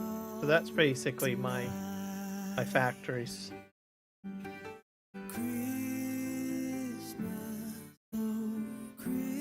grain mill, oil mill, sawmill. I guess this map doesn't have a concrete factory, does it? I don't think so. Probably have to put that down, so I'm not quite ready for that.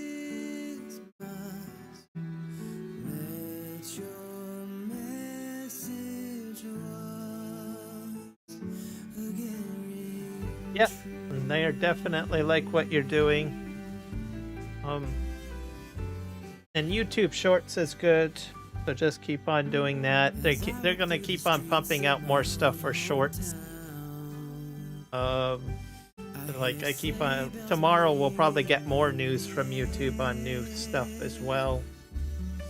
Because Tuesday is news day for YouTube.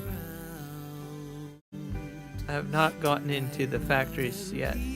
Oh yeah, I'm still fairly new. I think some maps like Riverwood Springs or the American map has a what do you call it? A concrete factory on it. So fabric is the same, sawmill's the same, oil mill. I wonder if there's a miniature concrete factory. There's mini factories too, apparently. Construction.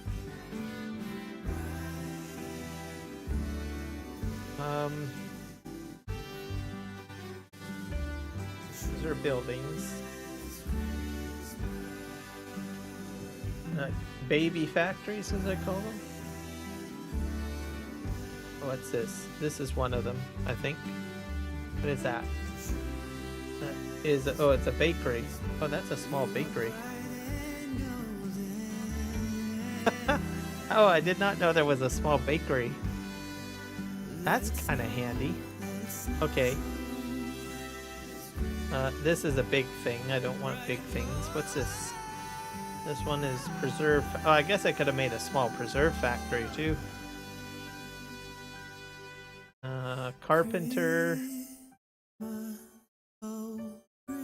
Dairy.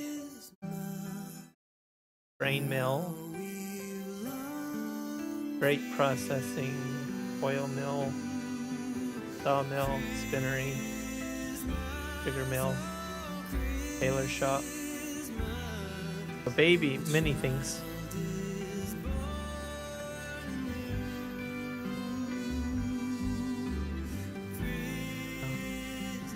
I guess what I mean is the short live streams. The short live streams. Not the videos per se, but the live streams.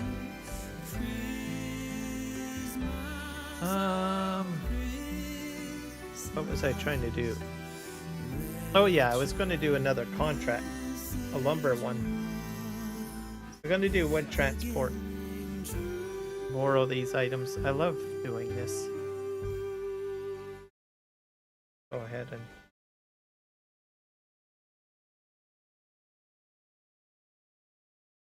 Alright, where are we taking this to?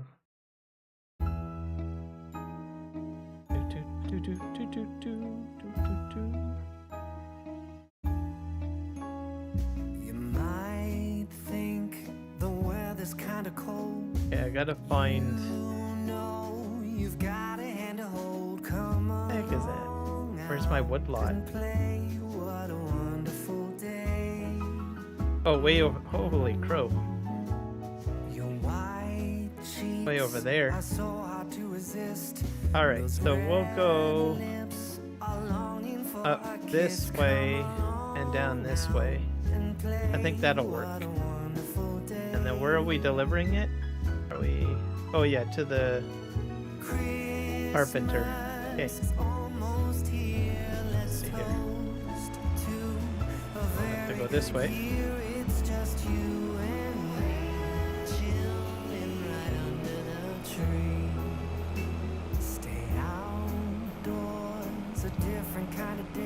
I was kind of shocked too. You just seem to have like like the magic or something. Like you can pretty much talk about anything. You have the knack of doing that. And I think that it's really your success, I think, is how I look at it. For me, I have a hard time carrying on a conversation. I mean, I do okay, I guess, but I mean, I would say it's one of my failing points. So, and part of it is you do have to have the skill of conversing. So it's something, a skill level that I'm trying to gather myself. But for your channel, it's all conversation, and having that amount of growth in such a short amount of time, where you're just on a channel, just hanging out, conversing. I think that's like amazing. So you definitely have a gift, in my opinion, anyways. So, the skill set that I am trying to learn. I don't think I'm too bad, but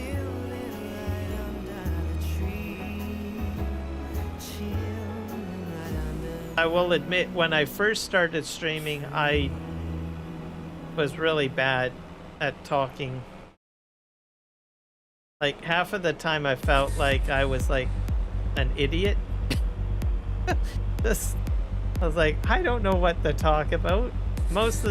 In real life, I'll be honest with you guys, I'm more of a listener. I just sit and I listen, and I let someone else do all the talking. And I've always been that way. But with live streaming, I've had to kind of get out of that, if that makes sense. I don't know. Even some days, like when I'm live streaming, there are sometimes days where I feel that I find it exceptionally challenging to converse. I don't know, I just have maybe an off day or something like that, right? So some people are natural conversationalists. I don't fit into that. I'm more of an active listener kind of person. So when you try to live stream and your skill set is more listening and not conversing, it can be a bit challenging, but I think I've gotten better. I think doing live streaming has gotten me out of that mindset a bit. But I still actively very much just listen.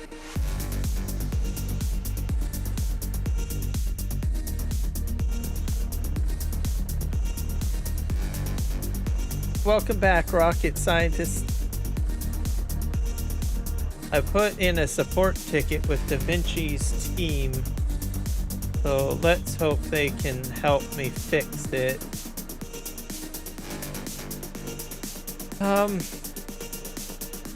Yeah, DaVinci Resolve is I know for myself, when I did the installations a few times, sometimes installs don't go as clear or clean. The other problem is that I guess if something goes wrong and you have your project file stuck in there, right? You're kind of afraid that if you uninstall, you lose all your projects.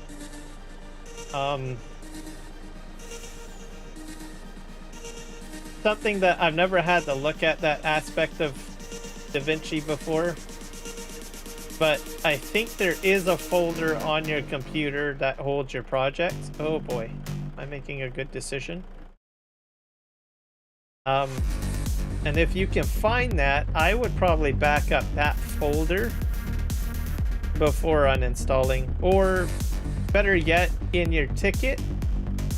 Obviously they'll get back to you, and generally tech support with most companies takes about 48 hours, so 2 days. So I've done a lot of tech support myself, like, well, using it and plus as a career.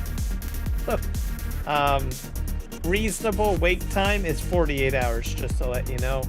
Most people don't know that. And it's like, well, are they going to get back to me? Reasonable amount of time is 48 hours.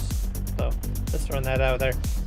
And then when your ticket is created, if they do start talking about uninstalling and reinstalling, and you have existing projects, I would probably ask for instructions on how you might be able to go about manually backing up your project somehow.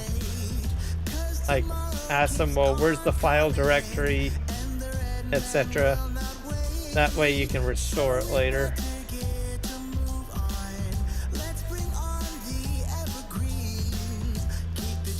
Oh, you've uninstalled and reinstalled 5 times. Wow. In your support ticket, I would probably specify that, and then ask them if they have like a manual uninstall process for the app, if it's required.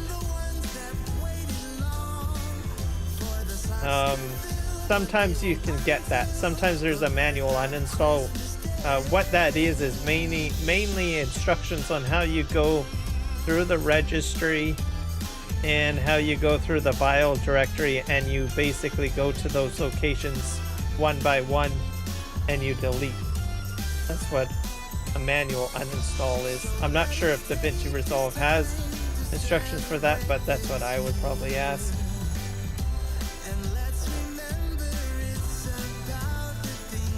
Because sometimes a registry key that isn't working properly can cause a headache.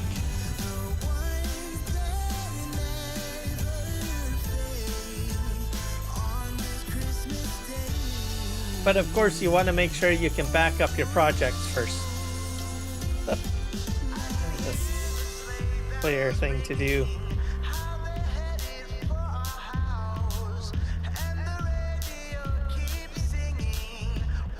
Those are types of questions I would probably ask if I was in your shoes, if they have options like that.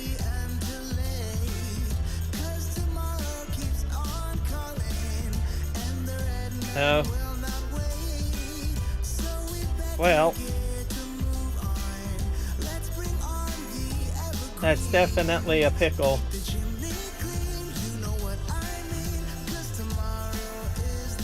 Well, in that case, I would just wait till they get back to you and see what they say. Hopefully it's a quick fix.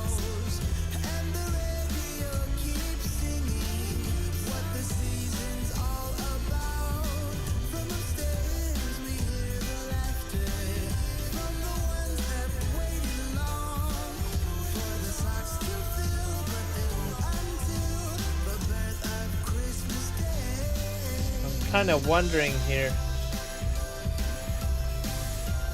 is that when you open a project, or is it only when you open the app? Because usually with DaVinci Resolve, what happens is, oh boy, what's going on here? Am I getting raided by someone? Oh wait, no, that's just my post. Never mind. Okay. What was I saying? So when I open DaVinci Resolve, what happens is it goes to like a UI showing all my projects.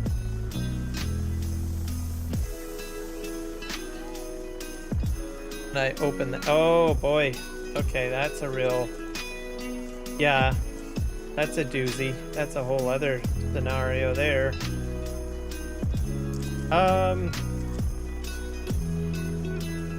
I think. Do you have the app set to open with administrative privileges? That's usually, that helps quite a bit too. I do that with all sorts of things, including FS25 and 22 at times. Okay, I need to pull my truck ahead. But in all honesty, I've never experienced what you're describing.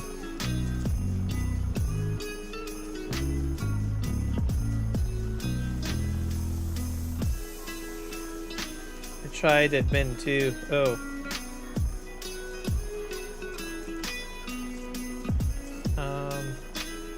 Are you using, I assume you're using the latest version of DaVinci Resolve? I think we're up to like 19 point something or other.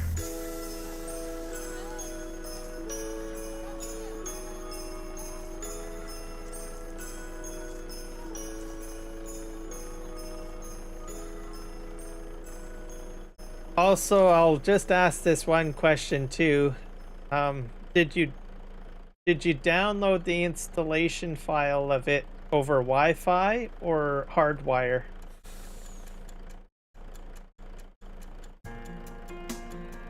So are you like connected through a do you have like a laptop connected through Wi-Fi, or are you using a hardwire like an Ethernet cable? We wish you a Merry Christmas. We wish you a Merry Christmas. Yep, for Wi-Fi or no? Over LAN. Oh.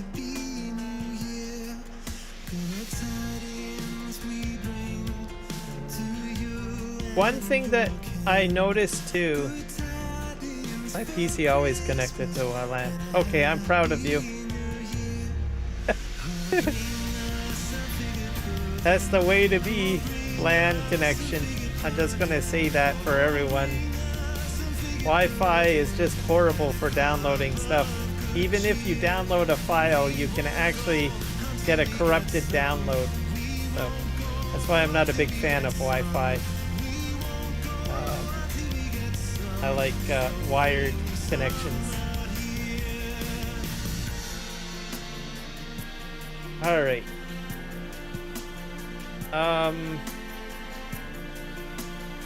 The other odd thing that I noticed about DaVinci Resolve too, when I install it, it does have a bit of connection to like your video graphics driver. I've had some small issues resolved by like fully uninstalling my video graphics driver and reinstalling. So that might be something to consider too, because it uses your video graphics driver for, you know, doing the rendering and everything like that, right? And I don't know, there's something else I was going to mention too, especially now with AI. There's a function that when you install DaVinci, I saw on some of the forums that some people had some issues with this AI optimization for it. They recommended people not to use this AI thing. I went ahead and used it. Never had any problem, but I think because I have a newer graphics card, I have a 4060 RTX 4060, which uses all of the new, you know, AI rendering functionality, right? So with older cards, I'm guessing probably have difficulties with the AI functions that they've incorporated, because there's a setting when you install, I forget what it's called, but it talks about using AI optimization or something AI related. It's a checkbox, so if you leave that unchecked, that might be an option.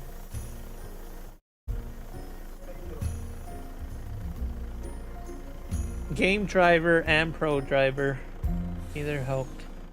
So bring him incense, gold and myrrh, come peasant king. Let's see here. Rocket, sorry, I'm checking the chat here. Only time I might have streaming when I play with Juan, since he's all right with us streaming our perspective. When I get FS25, I can't wait to play.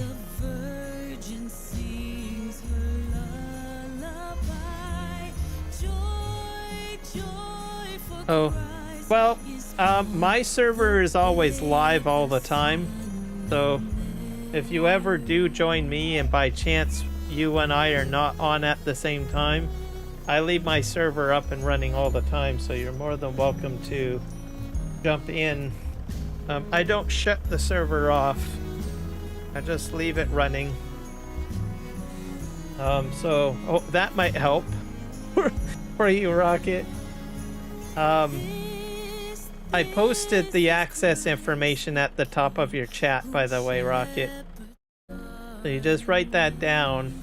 The server name is Kiram Gaming FS25, and the password is Kiram. So then at least, you know, if you want, I keep my server running all the time, so I don't shut it down like Juan does. So if you want to help out and our times don't match up, you can always do that on my server if you want. But yeah, just write that stuff down. I'm playing on the server right now, by the way, if you want to join. I have a RX 6700 RTX 3060.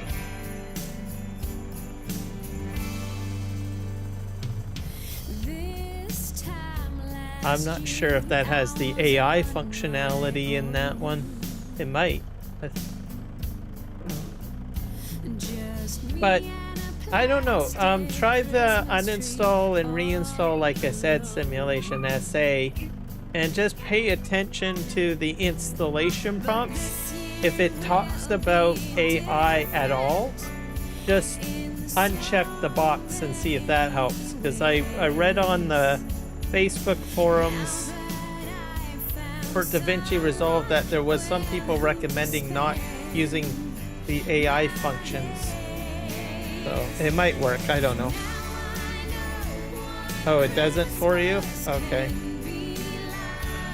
Well, I don't know. I'm just out of suggestions on that. Yeah, just stick with, wait till they get back to you. Like I said, usually standard support tickets, wait at least 48 hours from the time that you send the ticket in. And then if you get no response, just send another email. I'm guessing you're doing email, right? I usually do email. And then just to say, hey, I'm looking for an update. What's the ETA? Sometimes there's an automated ETA message they'll send you. Only when I get FS25 I'll join. Okay, yeah. So you wanna, yeah, when you get 25, Rocket, you're more than welcome to play. And I just leave the servers up and the server running all the time. Okay. I'm guessing you probably might, who knows, maybe you'll get it for Christmas. That would be cool. Nice Christmas present. Okay, let me, I'm losing my mind here. I need to, how do I close this up? I have to hit X, right? Yeah, there we go. That's right.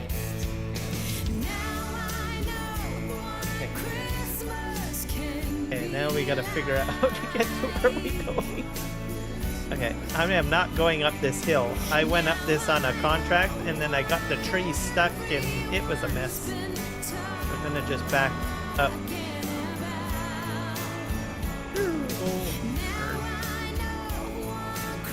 We'll go downhill. Yeah. So yeah, you'll be more. I'll be on Hutan Pantai, and it's cross-platform, by the way, too, Rocket.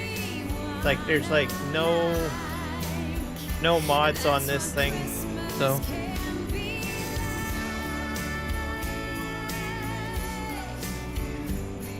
Yeah, for sure. So I'm gonna be keeping this as cross-platform, so it'll be super easy.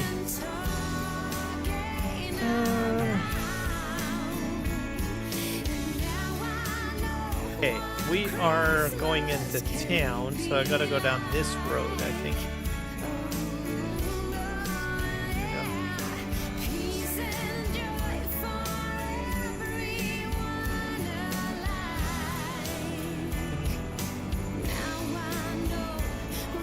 No, simulations you can always try. You never know. Also, pro tip, if you have access to a VPN, sometimes that helps too. But I will admit that I do have the server in North America, so you could potentially be right, Simulation SA. Because I don't know, but you can always try. That's what I say. No harm in trying. Okay, I'm going down the road here.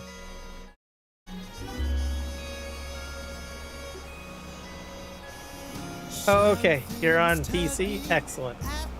Yeah. Simulation, I know you're on PC too, so this is turning out great. PC people!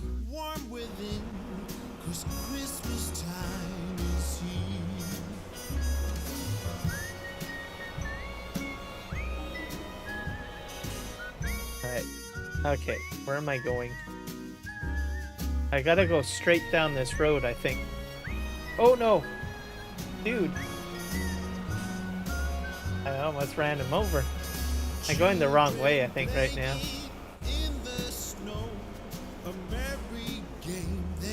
Why is that car coming this way? Don't you dare, sir.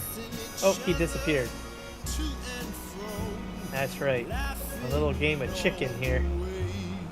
One-way roads.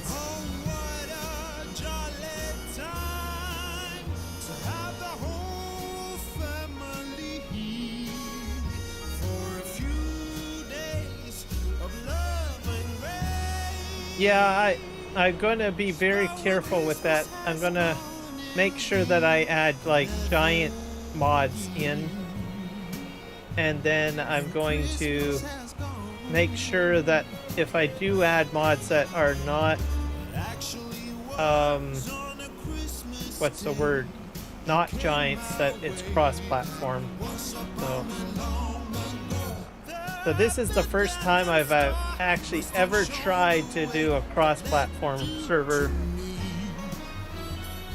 So it's kind of gonna be exciting.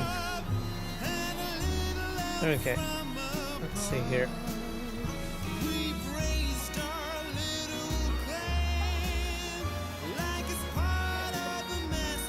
Sell that. Yay! The transport is done. Let me see here. When Christmas has gone, when Christmas has gone. I will go ahead and collect.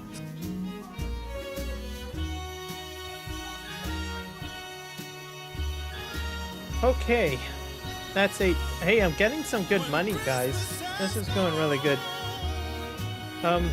I do need to take a quick break because my throat is getting a little sore, so I'm just going to. I'm gonna mute my mic and I'll just leave the music going for you guys.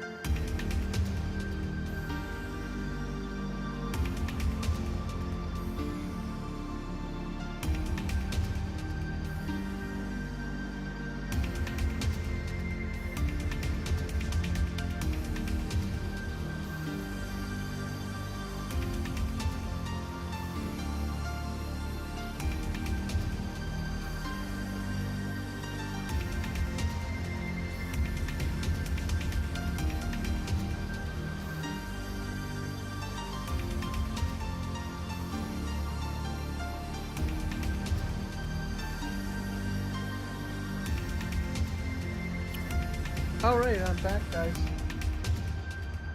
I found in the fridge like eggnog.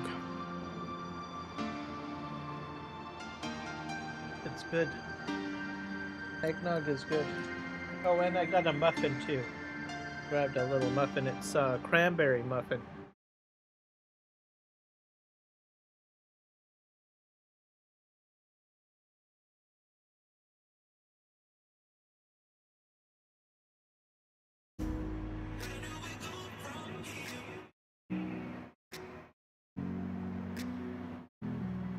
Alright, man, that's so good. Yeah, I'm not sure what Giants has released for mods. There's been a few of them. I'll have to check the mod hub. It's pretty easy. I think you just have to type in Giants and then they all show up. And then I'll probably put them on the server, which will be good. And then if it's a Giants mod, you know it's going to work for everyone.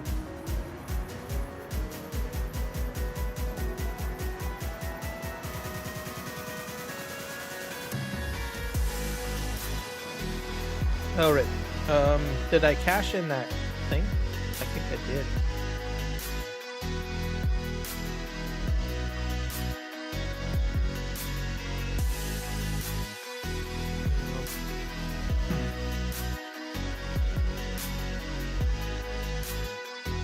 And then if by chance, I don't know if a lot of people start joining me on the map, I might create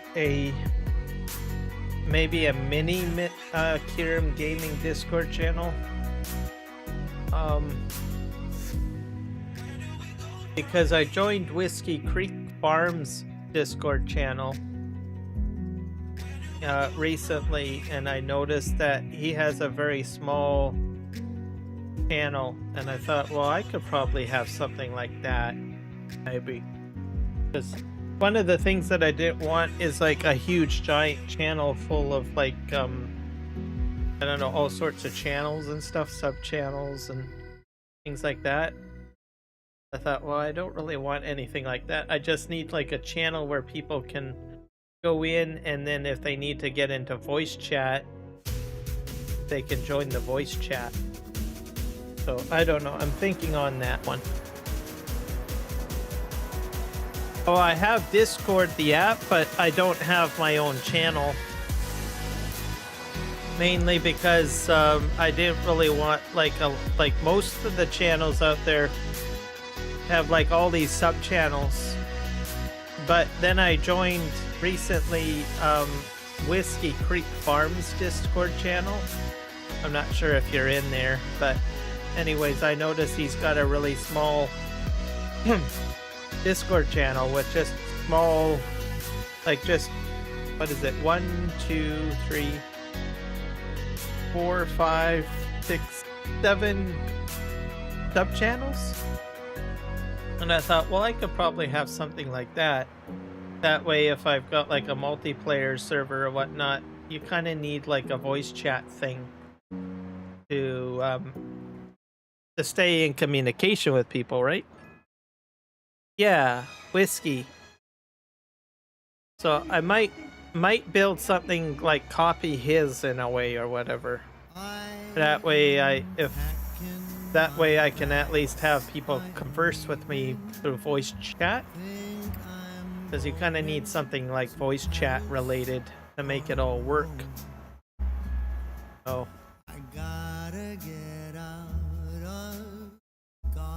So I'll have to think on it, but I was exceptionally opposed to having like a Discord channel for quite a while because there's like so many Discord channels. But I kind of want something that's small, not overly over the top with a whole whack of different sub channels and things like that. I just want it for like the purpose of like conversing during like a multiplayer game session, because you kind of need that, right? So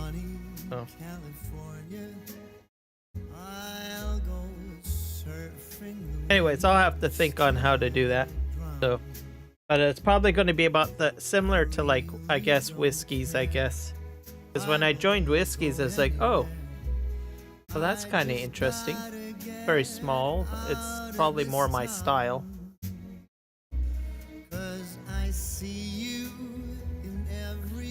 Yeah, I could probably do that too. I haven't used that much, so I might try that. I know that Juan has used it during his game sessions as well, with Doggo, I think is his name. I'm not sure. I could try that. Okay.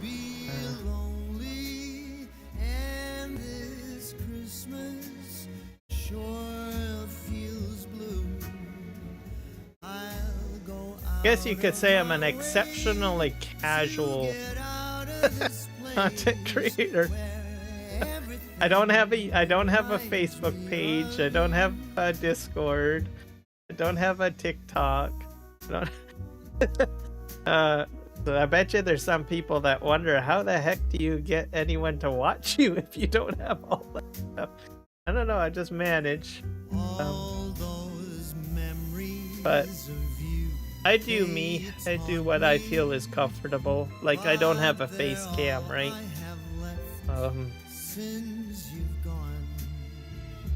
I'm an odd duck, I guess.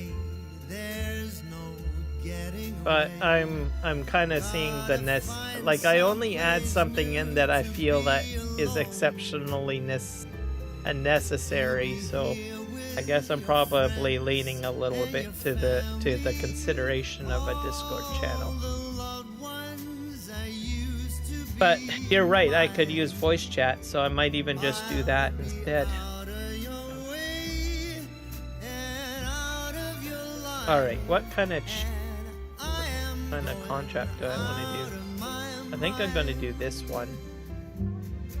The lease cost is very cheap too, so let's borrow the items.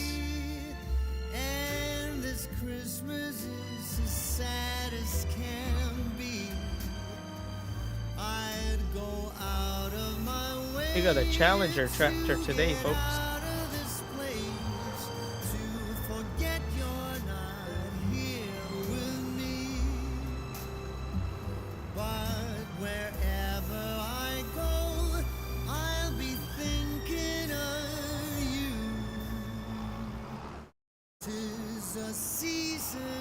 Yep, I think Jess would probably be able to help.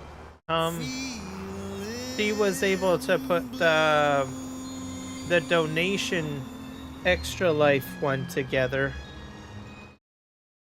So I'm certain she'll be able to help me out. That's one of the other things too. I've never put one together, so it's like, oh, I don't know.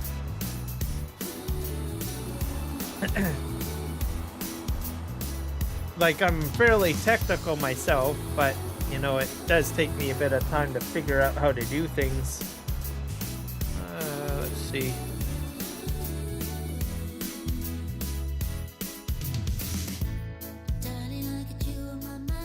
But I think it's gonna, if I do make one, it's gonna be kind of similar to Whiskies, I think. Because I like that it's very simple and to the point, right? Which is mainly just to have like an area where people can do voice chat and maybe very simple conversation. So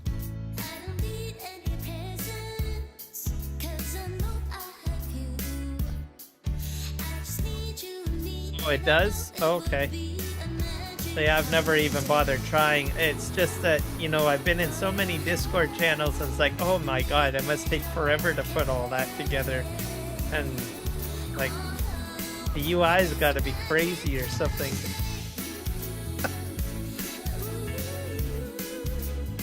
Maybe I'll have to give it a try. Alright, where am I on the map here?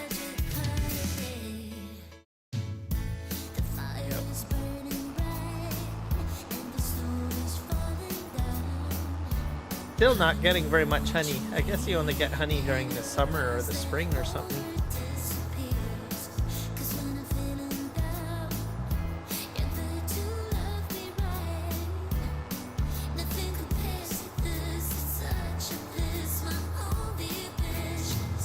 Who knows? Maybe I might even enjoy having a Discord channel, and maybe it will become some big, giant, monolithic behemoth.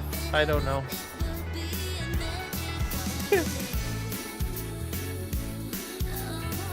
Like, yeah, people were like, well, you'll start off small, but eventually you'll go big. I don't know.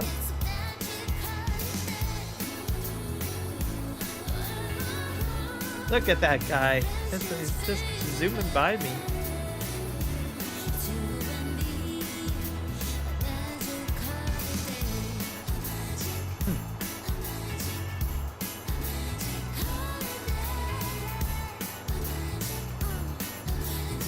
Yep, a lot of people forget that.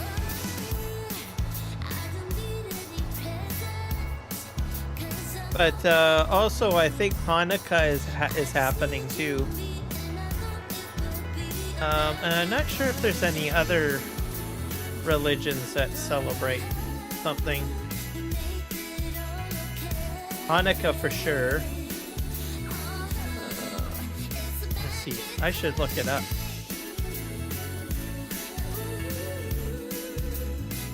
Religious holidays.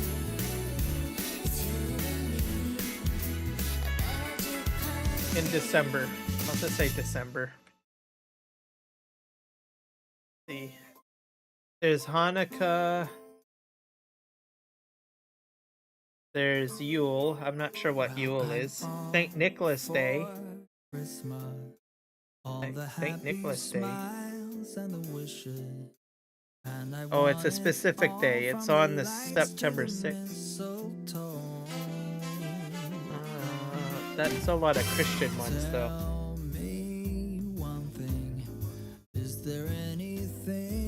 Pasadas Navidenas.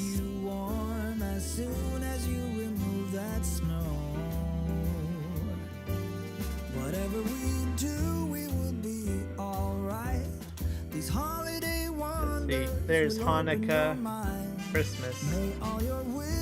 What if there's any Muslim ones? Let's see. This Christmas, I only wanna be close to you.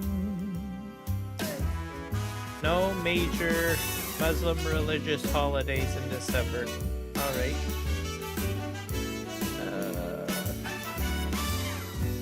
I think here. What about Hindu?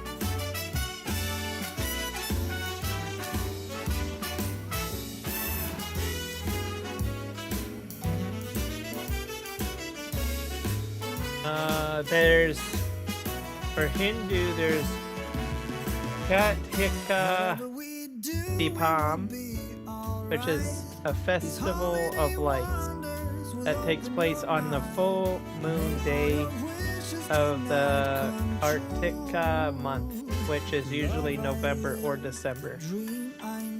I think they might already did the festival of lights already.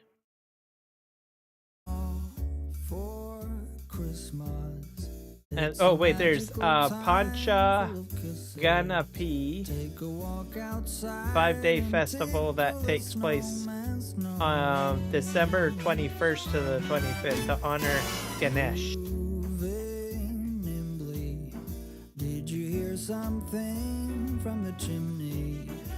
Alright, so there's a Ganesh holiday.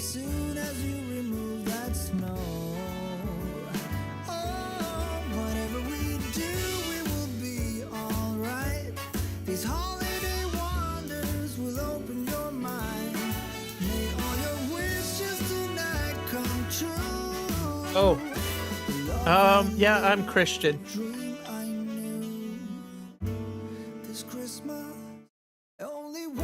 You ready for winter, Hawk? Right here. Yep. So I'm Christian. Angels we have heard on high, See. sweetly singing o'er the plains. Trying to remember that other religion. There's another one. Oh, Buddhism. That's right. Echoing their joy straight.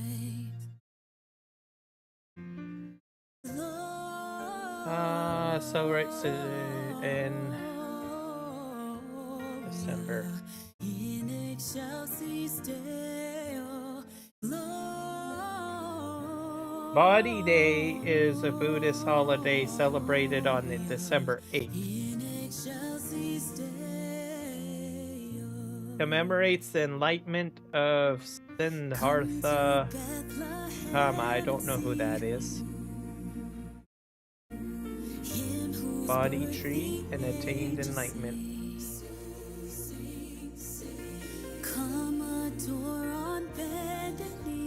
So those are the ones that I could find.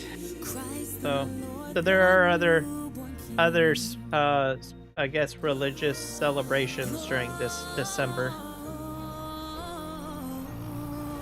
In case anybody wanted to know. Other than Christian ones.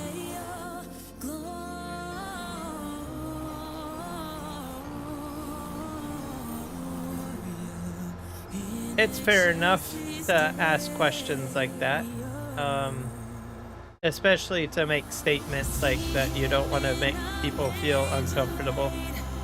I sometimes do that myself too, so especially if I'm not too sure how the other person might take it.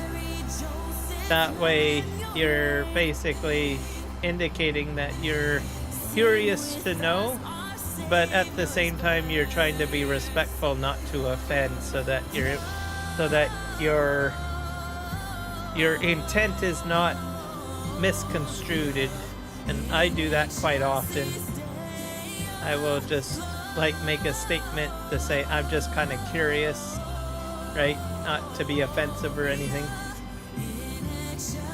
Especially when you're dealing with chat too, right? Like if you're trying to type something out, people can misunderstand stuff in chat conversation so much. So that's why I generally will always like say I don't want to be misunderstood, or I'm not trying to be offensive or anything. I'm just kind of curious, and then ask my question.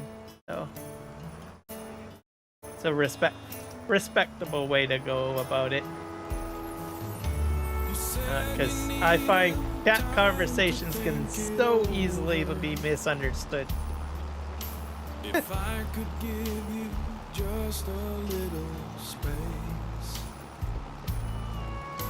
you smile and say you're back before I know it. Yep. But something I follow that policy too, Rocket. written on your face.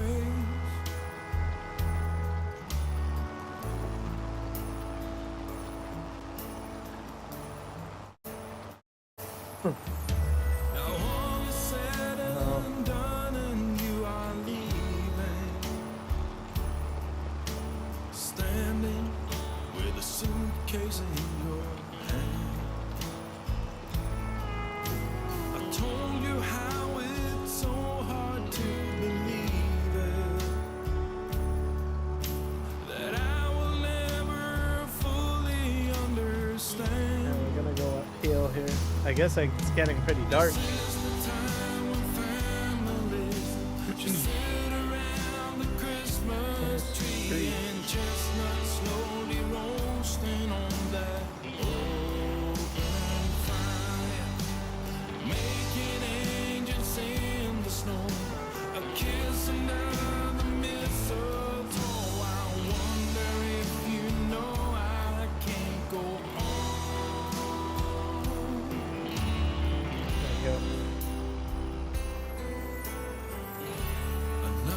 Christmas with you gone. I'm kind of just freehanding this one. The year has gone by come December, and the to fall outside. I wonder did that ring slip off your finger? Oh, I think the selection of music went quite well. I think I've listened to the music all the way through, and it's not annoying me, so I think I did a good job at selecting the music.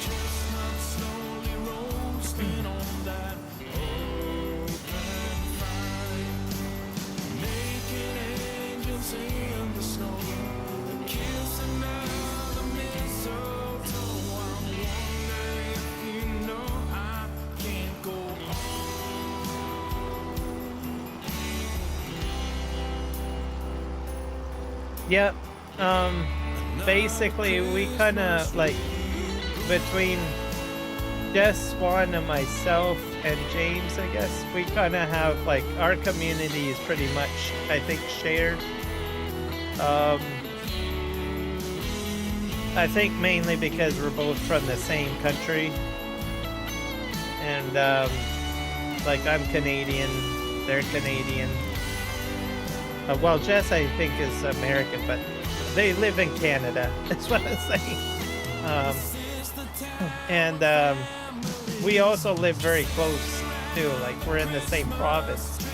So, I think, for me, anyways, and also I think for them, I think we're both kind of, like, all surprised, in a way.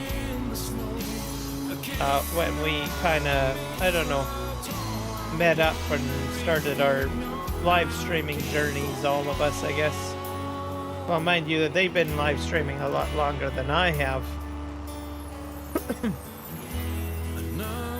And doing video content,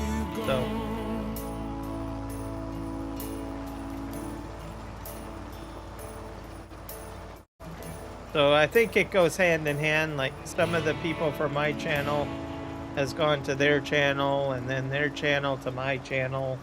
So it's kind of like a flip-flop, which is kind of nice. There's other channels too that have come over here. There's a whole whack of, from the flip-flop between us, we meet new people like Farm Sim Freak. And then there's Argsy Gaming and a whole whack of Nuclear Salmon, Iron Thunder, Rhino, but this all kind of grows, right? You kind of all become part of the same community circle.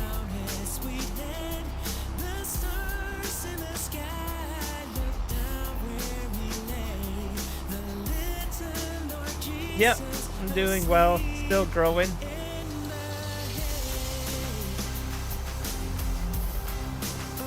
I'll eventually make it to 1,000 subs at some point. So,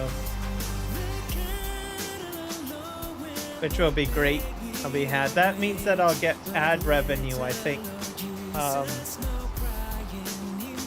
Which I'm kind of curious to see how that all works out. So then when people like watch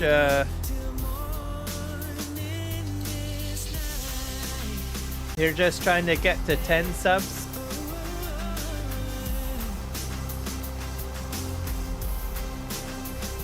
Ad revenue you don't get at 500, you get it at 1,000. At 500 you get super chats and super stickers and stuff like that. So people like today, Nick Kelly donated $1 to my channel, which I appreciate. So then that's like a super sticker or super. I think he did a super chat. I'm pretty sure it was a chat. But once you get up to 1,000, I think that's when you get the ad revenue. So once I get there, then it'll be interesting to see. That way, if someone watch an ad or something like that, then I'll get, I don't know, is it 5 cents an ad? I don't know.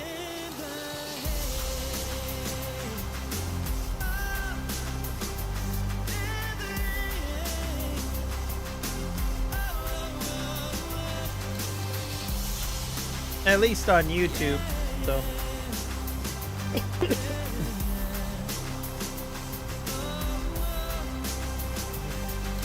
maybe next year, maybe I'll finally make it to 1,000.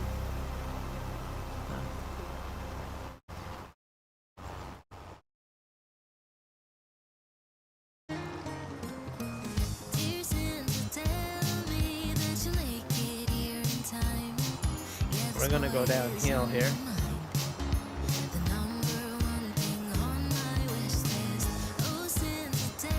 But even though I'm not like growing really quickly, like I'm kind of going at my own pace, I kind of learn as I go along, right? So one thing I don't want is like to get overwhelmed. Like I don't like getting overwhelmed with things like as an example, if I got like a whole whack of subscribers, poof, like that, I honestly wouldn't know what to do with myself. I'd be grateful, yes, but I was like, how do you, especially considering like how I started out, because like I mentioned, I'm more of an active listener type person, or at least I was, right? Where I would just listen a lot. And that's how I am in real life, right? So taking a person that's an active listener and then having a whole whack of people just smack dab right at your doorstep, and you have to sit chat with them or whatnot, right? It can be a little overwhelming for people.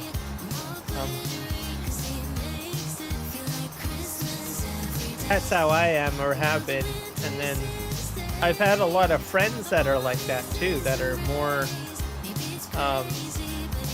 you know, very quiet, I guess you could say, and active listening.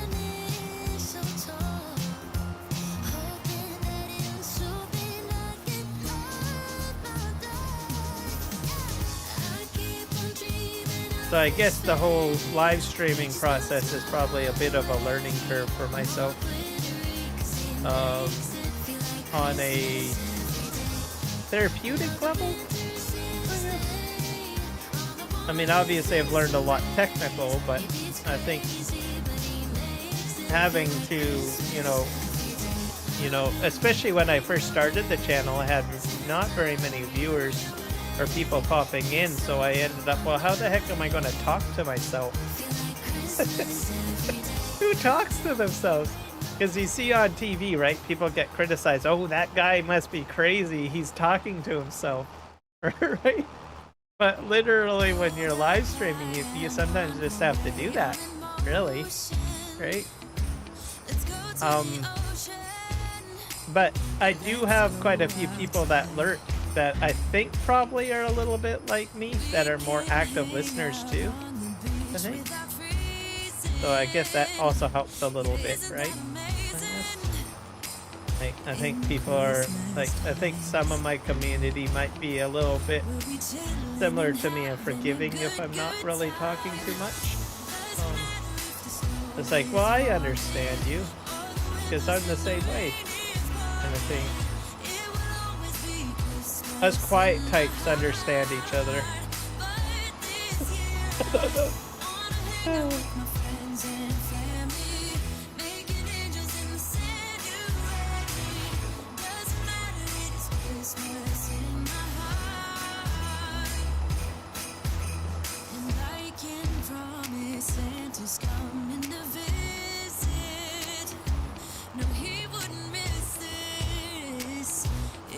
But overall, it's fun.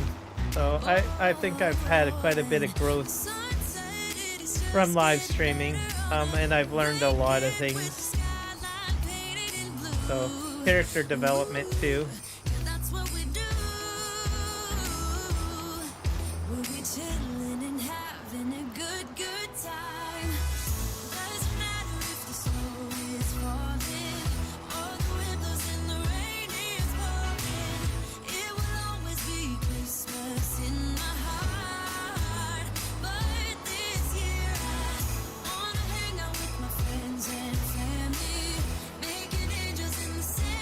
What was that keyword for making time lapses? I'm just trying to do it in Adobe. Give me a sec here.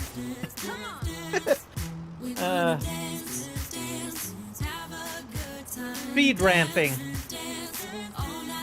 I'm gonna type it in the chat, okay? It's a terminology that they use in DaVinci. I assume Adobe might do it too. Speed ramping. There you go. And that's what you really need when you're doing time-lapse videos. So there's a lot of good content videos out there that will teach you how to speed ramp. So yesterday I was driving a Beam NG fashion car, pretending I'm being chased with in a small underpowered car, listening to streams and people busting scammers. Oh.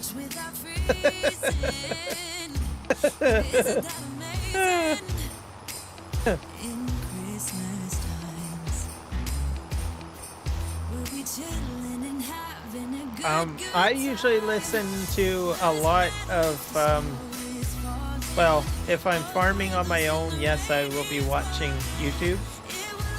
And then sometimes when I'm video editing, I will listen as well.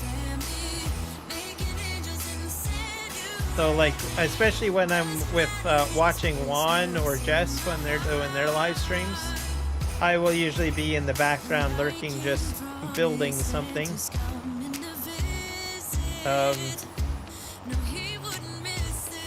Sometimes I'm like, oh drat, I need to actually listen to something in my project, and then I'm like, I'm gonna have to pause the video or something.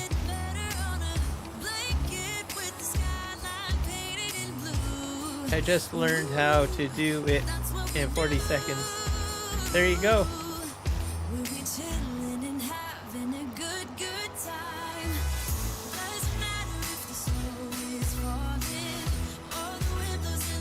But it's then all you need, Simulation SA, is like at least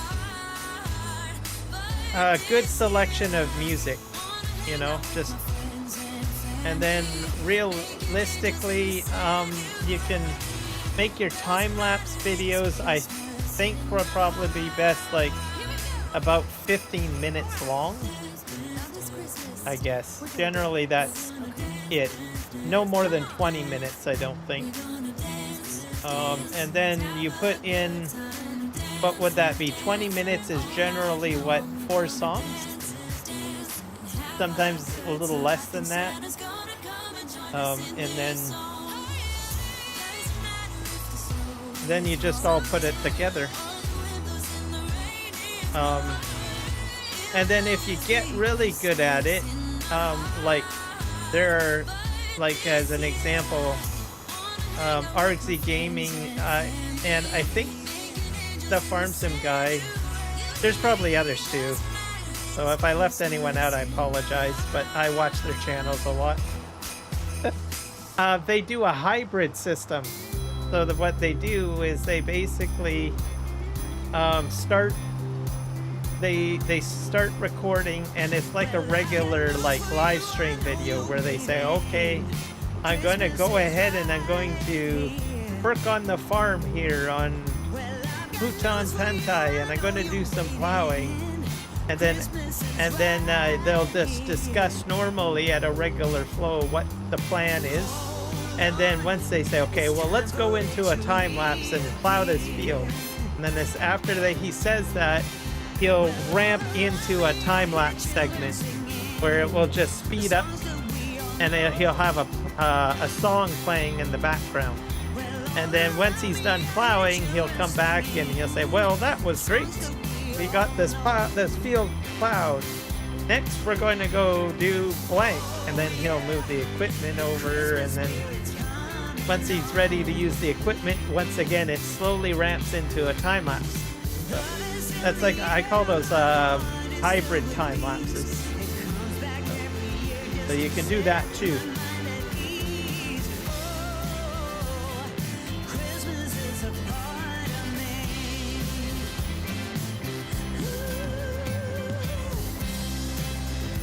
So if you record about 1 to 2 hours of gaming content, you can ramp that down to like a 50 minutes. So remember, when you speed ramp, you're speeding up your video footage. So you may do like one to 2 hours of regular recording, but after you do the editing of your speed ramp, you might have it right down to 15 minutes or 20 minutes. 1 hour of content, I was able to speed ramp it down to about 15 minutes. At least when I was doing time-lapse videos. So having at least 1 to 2 hours of recording is fine. If it's a little bit too much, remember you can always cut out clips, right? And then transition between clips as well.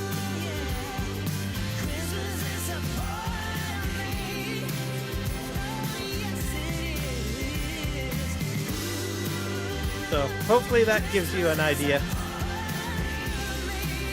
Daggerwin does time lapse like that. Yes, Daggerwin is another one. Good point, Rocket. So you might want to check out Daggerwin, Farm Sim Guy, Argsy Gaming. Just sort of watch what they do in their videos, and then you get an idea. And then having 1 to 2 hours of like raw gameplay footage is a good thing, because you can edit it into the time lapse. So essentially your time will be reduced, because you're speeding things up. Okay, I think, am I done this contract? I wasn't paying attention. Let's go over here. Yep, I'm completed.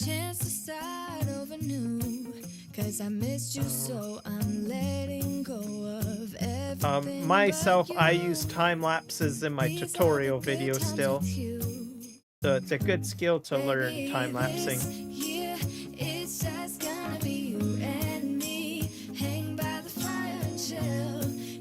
So Daggerwind, let's see, Matt Lone, a popular KSP YouTuber, does commentary over his speed up. Okay, so, there's another idea. I'll share this with you as well, Simulations. There's, Rocket was sharing with me that there's a person named Matt Lone, which is a KSP YouTuber, and what he does is he does a complete speed ramp, right? The whole content is speed ramp, and then he just talks over top of it. So he has like a separate audio recording of his voice commenting on the different segments of the speed ramp. So you don't even need music, I guess, in that situation. Or you could have a mixture of music and commentary as well. So a lot of things you can do with speed ramping. Oh, good call. I didn't even think of that. Actually, I have not even... I'm gonna have to look that one up. I'm gonna mark that down. So I'm kind of curious. I've never actually seen that done. I think the only person that I've seen that does that is Disturbed Simulations. But he doesn't do a speed ramp. Usually he does a raw, like some of his tutorials are mixed as speed ramps, sometimes they're not. But I know when he's explained to me how, like in his video, he explains that he will record everything and then he will do another recording with commentary over top. So let me go ahead and put this in. What is it? Google. Here, I'll look it up later. Baby, this year it's just gonna be you and me. I haven't done a full-on time-lapse video in a very long time. Like I used to do. Something that I thought about getting back into at some point. But I do use speed ramping during my tutorial videos. It's a good skill to have, speed ramping.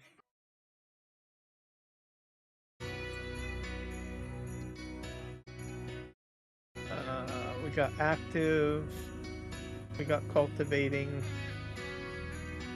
Could we do another transport mission? Why not? I'm gonna take another swig of my eggnog.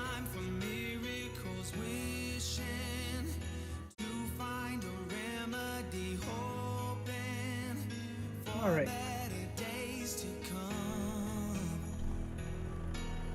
All right, one truck, no trailer. Where are we going?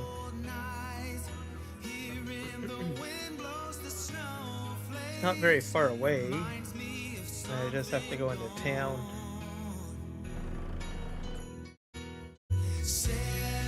Use the south road, I think.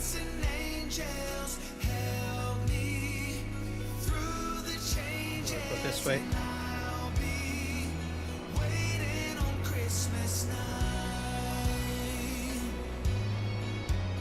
Random things. That does work too. There's sometimes some content creators that talk about ridiculous things and people enjoy it. So, oh my god, look at this fog. It's hard to see. But it works. So.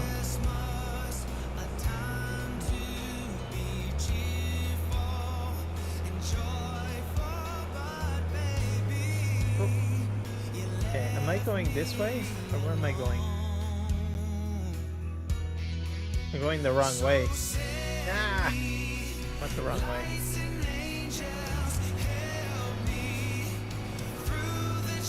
I'll do a 3-point turn. There we go. I'm gonna go back this way.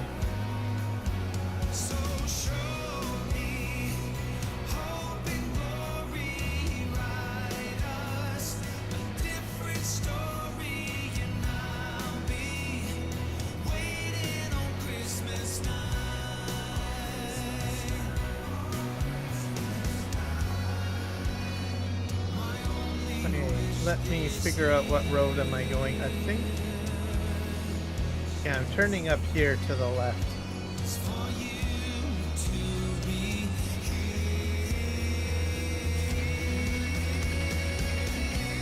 I just have to say to myself, be the elephant. Be the elephant.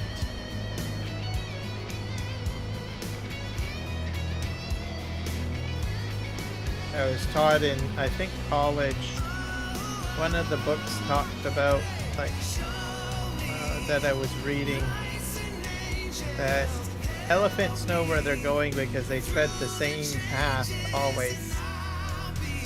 So, most of the time in Farm Sim you're trudging the same path. I figure, be the elephant.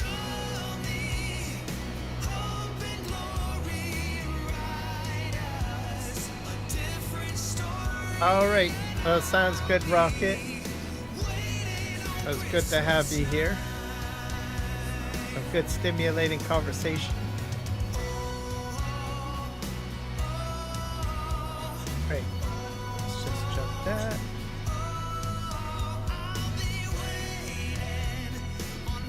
Alright, we're going to...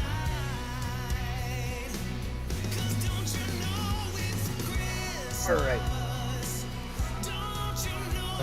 Yeah, we're gonna get in the transforming crane here.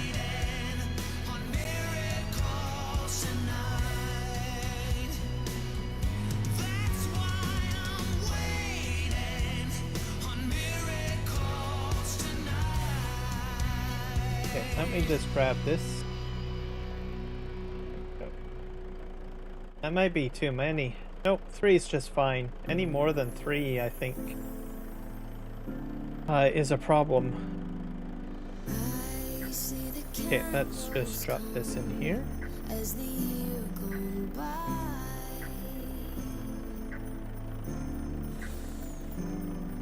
I'll thrive for Ta-da! There we perfection go. now, and consumption so high. Alright, let's I know it's cold outside, but give me your hand grab that so one. I can show you what That love didn't quite go as planned.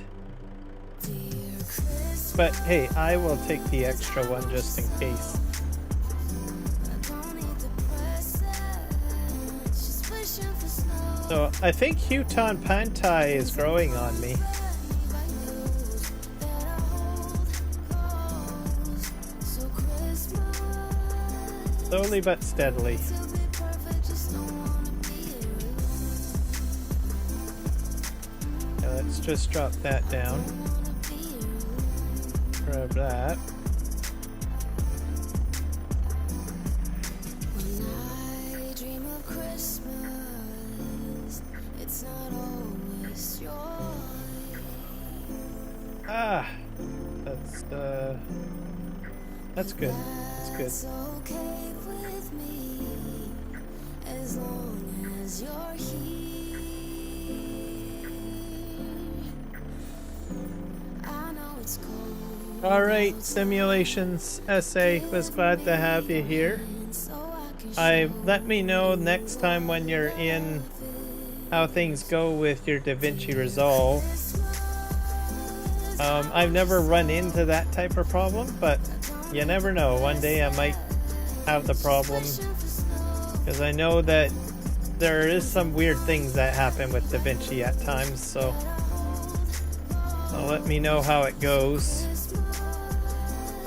And like I said, give it at least 48 hours for tech support to get back to you, and then start knocking on their door again. Okay?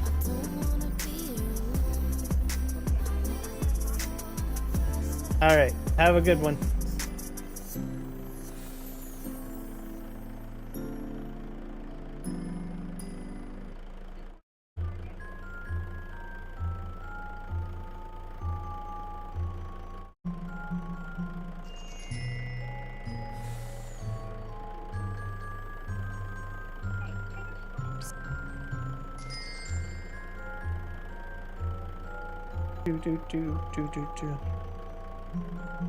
What is DaVinci? DaVinci is a video editing software suite.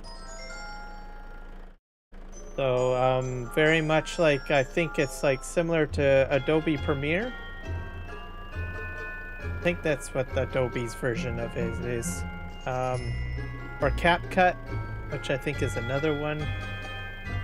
So it's free, by the way. Well, there is a paid version, but you get a lot of bells and whistles with the free version as well.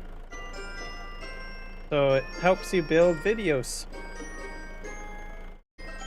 It's what I use. I have the paid version. After playing with it for a wee while, the free version, I thought, oh, what the heck, I'll get the paid version. And when you pay for it, I mean, it is a bit expensive, but when you pay for it, you get a lifetime subscription to, for one fee, all their updates. So if you buy it like at, I don't know, DaVinci 19, you'll get updates beyond that, basically.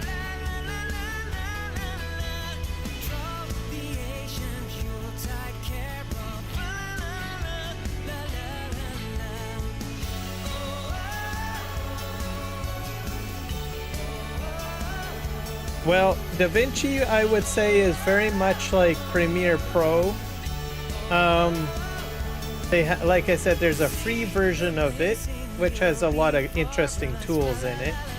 So if you're interested, I would try the free version first. And then if you do decide to buy the studio version, you buy the studio version, and which is the paid version, and you get a lifetime of updates, basically. So whereas Adobe Premiere Pro, you have to pay their subscription all the time, as I understand it. But you don't have to do that with DaVinci.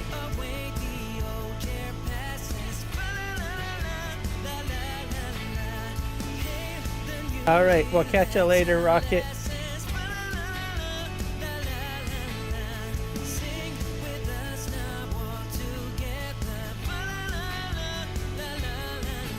So everything like my overlay that I built that you guys see, I'm just going to speak on that. All of that is built in DaVinci Resolve. I think my community page shows a little bit of DaVinci. So it uses something called Fusion, which is basically like a flowchart. And each flowchart item has a set is basically has a set of attributes that you can change. So it's a little bit different than standard layering. I think most applications like Adobe or including like, I don't know, I guess more photo art more than anything, everything uses layers, but in DaVinci it uses a flowchart, or not a flowchart, a tree chart, which is kind of I don't know, you have to get your logical thinking around it a little bit, but once you figure it out, then it actually comes quite natural.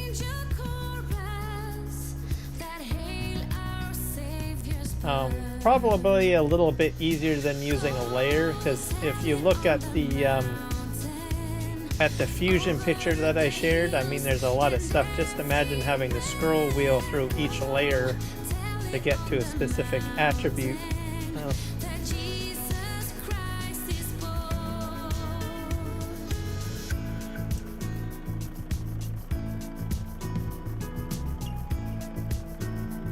So the start of the flowchart generally is the very bottom layer, and then the end of the flowchart is the top layer, is how you have to really look at it.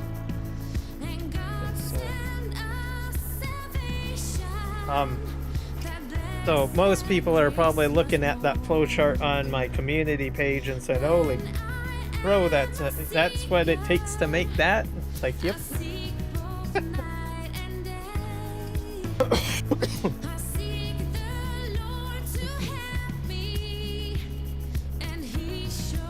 Mind you, my flowchart I probably could have cleaned up a bit more, like I've been doing that with whenever I had to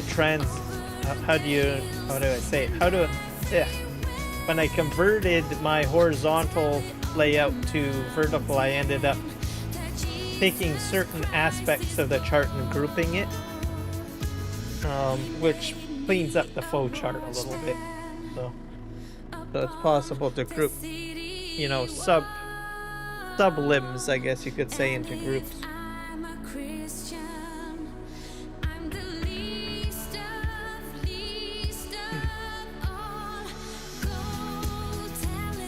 I think people that are used to brain maps would do perfectly fine in Fusion. So there's like this new concept of brain mapping, where you each day, instead of journaling sequentially, usually in a journal you do line after line writing out your ideas, right? Well, a mind map is like the same concept, but it's on basically a tree chart, right?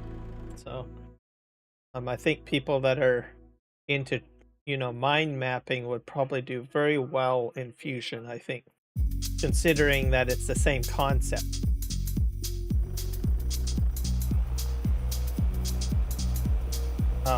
I don't know. The concept of mind mapping only came into my being recently, because I'm guessing because I used DaVinci. I started noticing, you know, YouTube channels talking about mind map, and I was like, what the heck is a mind map?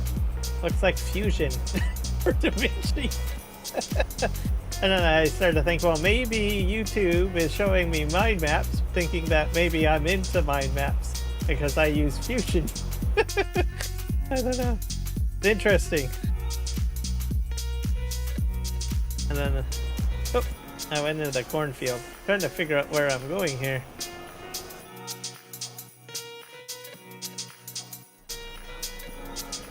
But,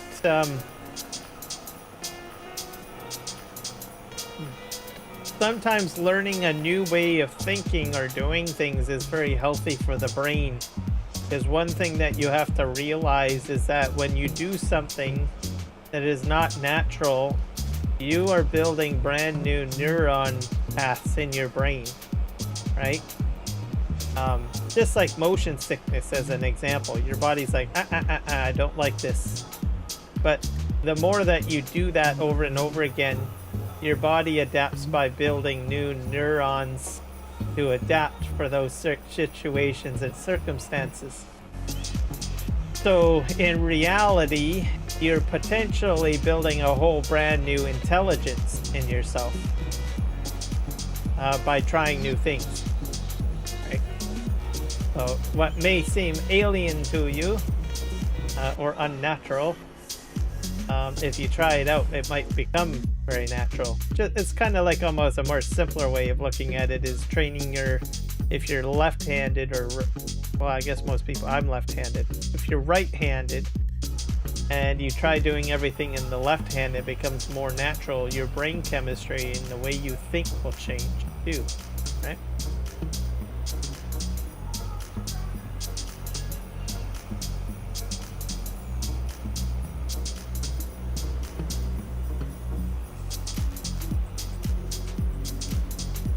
Alright, where am I going? I'm going to the end of the road, and then we're turning. And we'll see what happens.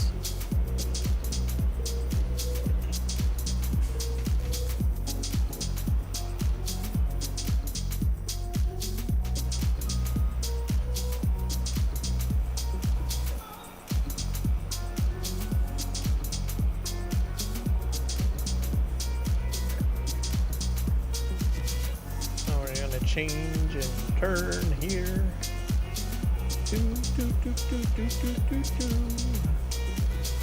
Hutan Pantai. Carpentry office. Welcome. Alright. Go there. Dump that out. Oh boy.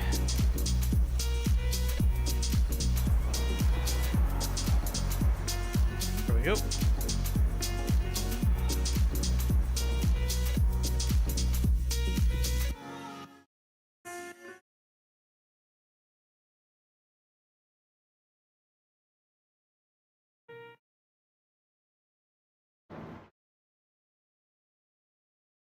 All right. Well, I think that's going to do it for live stream. But that, so yeah, we're starting to get a little cold tonight by the looks of the weather report.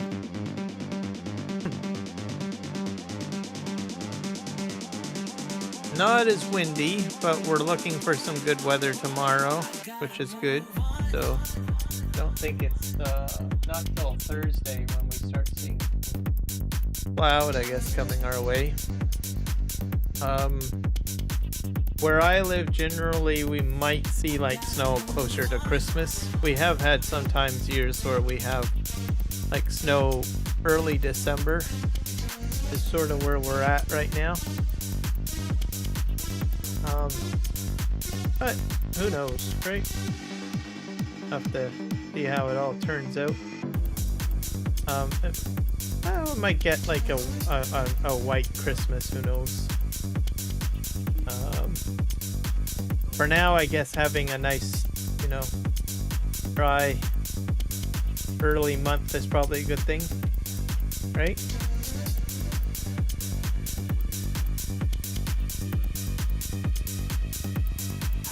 Looks like Rusty Money Gaming is active, so we'll probably redirect there. And I just want to thank everybody for checking out the stream. Welcome to all of the new members that have received gifted memberships. So welcome aboard. And also thank you, Nick Kelly, for the super chat that you gave me. Appreciate you, sir. And everyone else that has popped in. So I am going to set up a redirect to Rusty Money here. Oh, Intense Gaming is going to Farm Sim Freak. So I sent one group to Rusty Money. I'm going to send one group to Farm Sim Freak. There we go. Perfect. So remember, guys, like and subscribe to the channel. Thank you for all of the follows on Twitch and Kick. And we'll see you guys all in the next one.